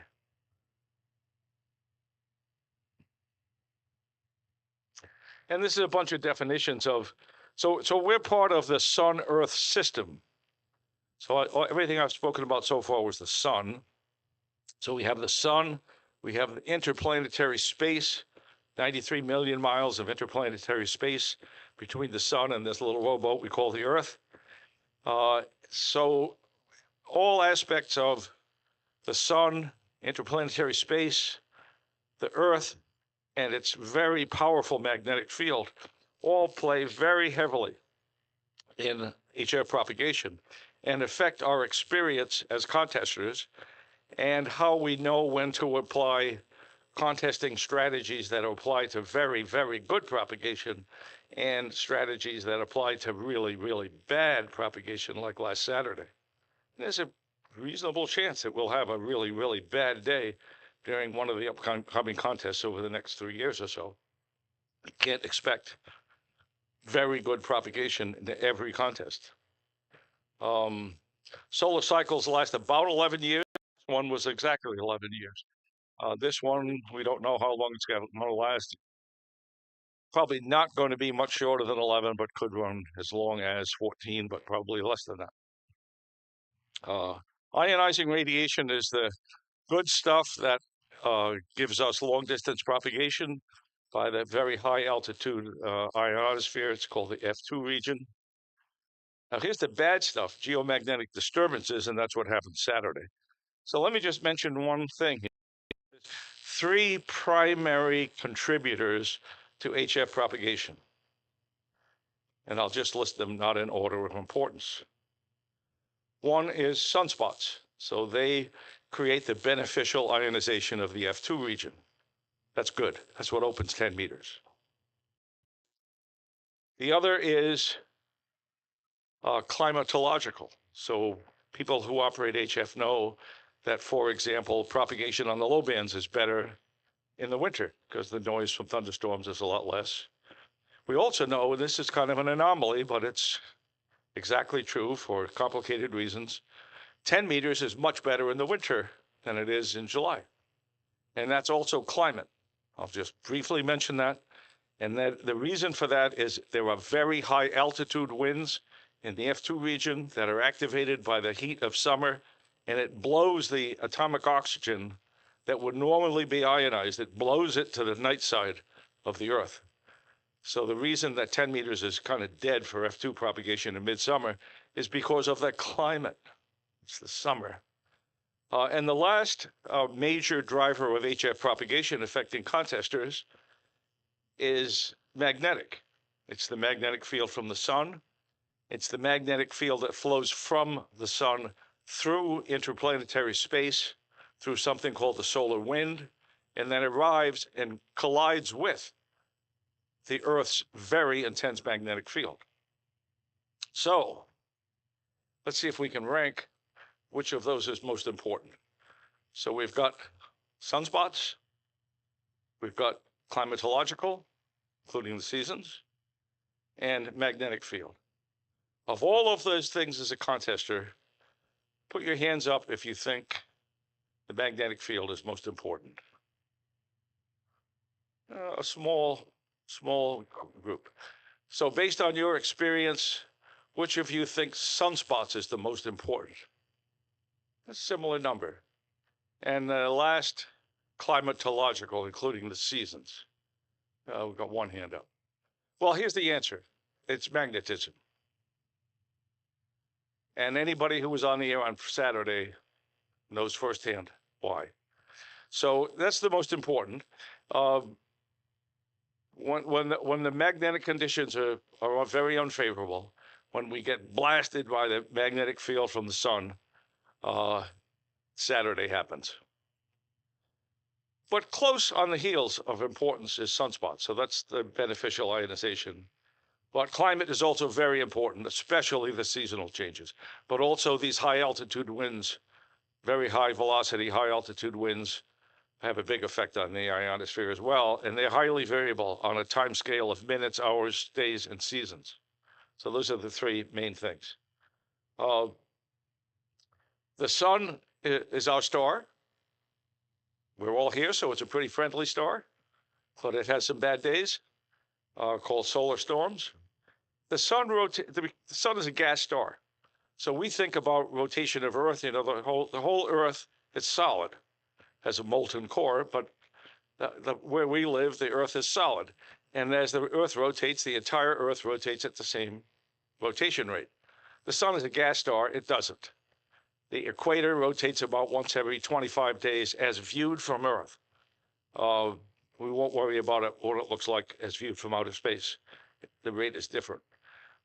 As viewed from Earth, the latitudes of the sun where sunspots occur rotates at about once every 27 days. And then way up at the polar regions of the sun, where mostly it doesn't affect us, it's even faster than that. So the two relative important numbers are 25 for rotation at the equator and 27 at the rotation rate where sunspots mostly occur. And we'll talk about those a little bit later. And then there's the seasonal variability, which is the third most important thing, and you can read this stuff. I didn't mention, but some of you who heard my other presentations know that I don't read my slides. All the material on these slides is mostly here in enough detail, so if you want to learn more, you can read all this stuff, and my comments will generally focus on the most important part, and you can read the other stuff later. And if you're really interested, I was very careful to use the exactly correct scientific terms, so you can go to Google and search any of these terms and learn more. Warning though, a lot of that stuff is written for physicists, so it can be pretty challenging. But the best place to go to learn more is the 100th anniversary edition of the handbook, or that very affordable book that's available recently. This is what the solar cycle looks like. These are images taken in, over the 11-year cycle. So you can see the sun at the minimum phase doesn't have a lot going on, but it's far from quiet. We're right at the middle of the solar maximum phase, and there's a whole lot going on. Those bright regions you see here are active regions near sunspots. The actual sunspots themselves are, well, in fact, those are actually, I believe these are flares, but they're all coming from active regions. So you can see there's a lot more activity on the sun during solar maximum 2024, extending into next year and the year after. Of course, we haven't actually taken photographs next year or the year after, but this is what's probably going to happen. So when I was working, I worked a lot with the with NASA. I worked in the military side of space. Marshall Space Flight Center, they do really good stuff related to the solar cycle. And one of the reasons is they're responsible for astronaut safety. They're responsible for doing long-term forecasts as to when it's safe for astronauts to be in space. They do short-term forecasts that allow astronauts to deploy safety mechanisms on the space station so that they don't wind up injured by the stuff that happened on Saturday, for example. So they're very, very professional, and I like their stuff. This slide shows their forecast, and their website is shown on the bottom of the page. This was from February when these slides were due. The sun has gotten a lot more active now in May than it was in February. So these numbers are all different. So if you go to their website, you'll see that this has been updated, and I suspect they're forecasting bigger sunspot numbers now than they were in February, but I haven't looked at this site in about a month. So, but in any case, here we are at the middle of 2024, and we're kind of tracking that purple curve. We don't know what the future holds. It might get even more exciting than it was this month. This chart shows solar cycle 25. So if you look at the right-hand side of this chart, of this graphic, that's the progress of solar cycle 24. And on the left side is the cycle, current cycle is 25. That's on the right side. On the left side is the same information, but for the previous sunspot cycle. And I think if you look at the blue line, it's pretty clear that our current solar cycle 25 through kind of the middle of last year is a lot more intense than the previous one. And we know that from our contesting experience, that this is a pretty good solar cycle. And the last one was kind of disappointing. And things are looking even better right now. The reason there are two lines here, the magenta line and the kind of blue line, the solar cycle has two solar cycles. It has a northern hemisphere solar cycle and a southern hemisphere solar cycle, and they are roughly correlated, but they're not exactly correlated. And a good example of how uncorrelated they can be is in the last solar cycle 24. And if you look at the line, at the solid line below, the magenta line, the first peak of that solar cycle was pretty weak, and the upper one was much stronger. It appears, we don't know, we kind of know right where we are now that the sun is very active. We don't know when that activity is going to end. And the bad thing about forecasts is you can pick your favorite one. You know, if you think it's going to last a long time, you can find a forecast that matches that. If you think it's going to sink like a rock, you can find one that says that too. I don't know what it's actually going to be. But it's pretty darn good right now, and it's going to stay that way for a couple of years. This is solar cycle 25 compared to other solar cycles. This is a projection from the Marshall Space Flight Center, projected onto this record of all the other solar cycles for the last 70 years. And you can see that this solar cycle, shown in the dotted black, is kind of a moderate cycle. It's not a really weak one, and it's not a really strong one so far. We don't know whether it's going to continue on this trend line or go up. We just don't know. But the good news is it's been great for contesters. We've had some wonderful experiences. So what we've experienced this cycle is kind of typical for solar cycles. As we approach solar maximum, as we've been doing for the last 18 months or so, the beneficial effects, the ionization from the sun dominates. And the particle radiation that we spoke about, that's the bad stuff, like happened on Saturday, that doesn't happen very often in the rising part of the cycle up until solar maximum. But once you get to solar maximum, events like Saturday get to be more common, but usually not as bad. So that's one more indicator that we're probably very close to the actual maximum. Get used to these bad days, because from this part of the sunspot cycle on, the bad days become more and more frequent, but not usually as bad as it was last Saturday. So for contesters, this is important, because chances are out of let's say a 30-day month, about 20 of those days will be really good. About 10 won't be so good. And some of those not so good days are going to fall on contest weekends. So you need to have, if you're a competitor, some of the people in this room are serious competitors, you need to have strategies that you know about, that you've thought about before a contest if it's really good. And you need to know how to recognize that it's really good. And once you've realized it's really good, how's it going to affect the different bands? You need to know that before the contest. Or get into a contest, and either at the beginning or any time, if it goes really bad, like it did on Saturday, you need to have a set of strategies available for you as to what to do under those conditions. And we'll talk about some of that. So this again talks about the northern and southern hemisphere. This is a pretty nice graphic. The red line shows the combined sunspot number. So that's the north and south hemisphere combined. The green line shows the southern hemisphere, and the blue line shows the northern hemispheres. And that carries through the end of the last solar cycle, so this ends in 2020. So this shows pretty dramatically how the two hemispheres of the sun can be dramatically different and what causes the double humps. If you look in the solar cycle 23 and 24, you can see two very clear peaks in the sunspot cycle. And those of us who were active during the last sunspot cycle, we were pretty disappointed by the first solar maximum, and then it faded fast, and we were all worried that we were heading for an early solar minimum. But thankfully, the southern hemisphere really picked up, as you can see in the graphic, and the last solar cycle was pretty good. Nowhere near as good as this one.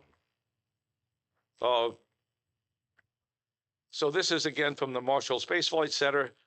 This shows the AP index.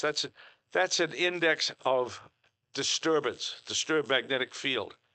And this is their forecast for disturbances. Again, this is from February, which is when I had to turn these slides in. So it'll be interesting to see whether they're forecasting a big increase in the AP index, and their website is there. I have no idea what they're going to forecast over the next month or so. So we'll just look at some of these things. Some of these sunspots shown in the upper left-hand corner here, these things are incredibly large. They're shown in this image compared to the size of the Earth. These sunspots are massive. They're not all this massive, but some of them are. And this one that caused all of these bad events on Saturday, it was a giant sunspot group just like this one. The image below it is of a solar flare. These are the things. The solar flare is the type of degradation that originates on the sun, degradation of our propagation and contest. This is the one that travels to Earth in 8 minutes. It's X-ray radiation. And many hams get I would say most hams, get solar flares and CMEs confused. They're very different events. They often occur at the same time, just like they did on Saturday, but they're very different. Solar flares cause total blackouts only on the daylight side of the sun. Now, that doesn't mean it doesn't necessarily affect you. If you're on the dark side of the sun and you're trying to propagate signals to the west through the daylight part of the sun, it might make it impossible. So if it's still daylight in California and it's dark in Ohio, you could still have a problem. You need to interpret it in that way. Now, coronal mass ejections at solar maximum during these months of solar maximum are very common events. But they're also, to use ham terminology of beam width of CMEs, they have very narrow beam width. So their probability of hitting the Earth is very low. But they do hit the Earth sometimes, and Saturdays happen. And that's exactly what happened. Our rowboat took a direct hit from a CME, and we had a bunch of flares on top of that. So the sun gives and it takes away. I'm not going to read these slides. You can read them in detail yourself. Coronal holes are areas of open magnetic fields. If you remember a moment ago, I described sunspots as areas on the sun of closed magnetic fields. Coronal holes are areas of the sun where the magnetic field extends far into interplanetary space. These are effects, if we use antenna terminology, physicists will grimace at the way I'm describing this. But if we think in antenna terminology, coronal hole high-speed streams, these high-speed streams of particle matter exploding along these magnetic field lines,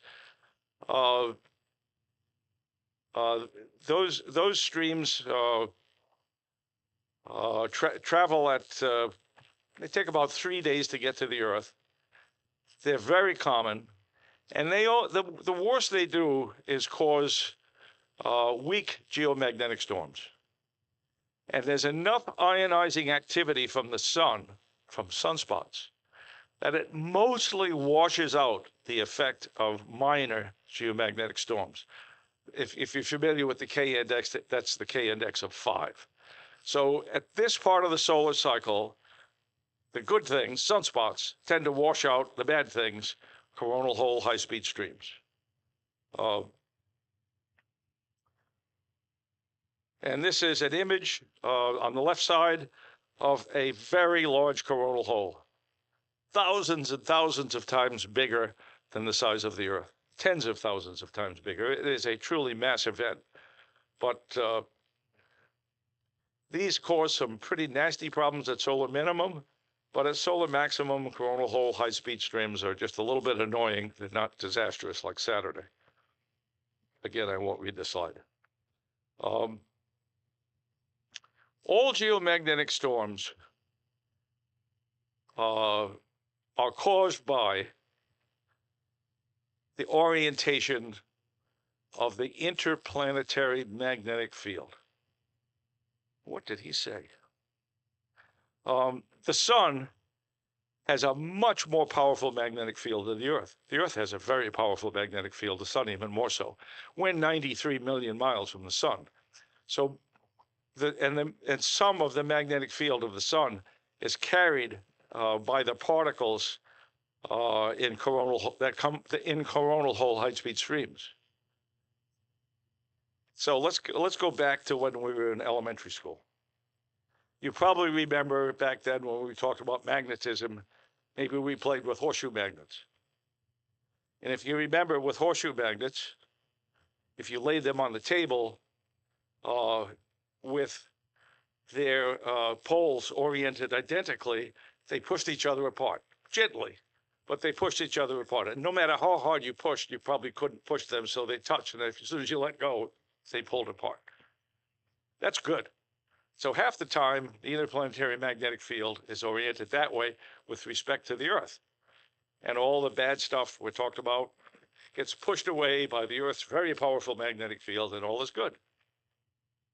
But about half the time, the opposite is true. And the interplanetary magnetic field, which is just part of the magnetic field of the sun, is oriented opposite from the Earth's magnetic field. And exactly what happened in elementary school happens to us. Except we're talking about megatons per second.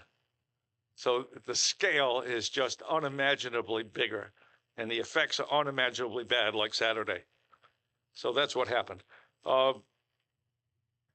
So if there's a technical term, kind of an arbitrary set of letters. It's called Bravo Zulu, BZ. And that's just the strength and the orientation of the sun's magnetic field when it reaches the Earth. If BZ is opposite the Earth's magnetic field, that's called negative BZ. So that's when really bad things happen. Geomagnetic storms happen only during negative BZ conditions. Positive BZ is a very good thing.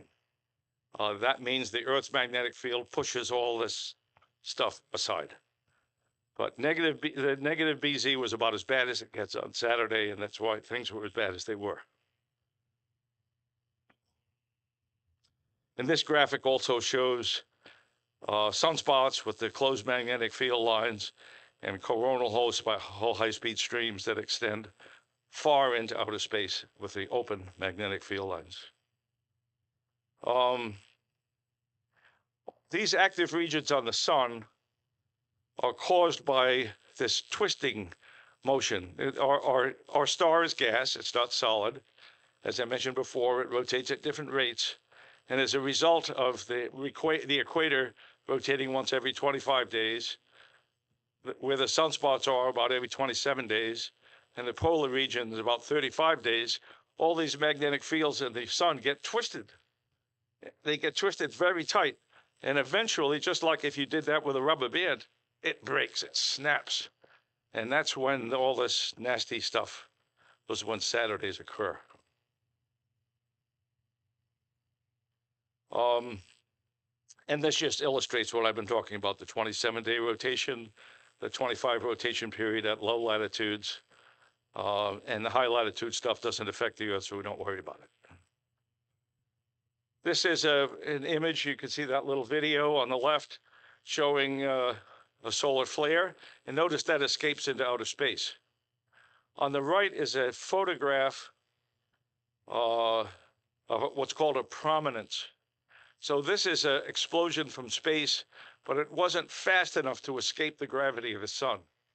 So it never extended into outer space. And how big are these things? You can see the Earth there, that little tiny sailboat. Oh, that's the Earth. It's just insignificantly small in size compared to the size of these events that happen on the sun. And CMEs, which are not shown here, are very narrow beam width, if we use that term, and the probability of hitting the Earth is very low. But when it happens, all hell breaks loose. This shows an actual solar flare, the biggest one that ever occurred November 4th, 2003. If you listen to the popular press, you've probably heard this last set of geomagnetic storms described as the strongest in 20 years. This is the solar flare they're talking about. That was in November 2003. There were actually 4 of these powerful storms.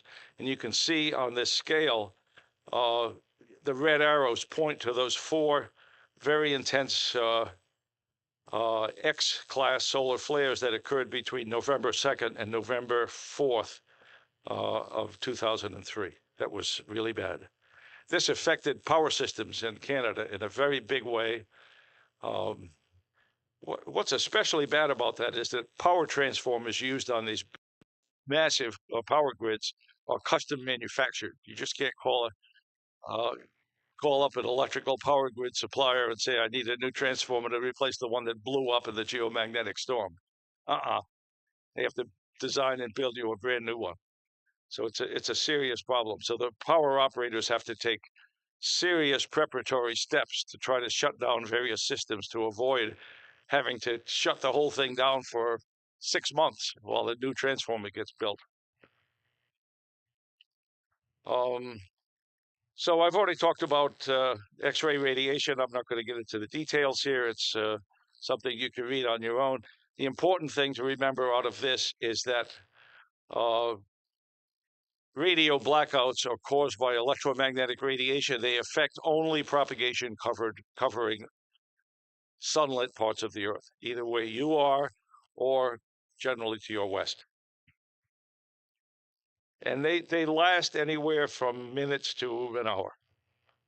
But just like happened on Saturday, we had multiple X-class solar flares that just kept on Saturday, in addition to the CME effects. There's another really bad event that doesn't happen very often, but it could happen in a contest. These are called polar cap absorption events. They are caused by most incredible thing, I think, on the sun. These are caused by massive explosions of highly energetic protons exploded from the sun at unbelievable speeds. They're referred to as relativistic speeds, about 1/3 of the speed of light. So these particles, so the speed of light is electromagnetic radiation that gets to the Earth in 8 minutes. Proton radiation from the sun, these are particles, these are physical objects, and they explode from the sun so that they reach the Earth in 30 minutes. It's just unbelievable. These happen about 25 times per solar cycle, and one of those happened on Saturday. They complete, the strongest ones, what are called S2, completely black out propagation that goes over the polar region. So from this part of the country, crossing the polar regions puts you into zone 18, to use contest language speak, the UA0. You can't make contacts with UA0 when that happens. Most of the YBs, Indonesia, is directly north. That cuts that propagation off, and that can last 3 days. So it can be a very long-term effect. Thankfully, it's pretty rare. Yes, we got all 3 on Saturday. Saturday was wonderful, or it was terrible, depending on your point of view. But if you're interested in this star that we have, it was quite a display of the power of our star. And I'm not going to read this. I've already talked about most of this stuff. You can read about it later. Coronal mass ejections. The scale is all wrong here, but on the left, it's showing the explosion of a CME from the sun, and then the size of the Earth is expanded in this graphic. And around the outer part of that blue illustration, up here, that's called the magnetosphere. That's what protects us. That's what protects us from CMEs. So this graphic kind of shows all of this plasma from the sun being pushed away by the Earth's magnetosphere. So we know from what we said that the interplanetary magnetic field, it's a fancy word for the sun's magnetic field as it hits the Earth. We know that was, to use the horseshoe magnet case, those magnets were pushing each other apart. And the same thing happens here. All the bad effects of that CME got successfully pushed away by the Earth. But if the opposite had occurred and the sun's magnetic field as it approached the Earth was opposite, then Saturday would have happened.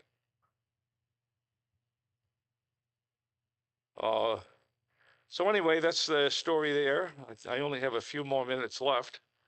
It's amazing how time flies when we're having fun. This is an illustration that shows the opposite orientation of the sun's magnetic field as it approaches the Earth. That's called the interplanetary magnetic field.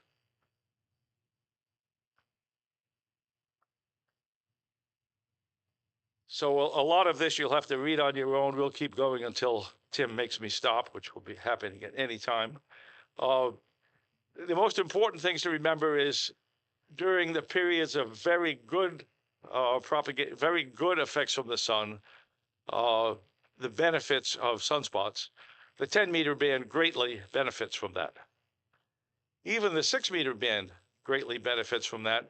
Unfortunately, this isn't a very powerful solar cycle, so we haven't had a great deal of benefit on 6 meters. We've had a little bit with especially north-south propagation into South America. So we've had some really good days into Argentina and Chile in nearby areas. There was one day about a month ago when there was a station from the Falkland Islands that he was so strong on 6 meters that he was stronger than most of the local stations near me. It was absolutely unbelievable. But that's the solar cycle. It can be a lot of fun when it's good. The other real benefit of the sunspot cycle is that 40 meters gets to be great at night. You know, people casually talk, a lot of hams casually talk about the solar cycle benefiting the higher bands, but it greatly benefits 40 meters at night.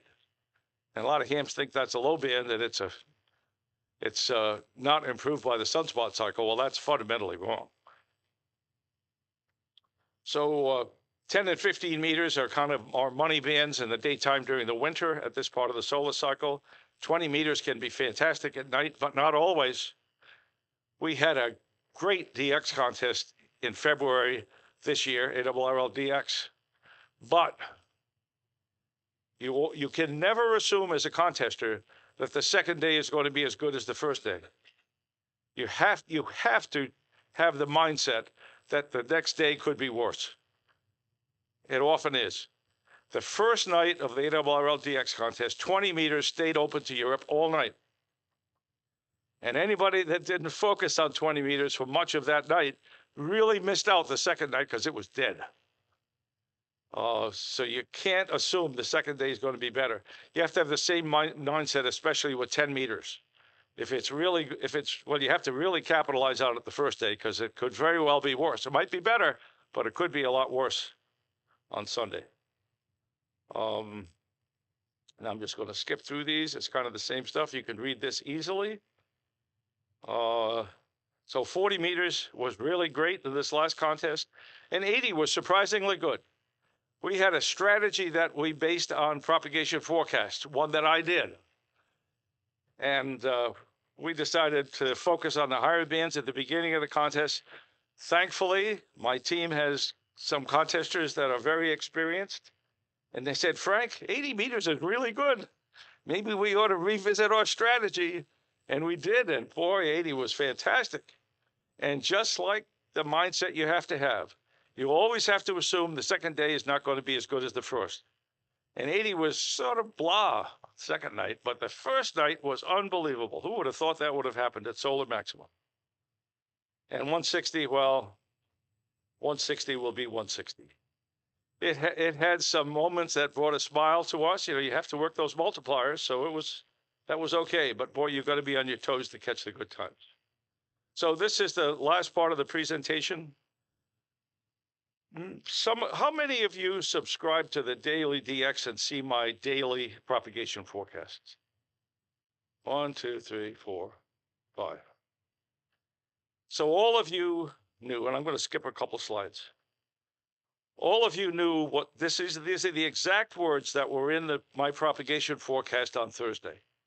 So all of you knew that I had forecast the best ARRL CWDX contest propagation in more than 20 years.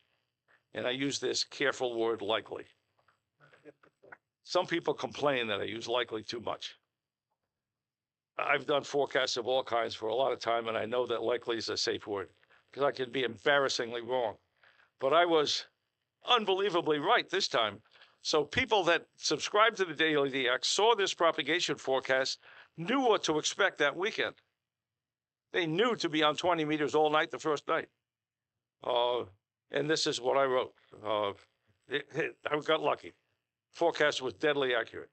So what I prefer to use as a contester to measure propagation is what many of us call nowcasting. what's actually happening now. And there's some wonderful tools available to us now that were never there before. One is the reverse beacon network. This is an actual display that shows real-time propagation across the North Atlantic. This was taken on 80 meters at midnight. This is a wonderful tool. Another very excellent tool. How many of you are fans of FT8? A few. Hefty hate is what I like to call it. But I use it a lot on 6 meters. But learn to love FT8 because it is a wonderful nowcasting tool. It's so popular that even if you don't like the idea of operating Hefty hate, this tool, looking at the propagation of FT8 signals, we have on the wall of my ham shack displaying what's actually going on, and it's wonderful. And it's cheap to do this. You know, everybody's got an old TV because TVs keep improving. So I've got an old 55-inch TV that one of my operators gave me. We put that on the wall. Got a computer that was donated by one of the operators that has software that goes out to the World Wide Web, and we take this kind of display and put it up on the wall. And it costs nothing. And so we kind of know what's going on. And this is the exact words of my propagation forecast 2 days before the ARRL-CW contest. Those that read it were ready. Those that didn't were surprised. But there was no reason to be surprised because I got lucky with my forecast. So that's the end. And I think Tim probably wants me to start, but he's not here, so we can keep going until he makes us stop. Oh,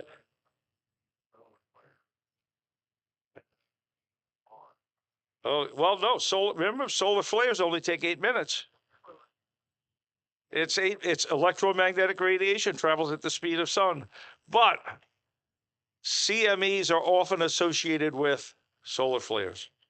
Yeah, so it could be that. So I'm going to be here at the Hamvention all weekend. Anybody who has any questions, approach me then, or you can send me emails. By the 100th anniversary of ARRL Handbook, I wrote a lot of the propagation chapter. It's very, very readable by hams, written by a professional for hams. And if you like to be warned of really, really good propagation conditions and contests, go to the Daily DX website and subscribe to their 2-week free subscription and see if you like it. That's it.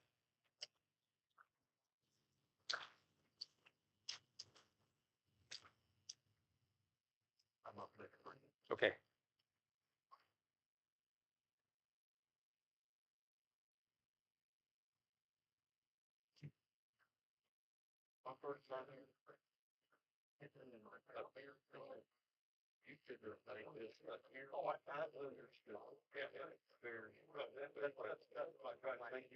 The same thing in the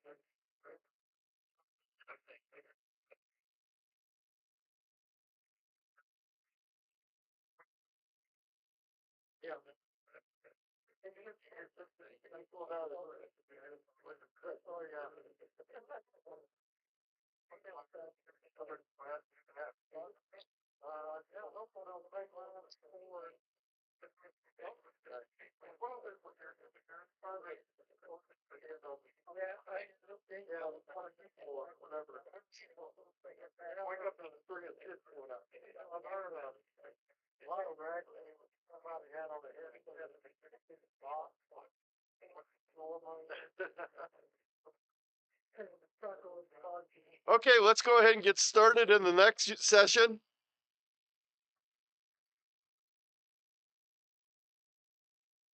This is not in the book because this is something we covered last year. So just a reminder, if you're not familiar, if you go to the Contest University website, you can get all the files from the previous years.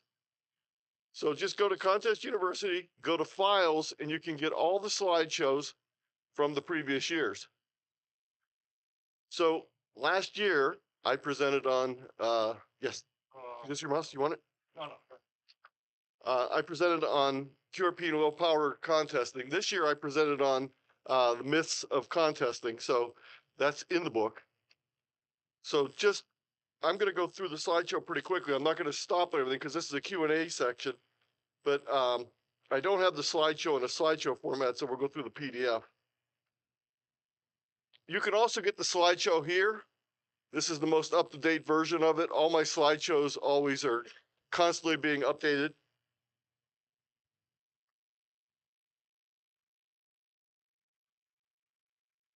I'm going to talk a little bit about what is QRP operation, some of the myths of QRP and low power operating, the difference between QRP low power and QRO operating, successfully making the exchange, context selection, and an addendum. QRP is defined for contest purposes by the vast majority of the contest of 5 watts. That's 5 watts CW, that's 5 watts single sideband, that's 5 watts whatever.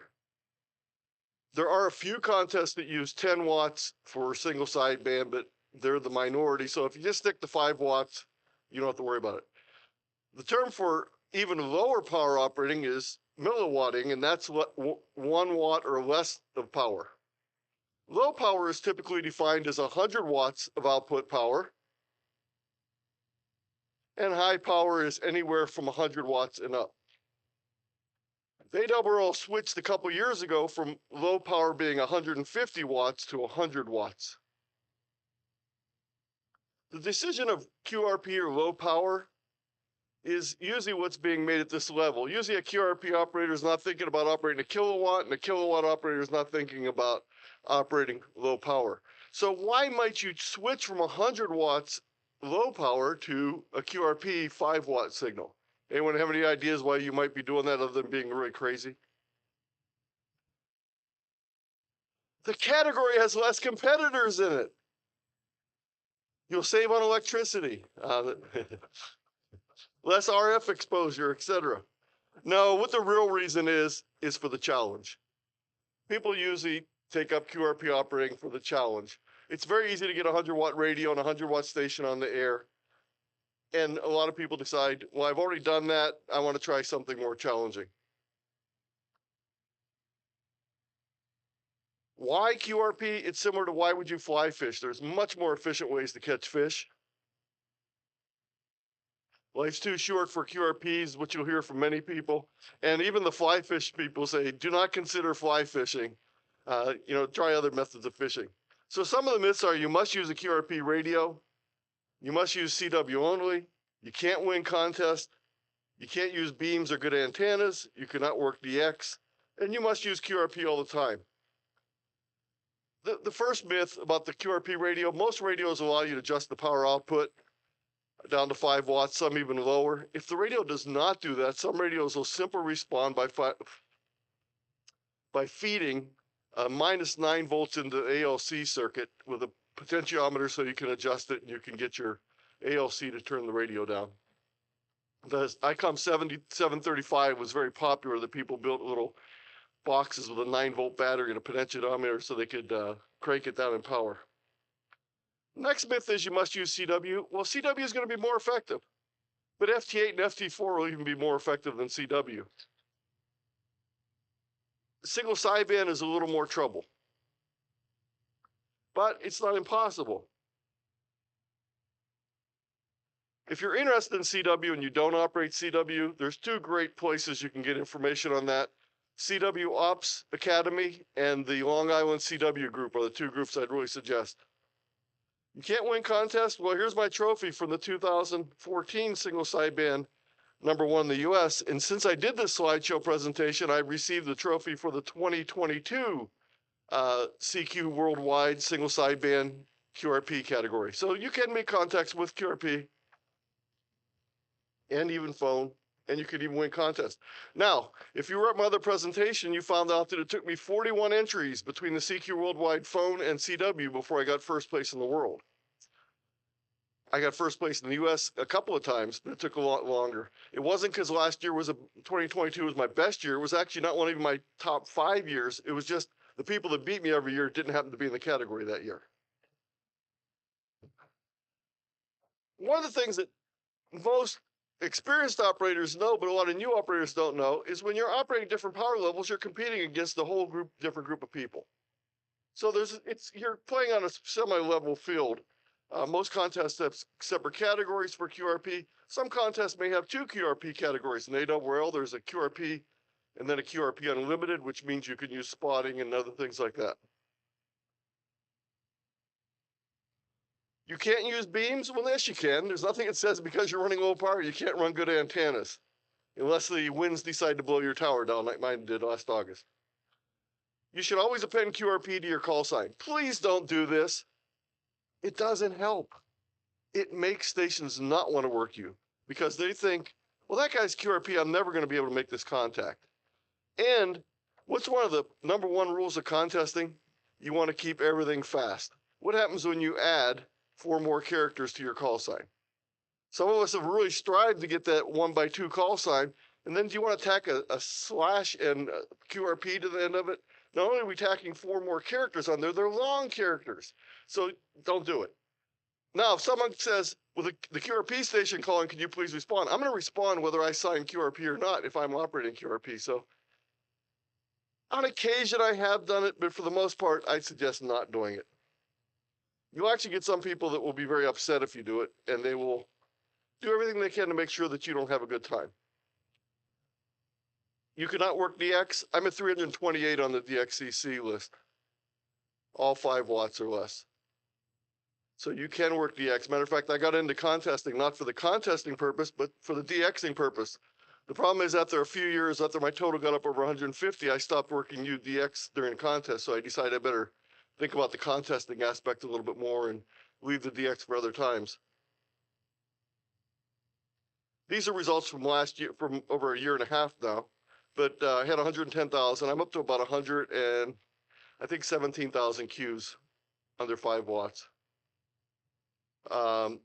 Worked all states, 11 bands. I still need 2 states to finish my worked all states, 11 bands on FT8. I need Alaska and Hawaii on 6, but I have all other 548 with my 5 watts. My challenge is now over 1740. 1760, I think it is right now. The lower down in frequency you go, the harder it is. And when you do single sideband, the harder it is. So there are trade-offs. So I have not got DXCC on 160 yet with my 5 watts. I only have 82 there. But I do have DXCC on a number of the other bands, and I'm getting very close on 60. I've made a lot of contacts on 60 over the last year. Some of the differences, though, in contesting, there's a different strategy. In high power contesting, if you're not running, you're not winning. It's hard to run with a QRP signal on a band and keep a frequency. Now, there are times when that's not the case. In the VHF, UHF contest, it's not a problem because there's plenty of space. No one's fighting over those couple spots. But I can't go down on 14.010 and hold a frequency. There's no way I can do it. So hunting and pouncing becomes a lot more important. Also, picking out contests where multipliers are better or there's more fruitful is one way. So choosing your contest is always one thing. Now, one of the things that happens with QRP is there's less margin for error. I can't just bully my way in and make the contact. I have to depend on timing, luck, a few other things. So you don't want to make a mistake. You won't work everyone you hear, but you will work the vast majority of people you hear. You may not be the first person to work them. You may be the 26th, but it doesn't matter. QRP contesting always seems like you're climbing uphill with very little margin for error, but it can be done successfully. When I first went to Montana, I assumed these were just pictures that they put off the Tourism Bureau, and then we went to Glacier, and they're really there. Now, they pay them to be there, but they're there. And they are unbelievable. So this was in my other presentation earlier. There's 6 factors involved in contest scoring success. The number of QSOs you work is always going to be a paramount no matter what power level you're working. The point values, though, are something you can adjust for by either choosing a location where the points are higher. That's why everyone's in the 9th CQ zone as opposed to the 8th CQ zone, because they're getting a lot more points for all the US stations they work. Multipliers, again, choosing contests that are rich in multipliers can be a way to get your score up. Secondary multipliers, one of the few times that operating QRP is really appreciated by the other stations in the contest is the Stu Perry contest, because that contest is based on 2 factors. The distance between the 2 stations increases your points, but the stations working the QRP stations get a multiplier, not the QRP stations. So I once had a station in the Virgin Islands in a contest a couple months later actually stop and thank me for the 32-point contact that I had given them in the Stu Perry contest. Accuracy is always important. You don't want to lose the few points you get. Number 6 is probably the most important difference between being in the top 10 and coming in first. That's who else was competing that year and what kind of years they had. You really can't control that. So my goal is always to get in the top 10 and then hope that I had a better year than other people. As I mentioned earlier, running is difficult to do, but you still want to try it when the possibilities open up. One of the things is 10 meters the last couple months, there's plenty of space for everyone. So you can actually hold a frequency. Your level of return won't be as good as the kilowatt station, but you can call CQ successfully on 10 with a lot of band area. Remember also, the higher up in frequency you are, the less the D layer is robbing your 5 watts. So it's a little more effective. So you want to stay as high in frequency as possible, band-wise, not in the band, but you want to stay in the higher bands. Here's all these links in here. You can click on them. So this link here from Doug Johnson, from Doug on contesting 101 operating on how to search and pounce. Now this is sort of the difference between calling CQ on QRO and calling CQ on QRP.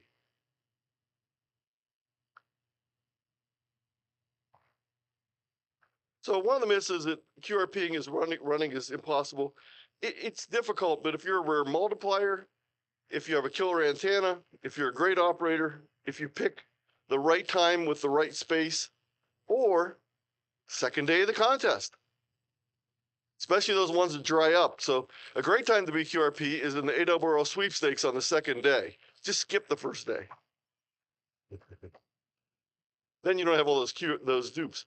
Number of QSOs is important. Now here's what happens when I'm responding to a station. I'm responding to ZM4T, he's calling CQ. I'm responding with my little slingshot.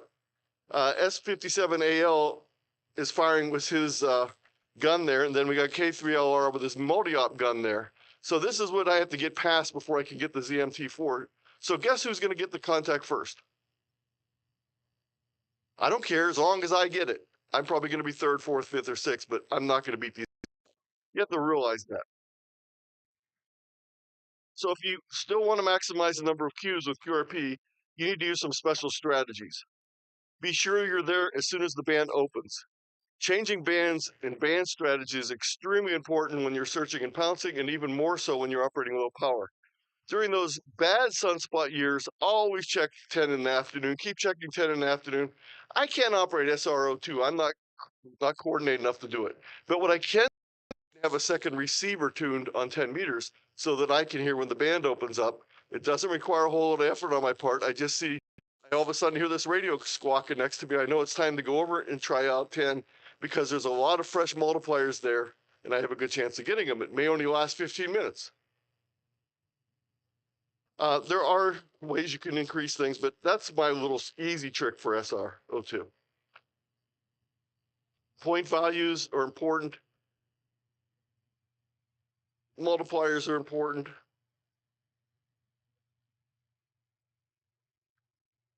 You need to make sure that you always pick up the cheap multipliers. Don't leave them on the table. CQ Worldwide, those 0-point multipliers, make sure you get them on every single band.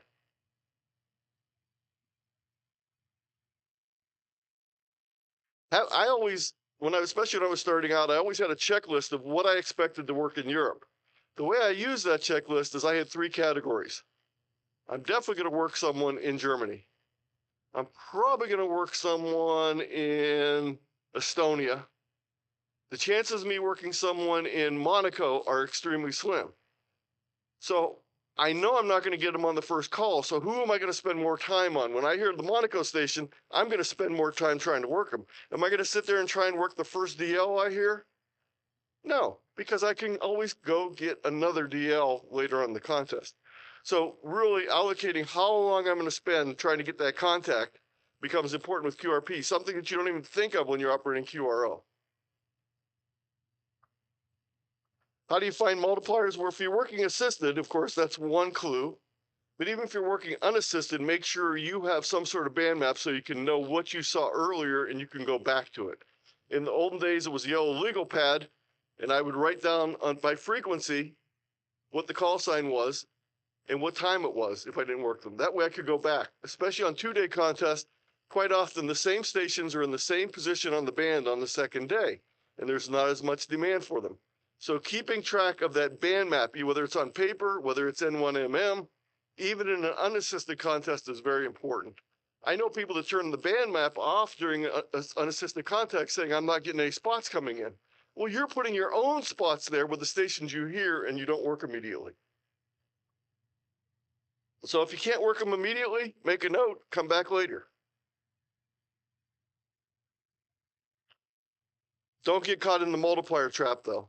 I keep talking about multipliers, but if you don't work any points, there's nothing to multiply the multipliers against.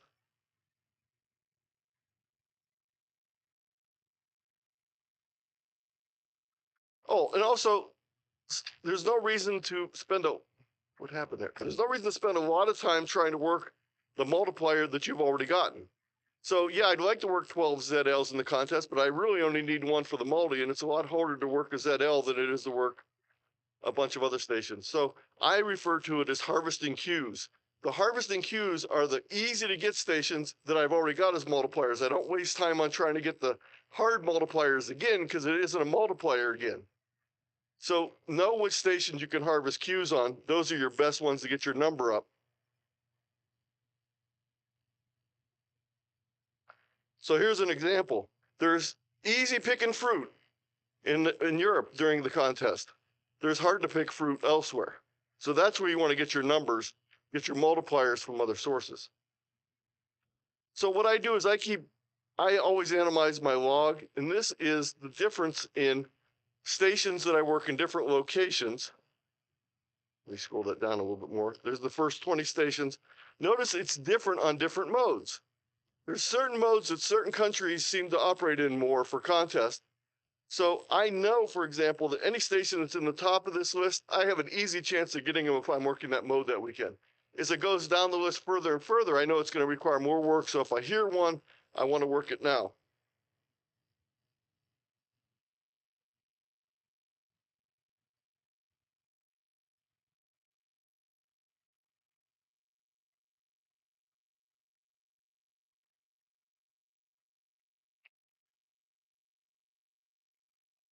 There's a great chart that was in CQ magazine in 2022 that Tim put together. And I mentioned to him yesterday that I really love this chart. I use it in a lot of my presentations. This shows you the letters that are most frequently busted in call signs for both phone and CW. And if you have one of these letters and you're constantly getting busted, you need to do a couple things. Either come up with a different phonetic, think about getting a new call sign, or take up a non-radio hobby. Now, you can take up FT8 or FT4 because they won't bust them there. But then it's a matter of how visually appealing your call sign is.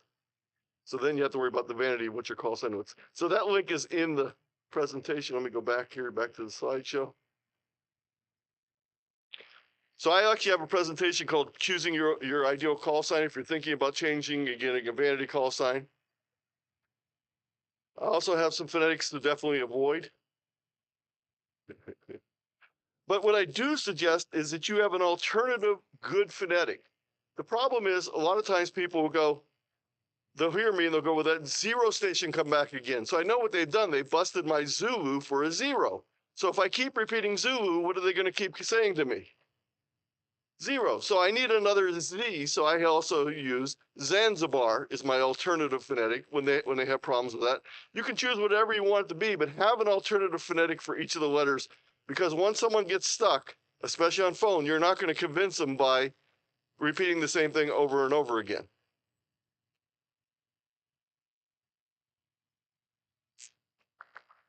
So the steps for QRP are easy. If you want to get started with it, turn your radio power down, try operating, borrow a radio, buy a radio, whatever you want to do. I have 15 tips here.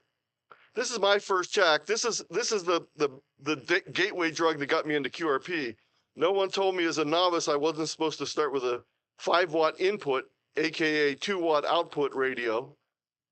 But I worked my first 50 states on that, and I worked many of my first countries. If you're interested in the Argonaut and the Tentec, I have a presentation on that called the Odyssey of the Argonauts. Here's my POTA and Field Day Shack in a Box KX3. I have a whole presentation on building go boxes like that.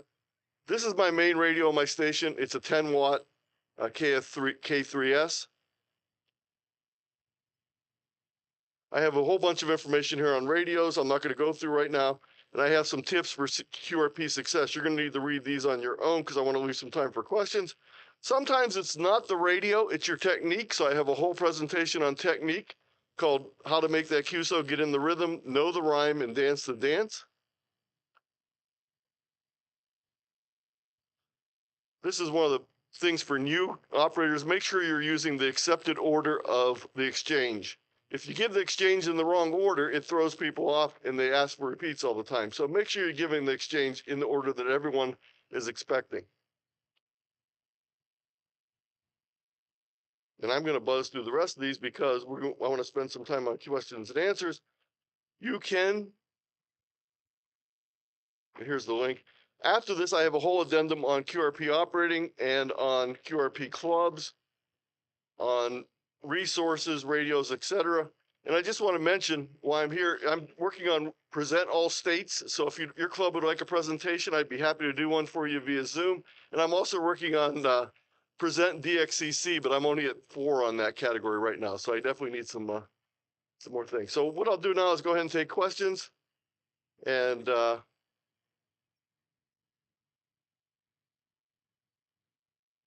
someone's calling in. They want me to present in another country. Questions? Comments? Is anyone crazy enough to do this stuff besides me? Way in the back. Yeah, okay. Another crazy person in the back. Yes. What's your antenna system? Well, my antenna system, well, let me talk about what I had and what I have now.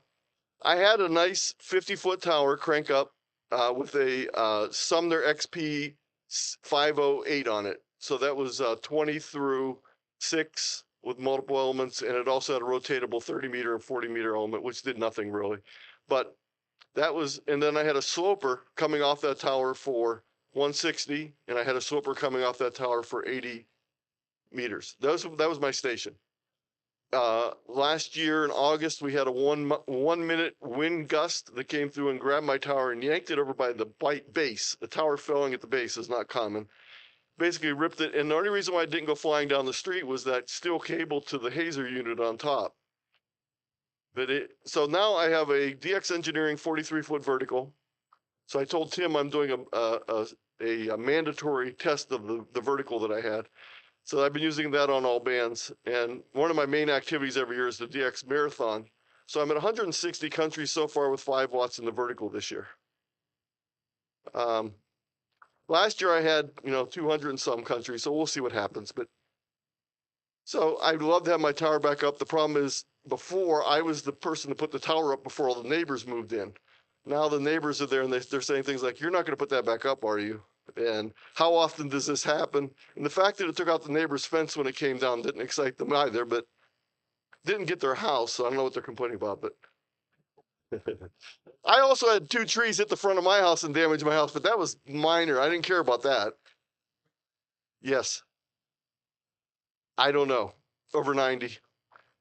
Yeah. And I think what happened is I think if you look at the bottom of the tower, I don't have the slide to bring up here, but if you look at the bottom of the tower, it's twisted. I think it torqued the whole thing. It just grabbed the beam and torqued it. Yes. I know you didn't want to talk about suggested radio. Yes. But just the other day, I got a question from a blind ham I'm mentoring. He said, he wanted to get in, and I suggested he could use it for a radio, but he was thinking he wanted something different. Well, the Elecraft KX3 or KX2 both have CW response tones when you press a button. So you can turn that on. It's built into the radio. So when you press a button, it'll give you a 1 or 2 letter readout to know that you pressed the button. So that's probably what I'd be looking at, would be an Elecraft KX2 or KX3.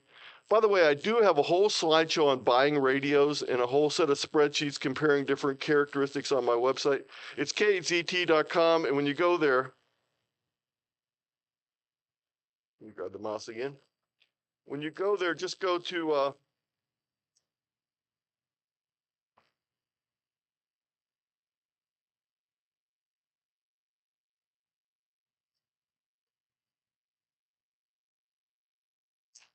right here is this list of all my presentations. You can just click on that and it will give you the slideshows, videos that have been recorded of me by various people.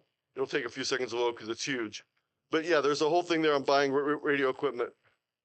Also, I just did something I want to mention that you can share with your friends. I know we're always trying to get people involved in content. How much longer? Am I expired? 20 seconds. 20 seconds. I'm going to say this anyway. I just did a presentation last week on getting technicians involved with the ARRL VHF UHF contest. And it goes into detail of what you can do even with just that handheld you have, or if you have a multi-band radio, what you can do with it. So go to my website and there's a link for get on the air with the amateur radio as a technician. Here we go. Okay, is that 20 seconds? Thank you. You're welcome.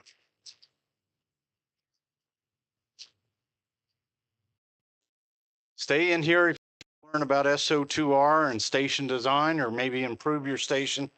Randy Thompson's going to do one more presentation here. This is a good Q&A session. If you have any questions, now is the time. Come on up, Randy. Yep, we will. Yeah, only the mouse works. You can't, Randy, only the mouse works. You can't use the keypad. That's okay. I'm not using any presentation anyway. If you have any more questions, I'll be out here. All right, you have 1 minute to talk amongst yourselves.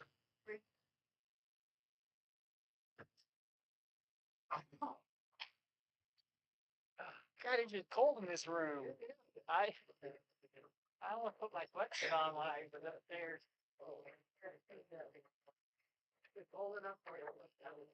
Remember how cold it was at the stove room with the cross laws and all that? It's tradition. I think somehow when they close the doors. Yeah, that makes me what happens. We're going to get to all the AC. My question is, what happens if you're traveling? Well, it's funny. I was falling asleep a little bit during LPL stock. I should have gone up and taken a nap, but I wanted to hear what he had to say. And then So my talk is going to slide around. Basically, you know, use the waterfall and find your you said what it is. Yeah, it was funny because KW1X, we're always having this running thing about it. He never touches the dial. Just like, look at that. So happy to hear you say that. Okay. The modern way of operating. The mouse is real. All right, we send all the riffraff out of this room now.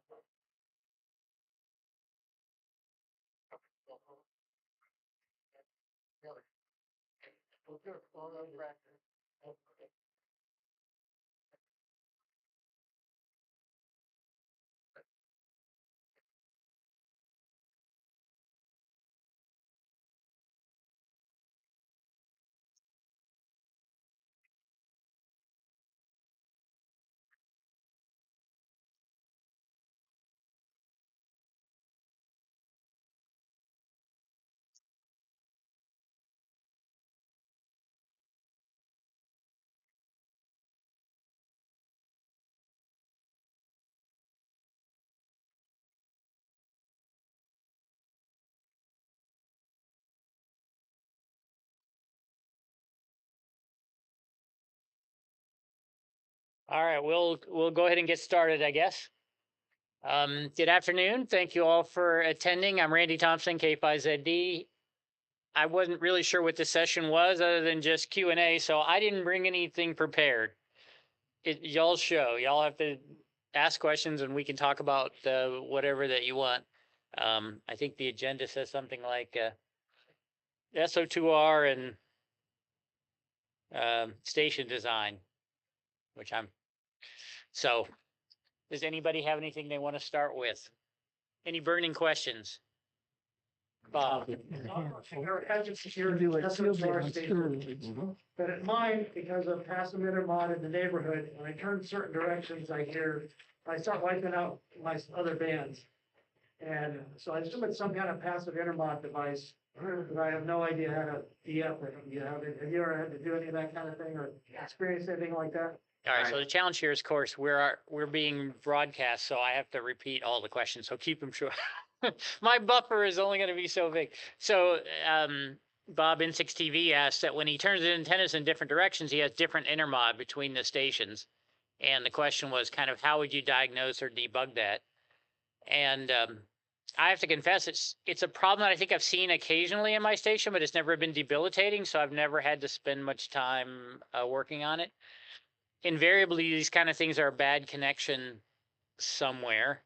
And given how many connections there are in your average multi-antenna station, it's kind of luck of the draw, I think. The directions that you point should give some indication as to at least where the pickup is coming from. But no, I don't have, there's no magic. I mean, it's all magic, which is why I have no concrete advice. On my station, everything is low. I do all the bandpass filters before the amplifier, so it's all 100-watt stuff. And then I use coax stubs to do a certain amount of things. So what I notice in my station is more when I turn the antennas, I hear different noise sources from my neighbors, but not so much different from from what I'm making. And I live in New England, so all the antennas are pointed northeast all the time. So there's really not a reason for them to ever turn. Which stubs do you find most effective with band? I mostly use them to keep 40 out of 20 because that seems to be the biggest one. And then I also have one for 80 and to limit 80 into 40. Because on CW, that's where you're going to see the most of the issues. Between 40 and 20 several times, but I never really had much success.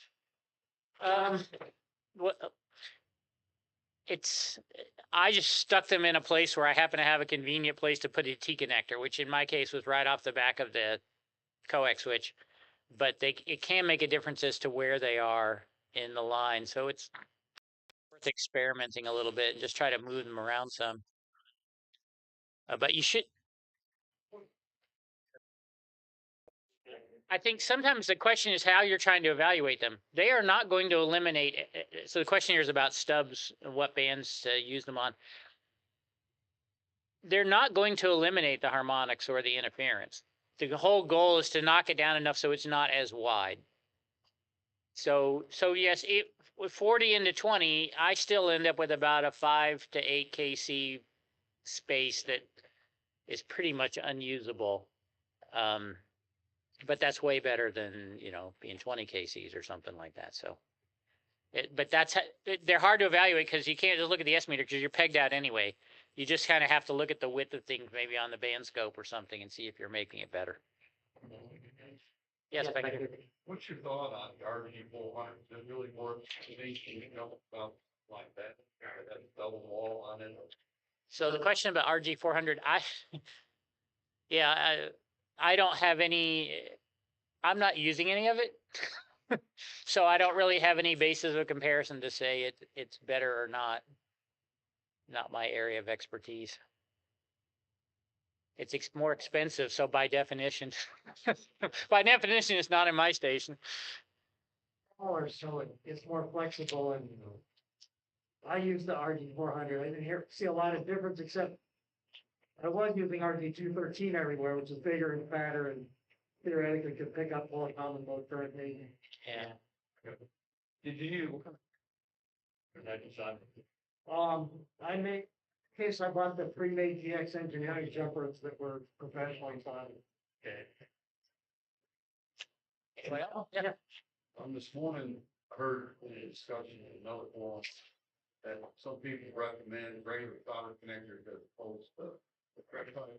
What's your thoughts on that? I mean, I think solder center conductor on the crimp pipe, you should have a pretty good connector.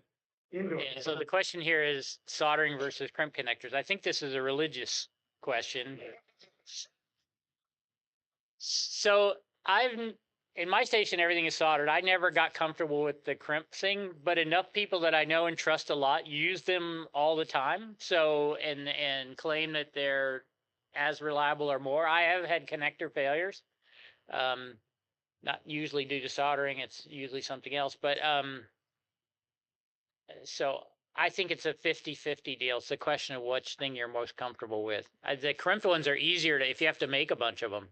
They're a heck of a lot easier. But if you just do it every once in a while or something, I don't think it really makes that much difference. Martin? Sure. Quality of the crimp. A good crimp is exactly identical to a soldered something. Yeah. The point of crimping is to get metal to metal contact. Right. Well, metal to metal, different issue. Not crimp versus solder. Good crimp versus bad crimp. Right. Yeah. Well, that just kind of helps maybe keep it from corroding or something. But I've seen crimped connectors that were sawed in half, and they are every bit as good as the soldered ones or better. It's just something about it seems counterintuitive that it would be better.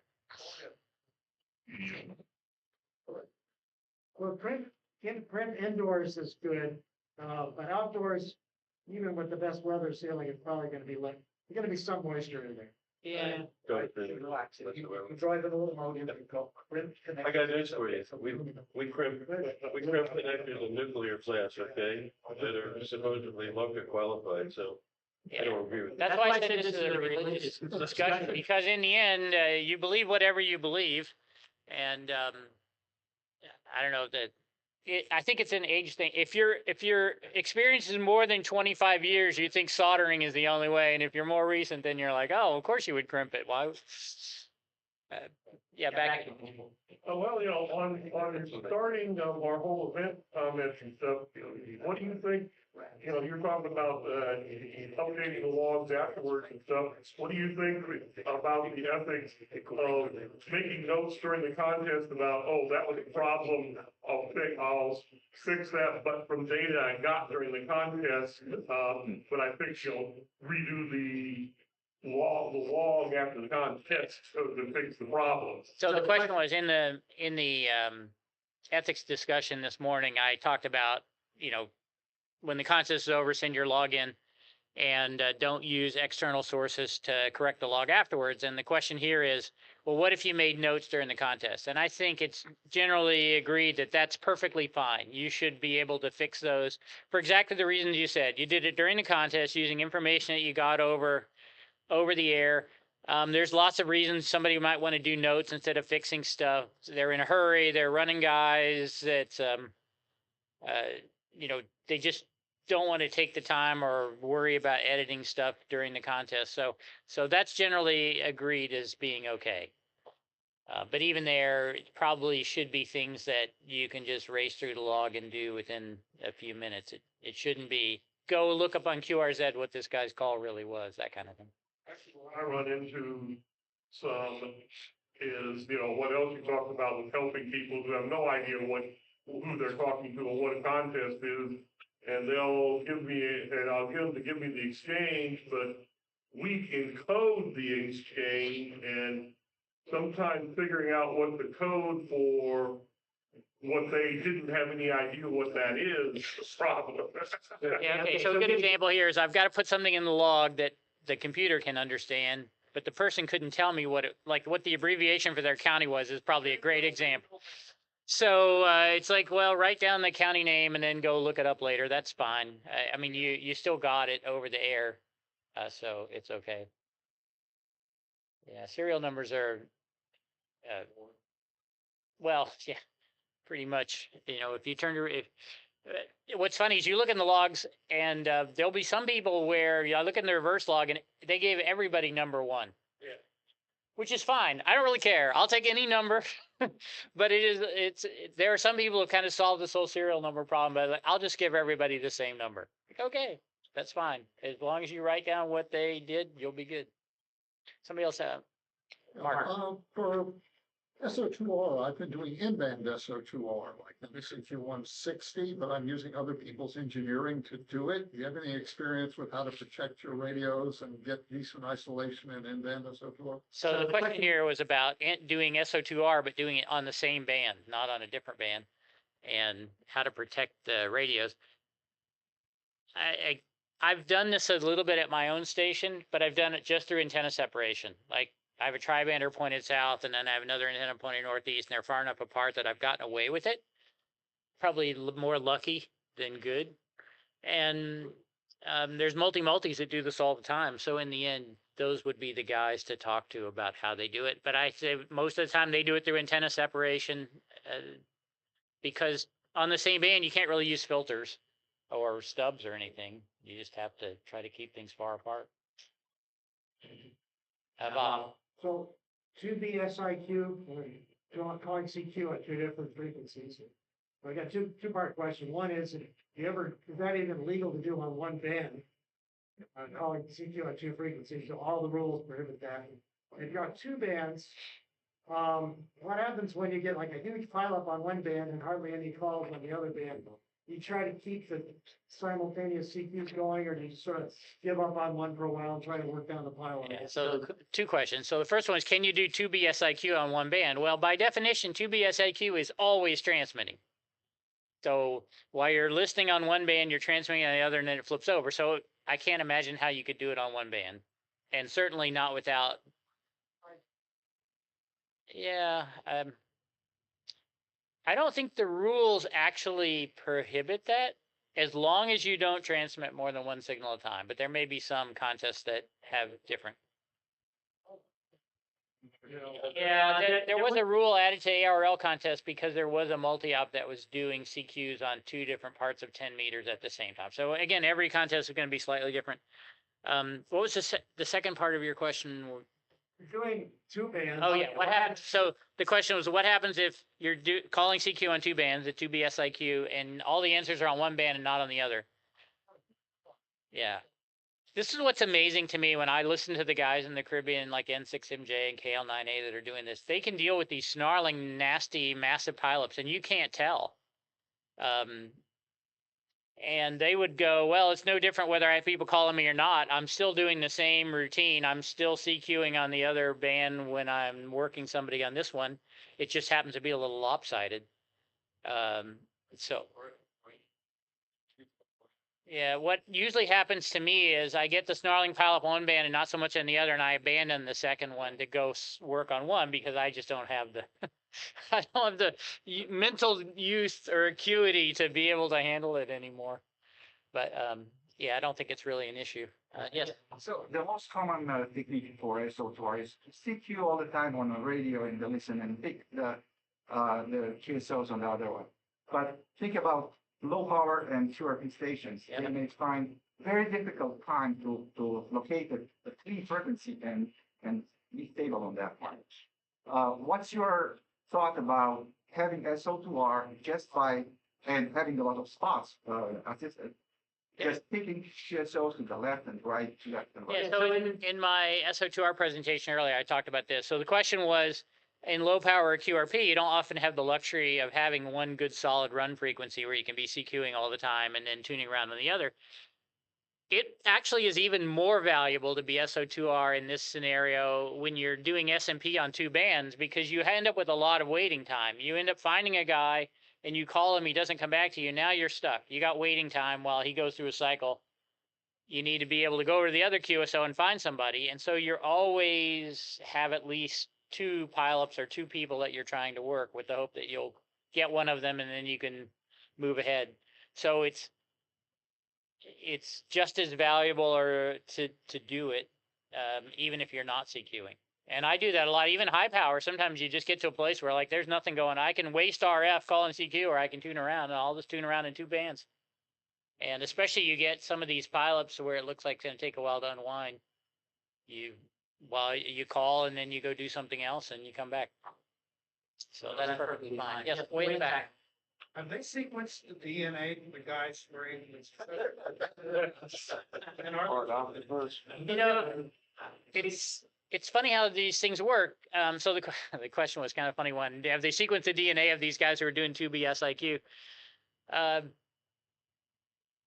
There's probably some commonality deep somewhere, but it's just one of these things where 20 years ago, SO2R really did mean CQing on one place and tuning around on the other. That was just how it worked. That was the assumption. And then somebody brilliantly got the ideas like, hey, if I set up the timing right, I can CQ in one place and then CQ in the other place and work people in the off times, and I can run on 2 bands at once.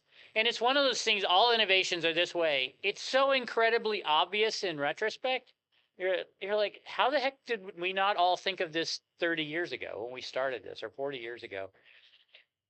But it's just, it requires another level of code proficiency and energy and effort. And when I talk to KL9A or M6MJ or N2NT or any of these guys that are doing this, or CT1BOH, these guys practice. KL9A and N6MJ will practice 30 minutes a day on 2BSIQ in the months leading up to the contest. So they'll sit down with their Morse runner on 2 Morse runners and their logging software, and they'll just sit there with the thing cranked up to pretty fast speed, just practice working guys back and forth to see what they can do. And, I talk about that in almost every presentation, that we don't talk enough about practice in ham radio contesting. We kind of assume that everybody's just naturally good at it or something. And you can get good at it by doing lots of contesting, but these guys have taken it yet to another level by saying, we're going to sit down, we're going to practice copying code, alternating one ear to the other. And they learn a couple of things from that. They get really good at copying code. It's important. They get really good at the keystrokes and the flow and the mental process of switching back and forth and making sure they're keying everything in correctly. They also get a little bit of practice because of the way Morse Runner works, of, the whole thing about when you mess up. To me, a big part of the practice of 2BSIQ is not dealing with it when everything is perfect. It's how to handle when you get messed up.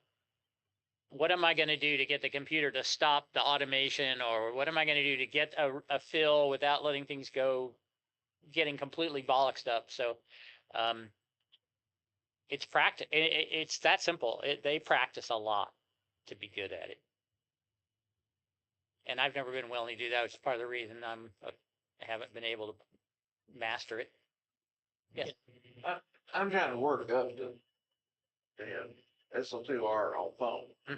And something you said, when you're talking to somebody running SO2R, and it's aggravating, because they'll call CQ, your reply is 15, 20, 30 seconds for their come back. And then they get mad when somebody jumps on the frequency because they don't think it's in use. Yep. I sort of feel like, if that's your rate, you don't need to be doing it. Yeah. The contest is hyper. The contest is speed, and you're waiting and waiting and waiting when you got to come back, So the question about sideband, but it's pretty general one. We see this on all the modes. Guys doing SO2R or 2BSIQ, they will call CQ because they've got the auto CQ thing going, and you answer them, and then they don't respond. Highly likely that's because they're tied up doing something on the other radio.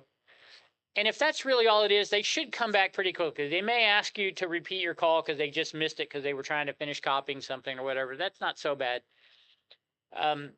What I notice a lot of SO2R guys do here lately, and you see this a lot on phone, is they'll go off to chase a spot.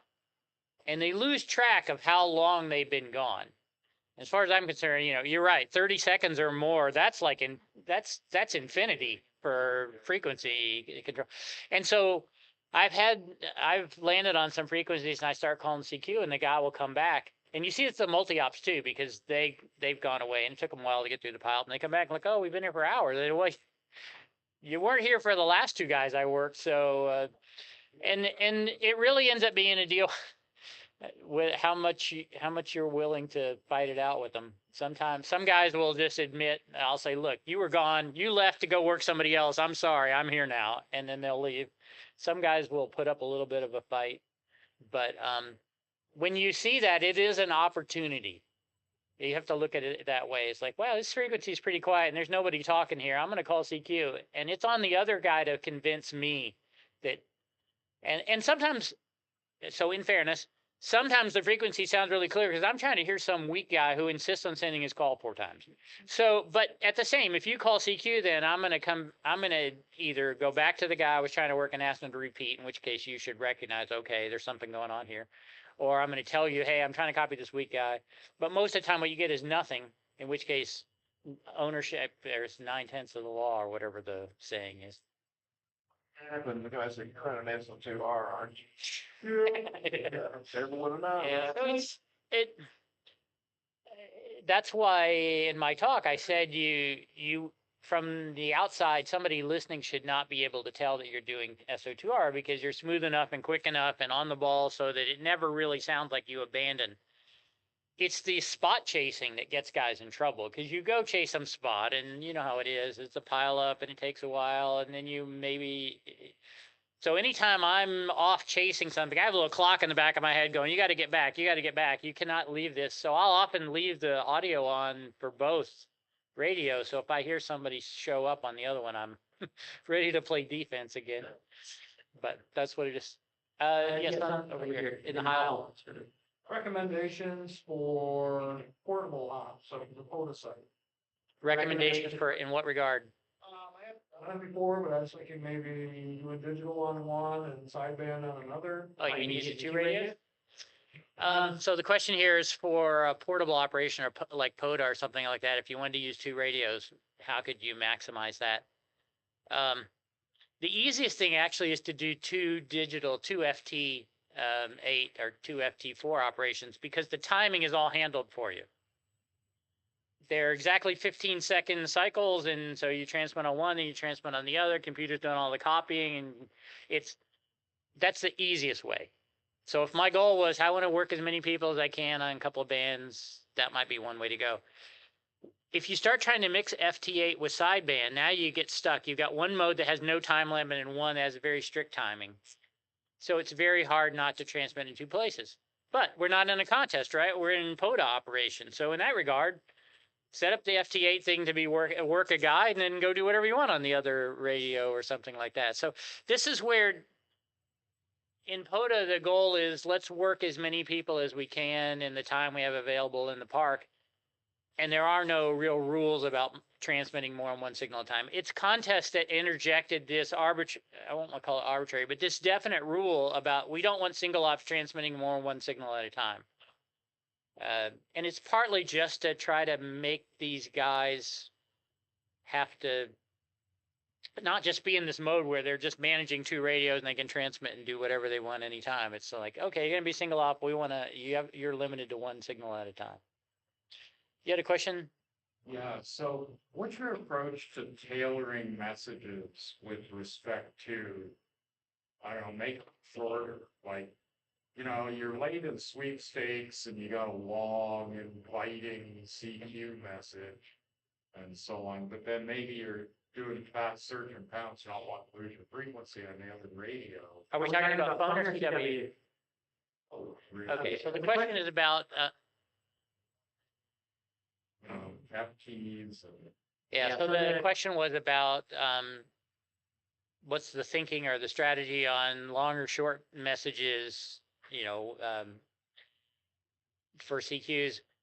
Most of the time, I prefer to go with short messages. I'd rather give people more opportunities to call me. It's funny, have you ever tuned across the band and you find some guy calls this really long CQ and you heard him almost from the beginning. You spend the whole time and like, come on, be done. Now, in reality, over the course of his long CQ, depends on the activity, whether, to him it may seem like it works because he calls a long CQ and somebody calls him each time. So therefore, it's a win. But anyway, I digress. So I like short CQs, like CQ test, K5ZD, and that's it. Then I pause, see if anybody calls me, and then I've got the repeat on every 4 seconds.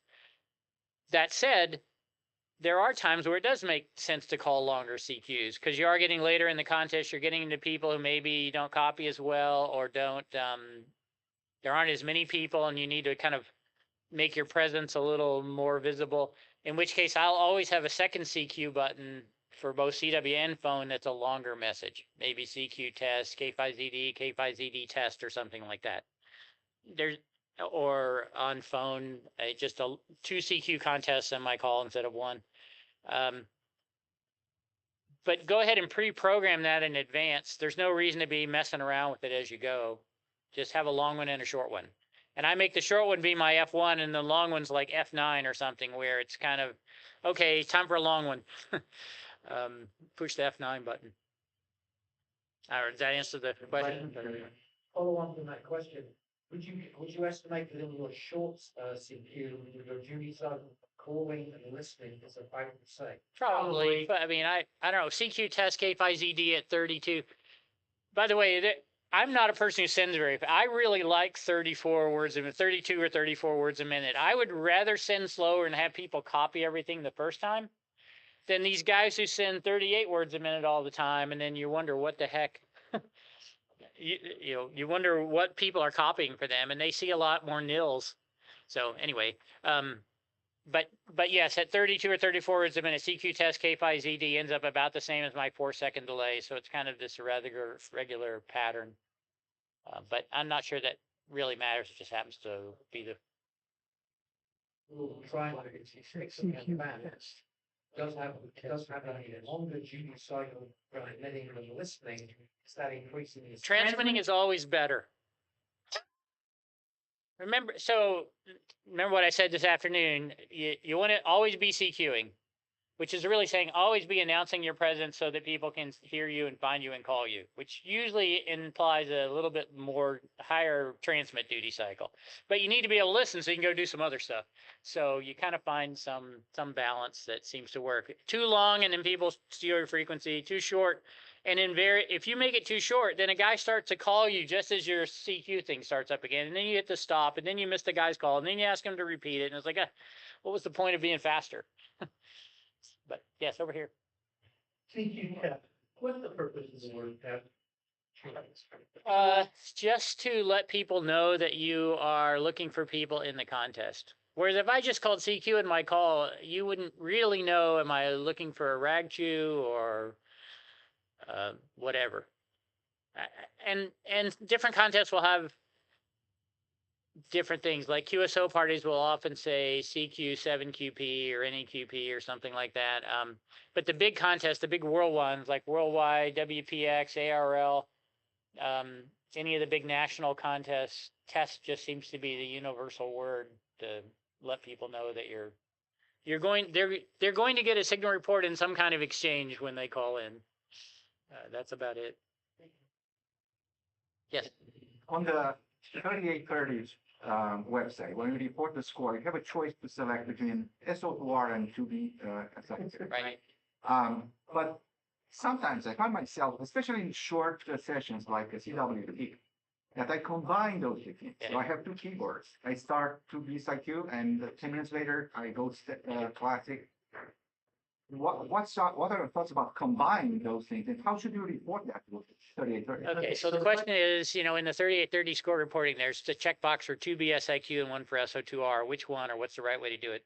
Not sure there's a convention for this, but I look at it this way. One of the things that now that we have databases and all the scores are reported online, whether it's 3830 or the real contest results, we now have the ability to put more information, more metadata around the score so you can tell something about it. So what WA7VNM has done with 3830 is say, hey, let's give a way for people to indicate that, hey, they use this technique or this capability so people can start to better compare how they're doing against others that are like them. In the case of 3830, it's all just kind of reported, hey, here's what my activity was. So it doesn't really, it's really up to you how you want to report yourself. I don't know what happens if you actually check both boxes. I always just check usually one or the other. Okay. Oh, just one. Well, then do whichever one was the highest level thing that you did. All right, we're done? We're done. All right, sorry, I'll be around if we have some more questions, but thank you all for your time and attention. It was good questions. Great session. We're running them. Rick,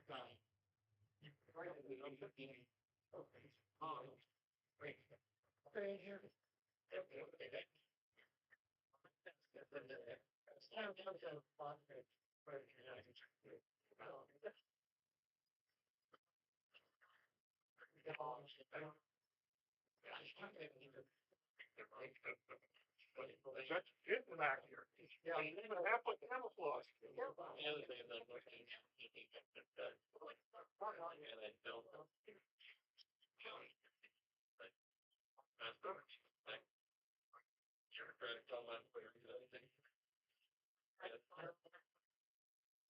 Well, I can, and if I was doing it, but it's a royal failure too. But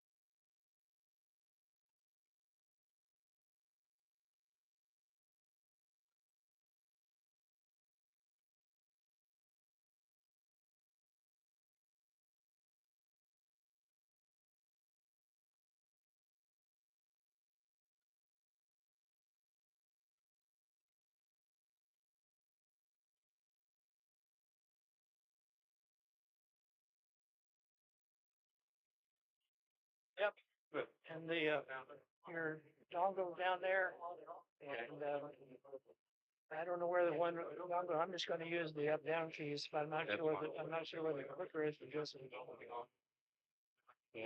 That's your thumb drive. Yeah. I put the little USB thing in there, so that's put away.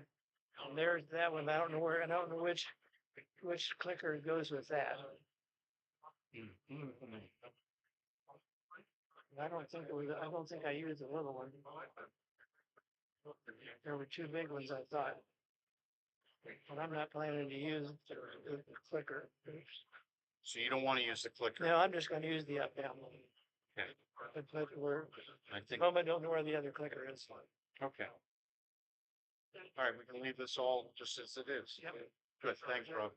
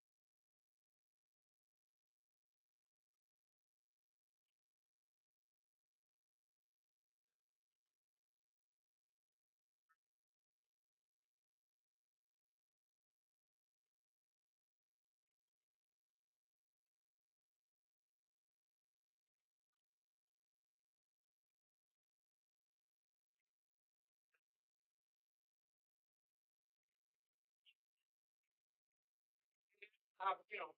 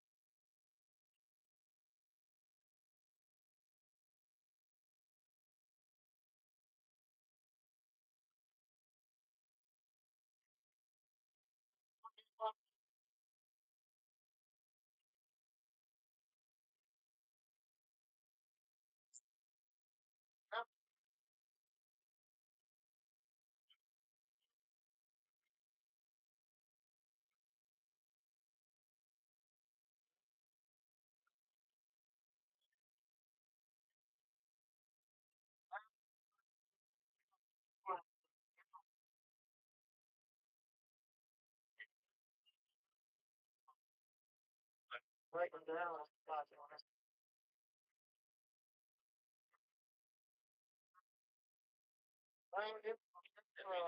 It feels like the water cloud down inside the house.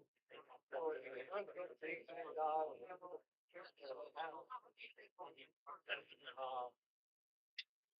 it makes it funny. I'm not up to the year.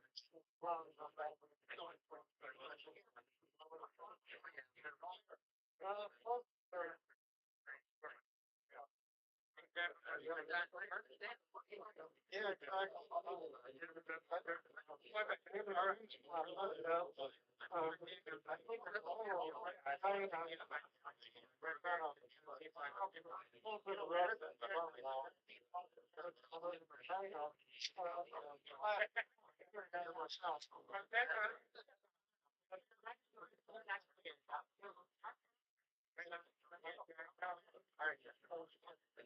Yeah.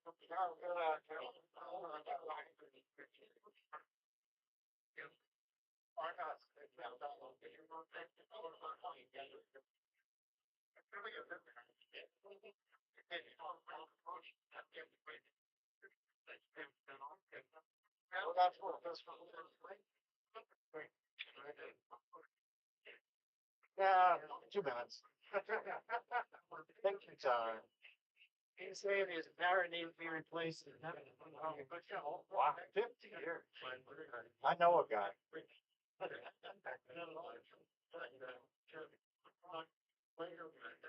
My first tower went up when I was 16. And it was in TV tower, not road tower.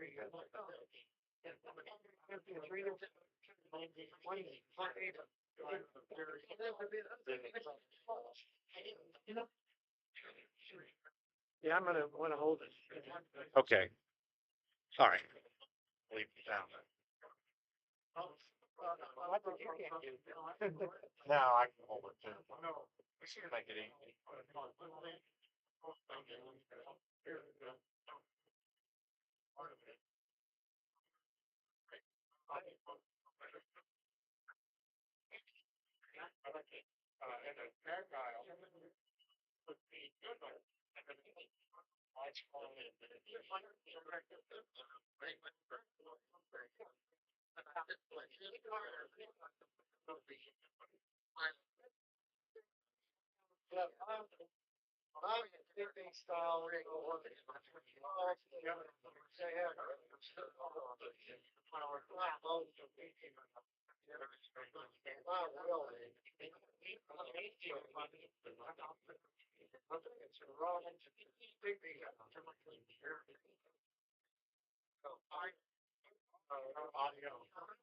Should be switched over. Okay, good. They just, the mic down here for some reason. Yep, that's good. I'll take it. Thanks. Okay, everybody should find their seat. Find their seat. Are you having fun? Did you have fun today? As Mark said, this is the best hobby in the world, and we're all very fortunate to be a part of it, and we're glad to have you here at Contest University, and we hope you come back next year because we'll have all fresh topics and fresh material, and we will be riding high with the sunspot cycle peak in 2025 that we've all been waiting for. So along the way, we're going to have a few solar storms. That's okay. We'll get over that. Few housekeeping items. There are still maybe 2 or 3 books left for sale. There are T-shirts. Terry, some of this year's T-shirts are for sale as well out at the registration table. So don't wait on your way out because Terry and company are going to close up shop pretty quick. And hope to see everybody tomorrow night at the Top Band dinner and then the contest dinner on Saturday night, the contest forum on Saturday afternoon. The antenna forum is tomorrow afternoon. So lots of great things going on at Hambention. Okay? So with that, our final presentation of the day, please welcome Rob Sherwood, NC0B. Thank you, Tim. Well, a lot's changed in 10 years, and are you considering a new radio? I'm about to talk about cleaner transmitters and some popular rigs. So what I'm going to emphasize today, choosing a new rig is subjective. There's lots of great rigs, but they're different. And how are you going to pick it? And what's your typical day?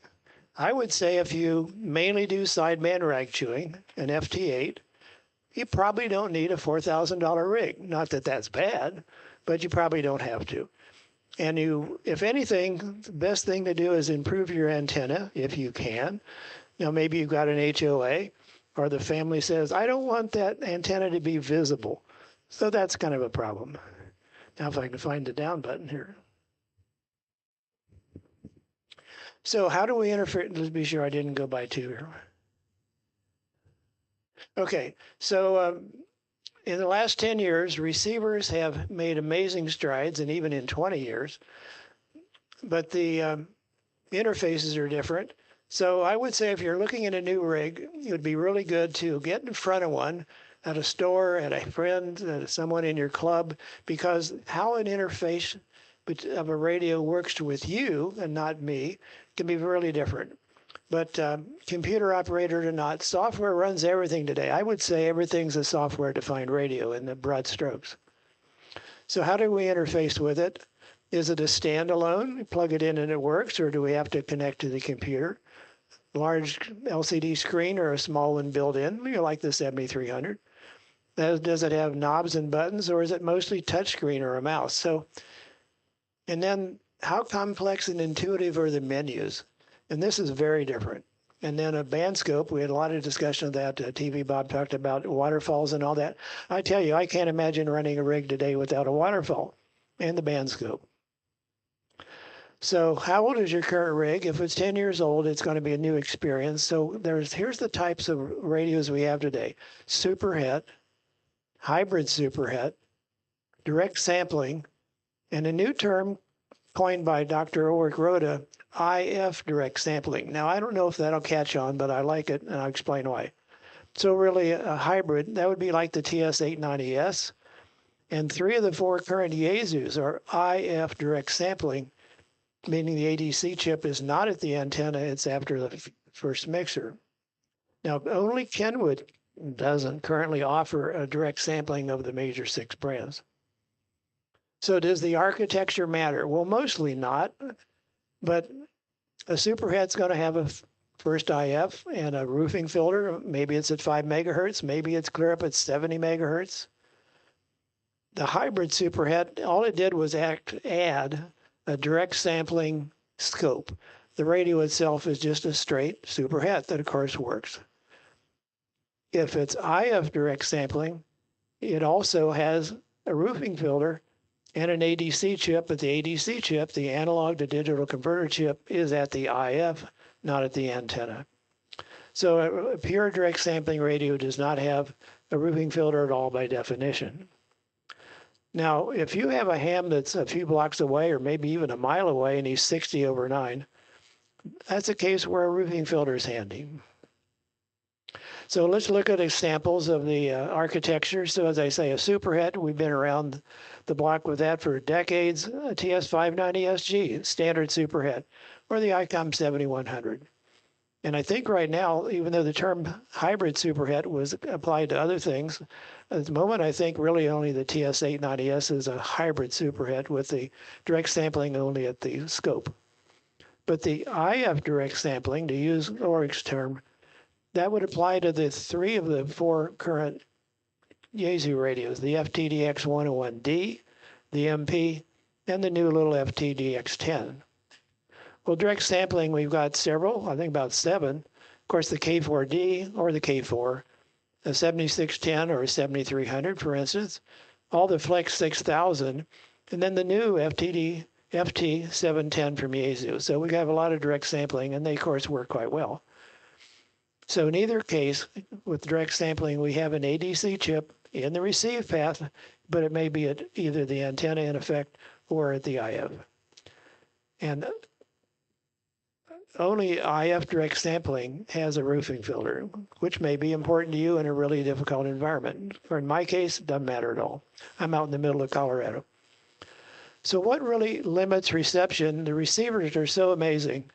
It really comes down to CW key clicks that are 100 hertz away, or splatter on sideband. The guy's up to band 3 kilohertz, maybe 5 or 10 kilohertz, who knows, and the splatter is in our passband. So if you've got the perfect receiver, if there was such a thing, well, if the splatter or the key clicks are in your passband, there's nothing you can do about it. And then for transmit composite noise, we don't get a lot of press on that, but if you participate in field day with multiple transmitters, you may well have run into that where another transmitter is putting out broadband noise and driving you nuts. So it's usually a case where the signals are extremely strong. Of course, field day would be an example, but a multi transmitter environment like K3LR, or in that case, in addition, the roofing filter is handy for the multiplier station. So you just have to decide what works for your environment. So the challenge, clean up the transmitters. Since we all share the bands, we'd rather have less QRM. So how can an OEM, original equipment manufacturer, improve things? Now, competition really has made astounding improvements over 20 years. I'd say the Orion 1 was kind of the start of it. And then, of course, the K3. So massive improvements compared to what we had over 20 years ago, when all we had was about 70 dB dynamic range radios. But can competition do the same thing on the transmit side? And I don't know. I hope so. And does the average ham care whether his signal is wide? We certainly know some people overdrive their linears, and that's awful. So hopefully we all care about having a better signal on the air, even though we'll say, well, if I'm wide, the QRM will stay away. But that's not the way we want to operate. So what bandwidth is appropriate? Well, let's look at CW. Call it on-off keying modulation. So if we have a brick on the key, the signal is very narrow. But we're sending something like everybody's 599. So once we start sending a helpful signal report like that, you're going to have a bandwidth. But it has to have some necessary bandwidth, but we don't want excessive bandwidth. And on sideband, whether it's a 2.8 kilohertz bandwidth or 2.1 or even 3 kilohertz, that's really not the problem. It's the added odd order distortion products that cause the intermodulation that makes your signal maybe 3 times as wide as you really think it is. So how can this be reduced? Well, the ARRL started about 1.5 years ago with their Clean Signal Initiative, and there'll be a presentation tomorrow at noon for about 50 minutes to discuss the product. I'm the vice chair, and we'll have George Spada from the league who does all the testing now for the QSD. He'll be there. And Mike Ritz, who kind of pushed this to go get the ARRL on. So I would say probably every rig on the market right now is a current product. We could reduce key clicks with just a firmware update, whether it comes in through the internet or a thumb drive or however we do update our radios today. Almost they're all upgradable. So we could reduce key clicks if the OEMs say this is important. Now, splatter on sidebands, more complicated. It'll take more than just an update, but pre-distortion is what's currently being offered by 2 companies. And that's kind of like negative distortion. In other words, we know that nothing is perfectly linear. So if we take the signal and in effect invert it and feed it back in, we can drastically reduce the splatter on single sideband. So right now, the OEMs offering that are Apache, and they call it Pure Signal. That was written by Warren Pratt and our Zero V, who happens to live in Levelland now. It's about 50 miles from my house. And then ICOM's digital pre-distortion that came out Thanksgiving Day. At that point, it was just on the Japanese website, but with Google Translate, we figured out how to install it in a 7610. But that's the only rig that ICOM has currently that does the digital pre-distortion. Now, for quite some time, Yaesu had Class A, particularly with the 200-watt transmitters. There were 200 watts PEP, but on Class A, they were rated at 75 watts, which would drive most linears. The 101 MP now does not have that, but the 5000D did, and the Mark V, they offer Class A at 75 watts. Even though this is not a typical problem, the transmit composite noise is an issue, particularly if you've got a signal that's really strong. That's probably not fixable with firmware. So some tips from contesting experience. If we look at the receiver settings in the band scopes, we can see what's going on. If you see a direct sampling band scope and a signal that looks really bad, it's really bad. You can't get away with, let's say you went to a QSO and broke in and said, your signal is pretty broad. And a typical comment used to be, well, I'm overloading your receiver. You can't get away with that excuse today. Now, how do we optimize our receiver? We have tools, and the tools are a preamp and an attenuator, amongst others. And so they're useful, but not consistently. I had a ham that was here some years ago at CTU. He said, QST said my receiver is most sensitive if I run preamp 2. So I run it all the time, even if I'm on 80 meters. Well, that's just crazy. So these tools should be used appropriately. And let's look at a couple examples. This would be an 8-VRL 10-meter contest. It happened to be 2018, which was the bottom of the sunspot cycle then. We can see there were plenty of stations. There were 20 stations or more in a 10 kilohertz swath. But look how weak they are. So I had my preamp on. It's 10 meters. And if you look at the lower right-hand corner of the audio peak filter. Now, I happen to use the audio peak filter just to reduce noise, but some like really narrow. That's up to you. But I just like to reduce the noise, which is fatiguing. So I don't squeeze it down to like 50 hertz or something. But that's personal. Now, we look at the contest the week before, ARRL 160.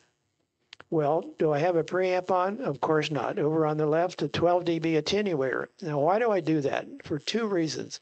Well, it's going to increase the ability to handle really strong signals that are probably local. So in other words, the dynamic range is going to be optimized for signals that are massively strong. It also raises the AGC threshold so that the AGC is not running on band noise. There's no point in that, particularly if you're a search and pounce operator like I am. I don't want to hear band noise as loud as every signal I tune in. So I go between signal A and signal B, and band noise is just blasting me out. But if you, in this case, with this rig, increase the attenuation, I will have a signal that is a reasonable level, but then the band noise is less. The following year, from 2018 to 2019, I didn't have a new rig to test, to evaluate in a contest. So I said, okay, I've got my 7300 and TS990, vastly different radios in size and weight and cost, but I'm going to run them as similar as I can. Well, the 7300 only has a 20 dB attenuator. So I put the TS990 for 18 dB and ran the whole contest that way. Well, I'd never done that before. I'd always only ran 12 dB attenuation on 160, and this time I was running 20 or 18. I loved it. Now, did I have to turn the volume up occasionally? Yes, because a few signals were down there at the noise floor. But for the most part, people were strong. Look at all those strong signals there. They're like 50 dB signal to noise ratio. But look at the other thing that I happen to capture, where it says key clicks 5x. There on the band scope, look how wide that station is. Comparison over on the right where it says clean. Well, that signal is like 3 dB weaker. That would make no difference. But look at the one on the right, very narrow on the band scope. The waterfall is very narrow. And we go back on the left, and look how wide he is, not only on the band scope, the waterfall shows the same thing. And then just look to the left of that key click, and there's a tiny little signal that's trying to peek through his key clicks. Now, I don't remember if I worked that guy or not, but it certainly would have been easier to work him if he had been near a station that was nice and clean like the one on the right. So you can see that little signal in the waterfall too. So that was reality. Antenna noise gain, that's a term I like. Frank Donovan talked about it today in one of his talks. So how do you know when to turn on the preamp, which is your tool, or turn on the attenuator, which is another tool? So in the upper bands, I like access to my dummy load. I'm kind of a techie nerd, but Frank said just open circuit's okay, or just unhook the antenna. But it's real simple. If you just have a spare alpha delta switch, or maybe you don't have all your antenna ports used up, hook up your dummy load. And then you go between your dummy load at whatever noise is coming out the receiver, because every receiver has some level of noise. Then you switch to your antenna on a given band, and let's say 15 meters.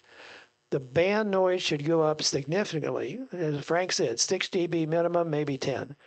In that case, you know you've got the optimum preamp. If you can hardly hear the antenna connect, you got a problem, either with the antenna or you just don't have your preamp right. Now, in 6 meters, I've never used a radio on 6 where I could get away with no preamp at all. Sometimes I couldn't even tell the antenna connected, or maybe 1 dB measured on a meter. So there's the case. Antenna noise gain, you'd like 6 or 10 dB. but then you're on the lower bands. Well, as I say, there's no point in your receiver AGC running on band noise. So either use attenuation, if that's the way your transceiver works, or if you have a Flex or an Apache, there's a slider that adjusts the threshold, so you can do that too. This does not hurt sensitivity. You think, well, how am I going to hear a signal with attenuation? Well, we're on 80 meters, or we're on 160, or even 40 meters. It doesn't hurt at all, but it makes the radio work better. So what do we really have today as far as cleaning up our signals with this pre-distortion, call it inverse distortion? Well, Class A is gone now. Yaesu no longer operates that on the 101D, on the 101MP. Right now we have Apache, and now we have ICOM. So this is a screenshot taken by W0IVJ in Boulder, Colorado, and I'm on the air in this group. And it's on 75 meters, 3652. And we really get to see the differences in what's available today if we have an OEM that offers pre-distortion, or in this case, what's called pure signal. That's just a term. So look at the signal on top on the waterfall. It's almost a perfect rectangle. You can see on the upper side band, there's a couple little spikes, but almost non-existent. And you can also see a little wobbly signal just above the sideband signal. That's probably a switching power supply, as Frank mentioned too. Yeah, it's really obvious that it's there. But then it was my turn to talk after the Apache. And by the way, that Apache was a 200D that's 9 years old, because pure signal goes back at least 10 years. So I was talking next there on the bottom part of the display. And that's a Kenwood TS890S and an Alpha 89, both fine radios. But look, I'm about 3 times wider with my splatter sidebands than my main signal. Now you have to be stronger than band noise, obviously, by quite a bit to see that far down, but that signal is really there. Well, what about the ICOM digital pre-distortion? Well, that works on the 7610. We haven't seen a PW2 yet, and at this currently have no idea if and when the DPD will work with a third-party amplifier. But look, in this case, I'm on top of the waterfall there with the 7610 driving an ACOM 1000. That's a tube amplifier, and tube amplifiers are 15 to 20 dB cleaner than solid-state amps, unless we can put it in the correction loop. But no correction loop here. Look how clean it is. Just a couple little dots there on the opposite sideband, but really nice and clean. And it just happened in that QSO with W5AP and W0IVJ. He had a Flex 6700 driving a Power Genius XL, and you can see similar sidebands as the one was the Kenwood. So this pre-distortion, I wish it really would catch on. Flex has talked about it for a long time. Eldercraft says the K4 will have it someday. So this would be great if we'd have 4 companies that offer this, if not more. So is it time for a new rig in your shack? Well, there are lots of choices, particularly if you're going to potentially stress a radio. So operating contests or pileups or whatever, the expeditions, of course. If all you do is rag chew on sideband, which is fun, and operate FT8, you probably don't need a newer rig. But of course, the newer rigs all have built-in sound cards. Makes it a lot easier to set up WSJTX or other digital programs. So, the newer rigs have an advantage for sure. Now, this is a list off my website. If you've ever been there, there's 150 radios there, some receivers, mostly transceivers that go back a long time. This isn't the top 1, 2, 3, 4, 5 down to 25. This is the top 25 models because there's some duplicates there. The K3 came out, then the K3S, and then there was a comparison between a Flex 6700 and a K3S on 10 meters. Plus, all the direct sampling radios have more variation than is typical of a superhet because each ADC chip, analog to digital converter chip, is different. So when you're measuring the dynamic range in the lab, there's more variation from chip A to chip B, or in other words, from sample radio A or sample radio B. So there's going to be duplicates in there that will say second sample. So this is the top 25 individual models. 20 years ago, you couldn't buy a 100 dB radio at close-in dynamic range. But look, that's right in the middle now. You go clear up to 110, and we've got a little KX2 at 86, astounding. And of these 25 rigs, I've used 20 of them on the air in contests, and that's just been a blast. And they're so different in how they work, but they all do a good job. So you couldn't go wrong by picking one of those. So that would be a good starting point. Pick one of those. Are you married to a brand? You've always been a brand X forever? No problem. Every OEM has a good product. And price range, all over the map. What fits your budget? So the price range goes from $1,000 as of the pricing last week to over $12,000. And the ergonomics, and I say the user interface and how you interface with the radio is what works for me may not work for you. So you really would like to sit down in front of one before you say, here's the dollars. And then in an urban environment, noise mitigation is really important. I'm out in the sticks in Colorado, almost no noise other than just whatever band noise is. So you may pick a radio because it has a better noise blanker, a better noise reduction.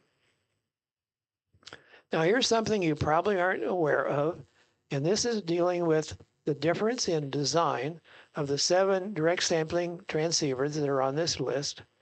Now remember, an analog to digital converter chip is way too noisy all by itself on the upper bands. You couldn't hear 10 meter weak signals without some gain ahead of this ADC chip. So on the right is the dynamic range of these 7 radios, and they're all pretty much 100 dB. You'd never know the difference between one or the other from that standpoint. But the noise floor, or call it sensitivity, is all over the map. Now, this isn't bad or good, it's just the way it was designed. Now, of course, they all have preamps. So you take the Flex, they have the highest noise floor or the lowest sensitivity without any preamp turned on. But they've got 2 16 dB preamps that you can put in series, so it isn't like there's a problem, but it's just designed differently. It's more designed for overload, just as it sits without the preamp on. But then the A4 has 10 dB more gain ahead of the ADC chip than the Flex. And then the ICOM has another 12 or 13 dB more gain than the K4. So all over the map as far as how it just sits there. Now, you may own that and you've gotten used to that, or maybe you sit down in a contest station, you've never seen one of these before, and have to realize how different they are. To give you an example, the K3 with preamp 1 has the same noise floor or sensitivity as the K4 with preamp 2. So it's just different. So with the Flex, I might run a preamp on 20 meters. If I had an ICOM, I'd never run a preamp on 20 meters. I'd be running attenuation on the low bands. So that's just how different the design parameters are. So current offerings, subjective. This is going to be comments from me operating all the following rigs in contests and what I found was different, something I liked or didn't like or whatever. But this is subjective, not lab stuff. And it's all going to be from CW contests and sideband contests. So comments on the Flex. Well, they've been really busy with military contracts, and that's great, dollars coming in. But they've been kind of focused on that. But besides that, they've focused on remote operation, and that's been very popular, and in contesting. Not a lot has happened on their DSP software, though, for a long time, and there have been some bugs that have been around for a long time. It annoys me a bit, even though I maybe can't work on a PC board that's got service mount components, but there's no schematics or service manuals published for the Flex. The non-M models, now the M models mean they've got like a tablet on the front and some knobs. So the non-M models are currently shipping after having the time when they couldn't. The M models that have the display on the front will start shipping this summer. And the Maestro, after maybe 2.5 years, is finally shipping again. And I just saw in the last week some scuttlebutt that tonight at the Flex Dinner on Thursday, they're going to announce some new rig. I have no idea what it will be. And then I'll be there actually on Friday talking about Clean Signal Initiative. So it'll be interesting to see what it is. Apache, I would say they've got the best noise mitigation. Warren just writes these amazing codes for everything from pre-distortion to noise mitigation. And it's just astounding that I can run a noise blanker on 160 in the middle of a contest and the noise blanker doesn't false trigger when you pick the spectral noise blanker, because it only looks at the CW bandwidth in that case, or the sideband bandwidth. So it's one of the two brands that have pre-distortion, and you saw what it was like, and quite a difference. I would call an Apache a fiddler's delight. That was a term by Tom W0IBJ. It's got so many features and check marks and things you can change that aren't documented. I don't even know what some of them do. So if you're considering you just got from your tech to your general and I want to buy my first HF rig, I wouldn't pick that. Also, even though QRP is fun and I operated QRP with a KX3 from Easter Island, I would say if your first HF rig, get a 100-watt rig. And get one you can just plug in and it works and doesn't need a computer. Just my opinion. So the Apache doesn't have the documentation I'd like. The product is made out of Australia, but all the source code and all the open source software that runs it is all volunteer. And that's all over the world, but with Warren there in Lebanon. Comments on the 7300. Well, it was a game changer 8 years ago, not because it was the best radio ever made, but it was the first direct sampling radio with knobs that you plug it in, hook up an antenna, power, and a microphone or a key, and it worked.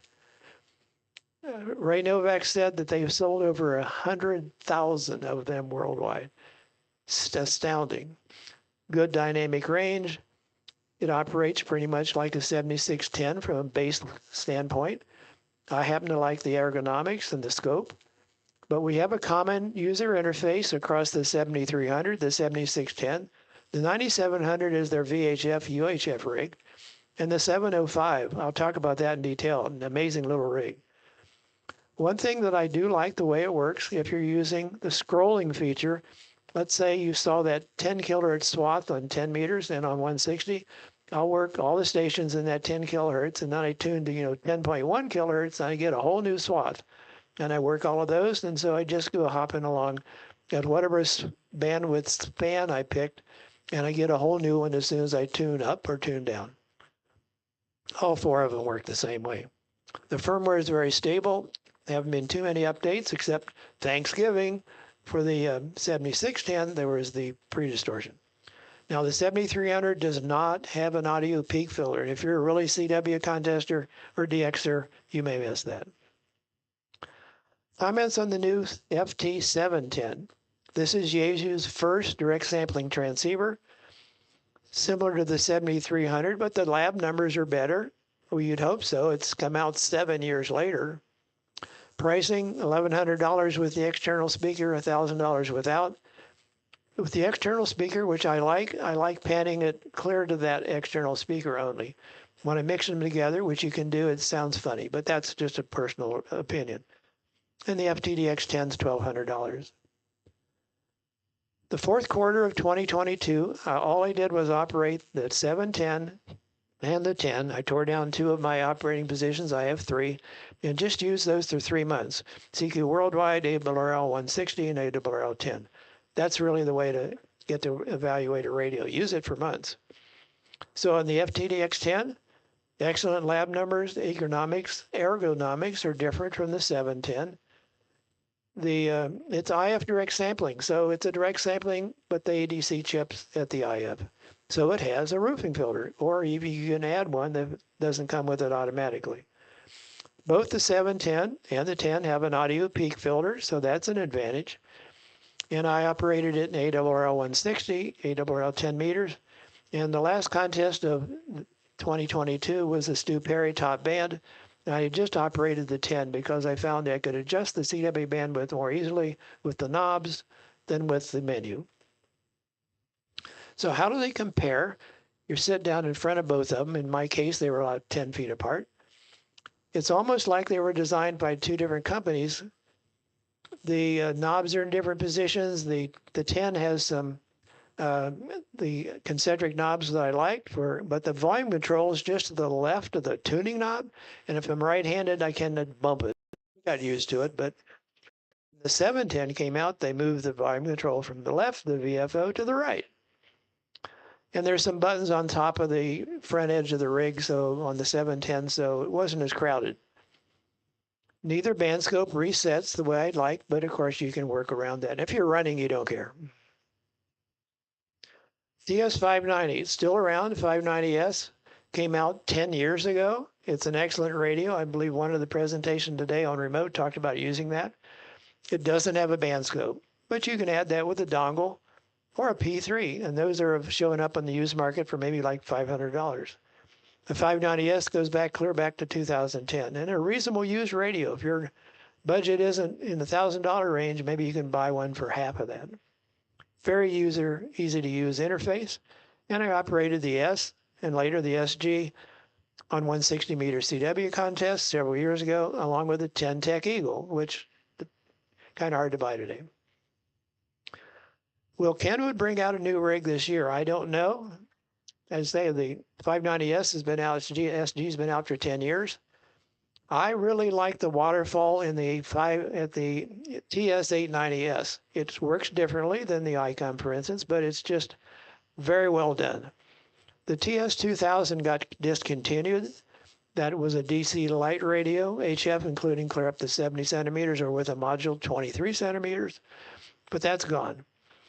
Last year, Kenwood announced a very nice and expensive HT, a D75A. I think it's around $650. But they've never come out with something to compete with the 7300 or the 9700, which was left the market bare because of the 2000s gone. In the last 7 years, everybody's got a band scope. 10 watts in a battery. You like summits on the air, parks on the air?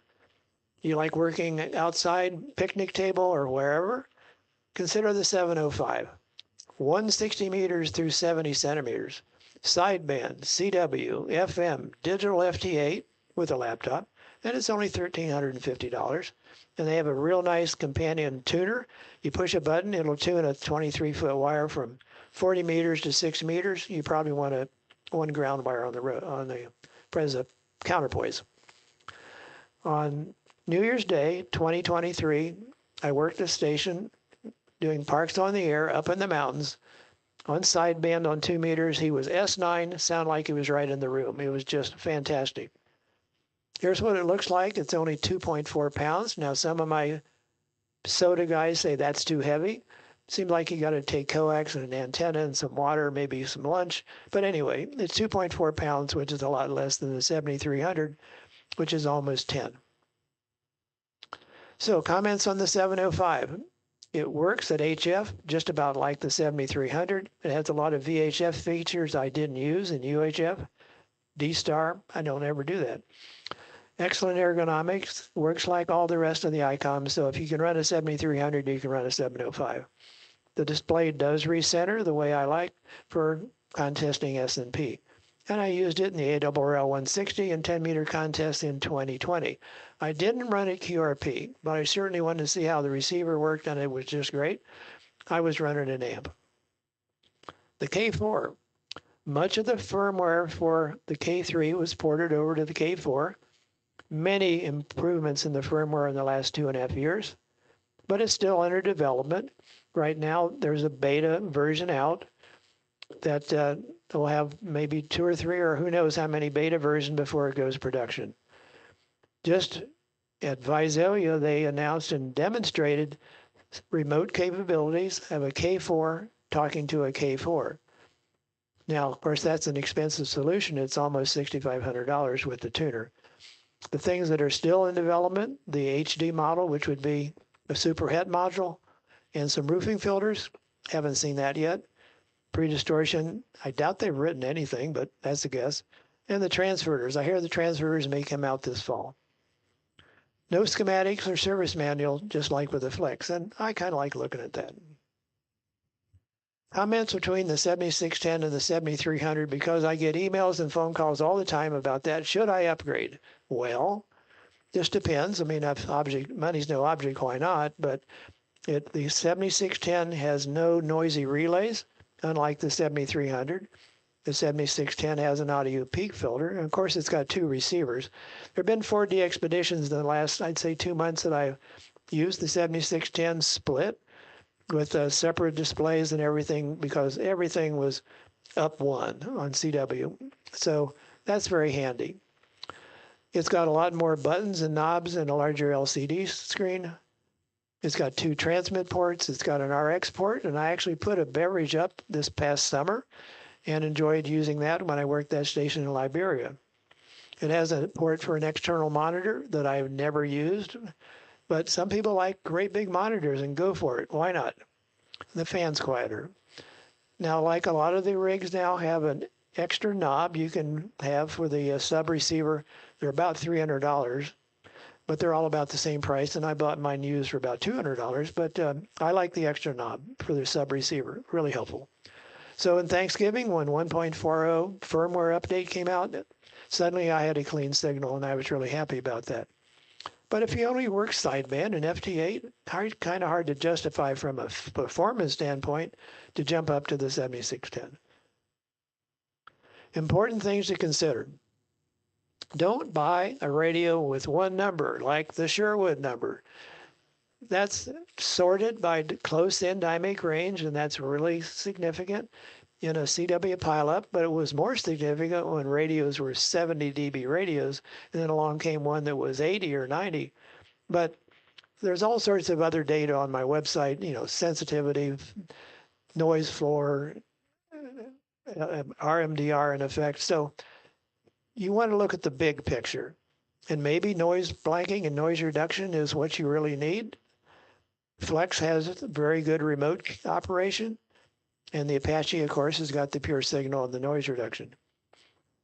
Whether you use an internal, external computer, that's a choice. And what will happen with this ICOM DPD? Will we ever be able to hack it in some way with hardware or software to make it work with an external linear amplifier? And I don't know.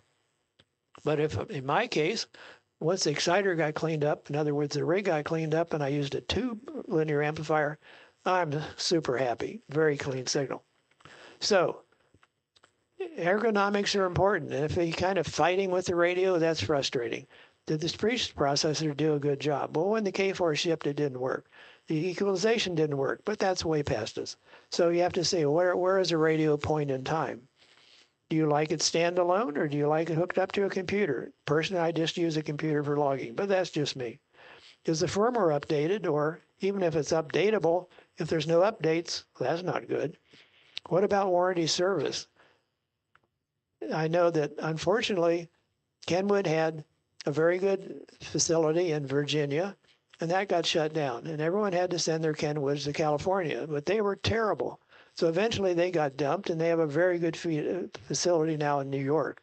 But you got to have factory service, and maybe you can work on a rig with components the size of a grain of salt, but I can't. What about once the radio goes out of production? So this is going to be an interesting issue for many K3 and K3S owners because parts are becoming an issue. But the rigs are generally quite reliable, but still, what happens when it's not made anymore? So I always finish up saying at the bottom line, this is a hobby. It's supposed to be fun, and you should enjoy using whatever radio you've got. So if it's a struggle, consider something else, and if it's a lot of fun to use your radio, you're in great shape. If anybody wants a PDF of today, it'll be available. Send an email to rob@nc0b.com. And of course, I guess we're going to have a video in the near future with the whole day. So, Tim, turn it over to you.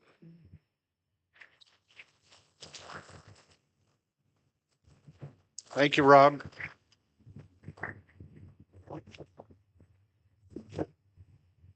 So, a couple of housekeeping items. If you're a youth, part of the youth scholarship program, we'd like to do a photo after CTU when we get the lights back up. So if you are under a youth scholarship here, please come to the front. The feedback forms are very important. I look at every one of them, trying to make sure that we are staying on target and that we can make next year better than this year. That's what it's all about. AR, could you turn on the lights over there? I forgot to. They're right over there on the wall. Thank you. All right, great. K1DG, do you have the results of your contest, sir? All right. Please present the results.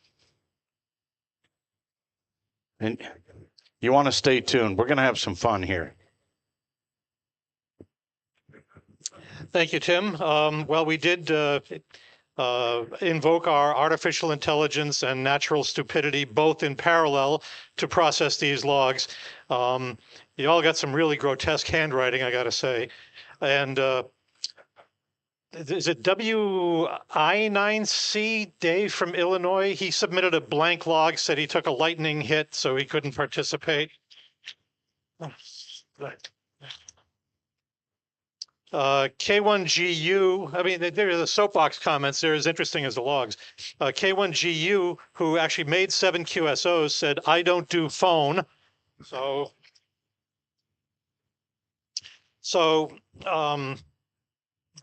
these results were actually quite interesting to me. So I'm going to go in reverse order from the scores above a certain cutoff. Tied for 8th place were WF7T and K8LG, Grace, one of the YLs. What do you want? Look, it's the CQ Worldwide Director. I didn't do it. I promise I didn't. Well, I have a distinct honor this afternoon of doing something very special. And I'd like Grace K8LG to, if she would come up to the front here. There you are. She's probably saying, what is going on here? So any comments? So it's my honor to present to you K8LG, at the time, KE8RJU, with her very first CQ Worldwide plaque, having operated at K3LR, where the team came first in the U.S., first in North America, and number 2 in the world. And Grace, you were part of it. Congratulations. How cool is that, huh?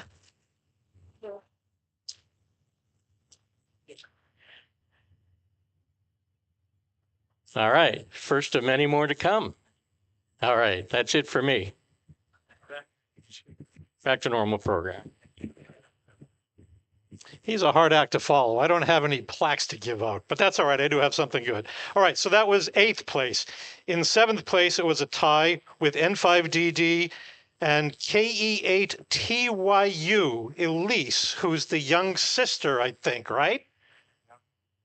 Where is she? She's out. I don't have a plaque for you, but I wanted to recognize that you did a great job.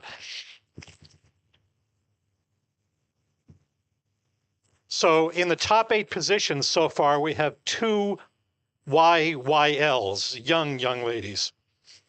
Keep a count here. Tied for 6th, VE7BC, WO5T, W1VE, and Kilo November 2 Papa, Violetta, another YYL.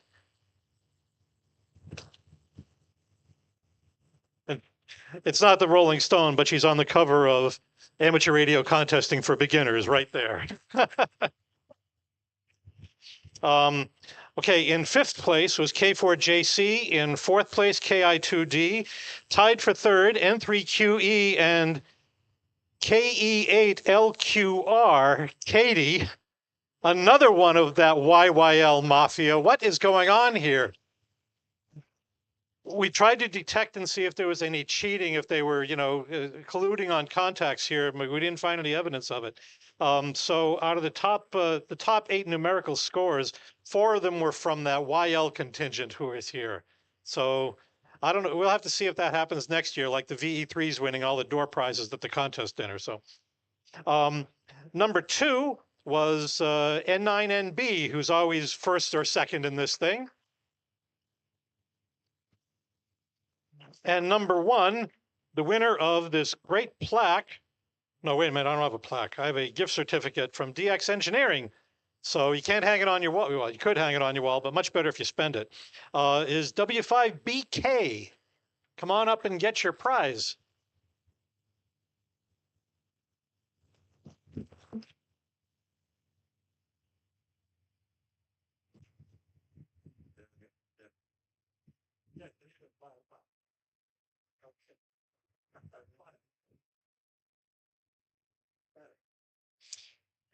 Thank you, Doug.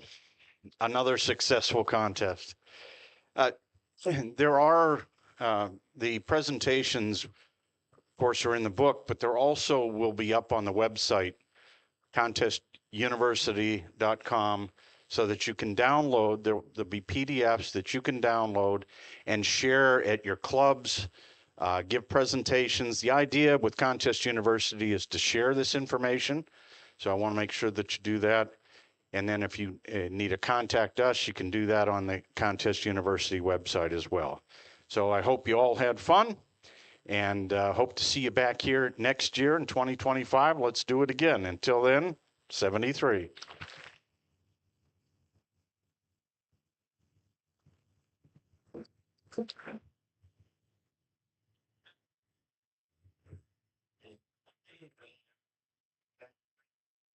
Yeah, good. Great. Thanks very much, Rob.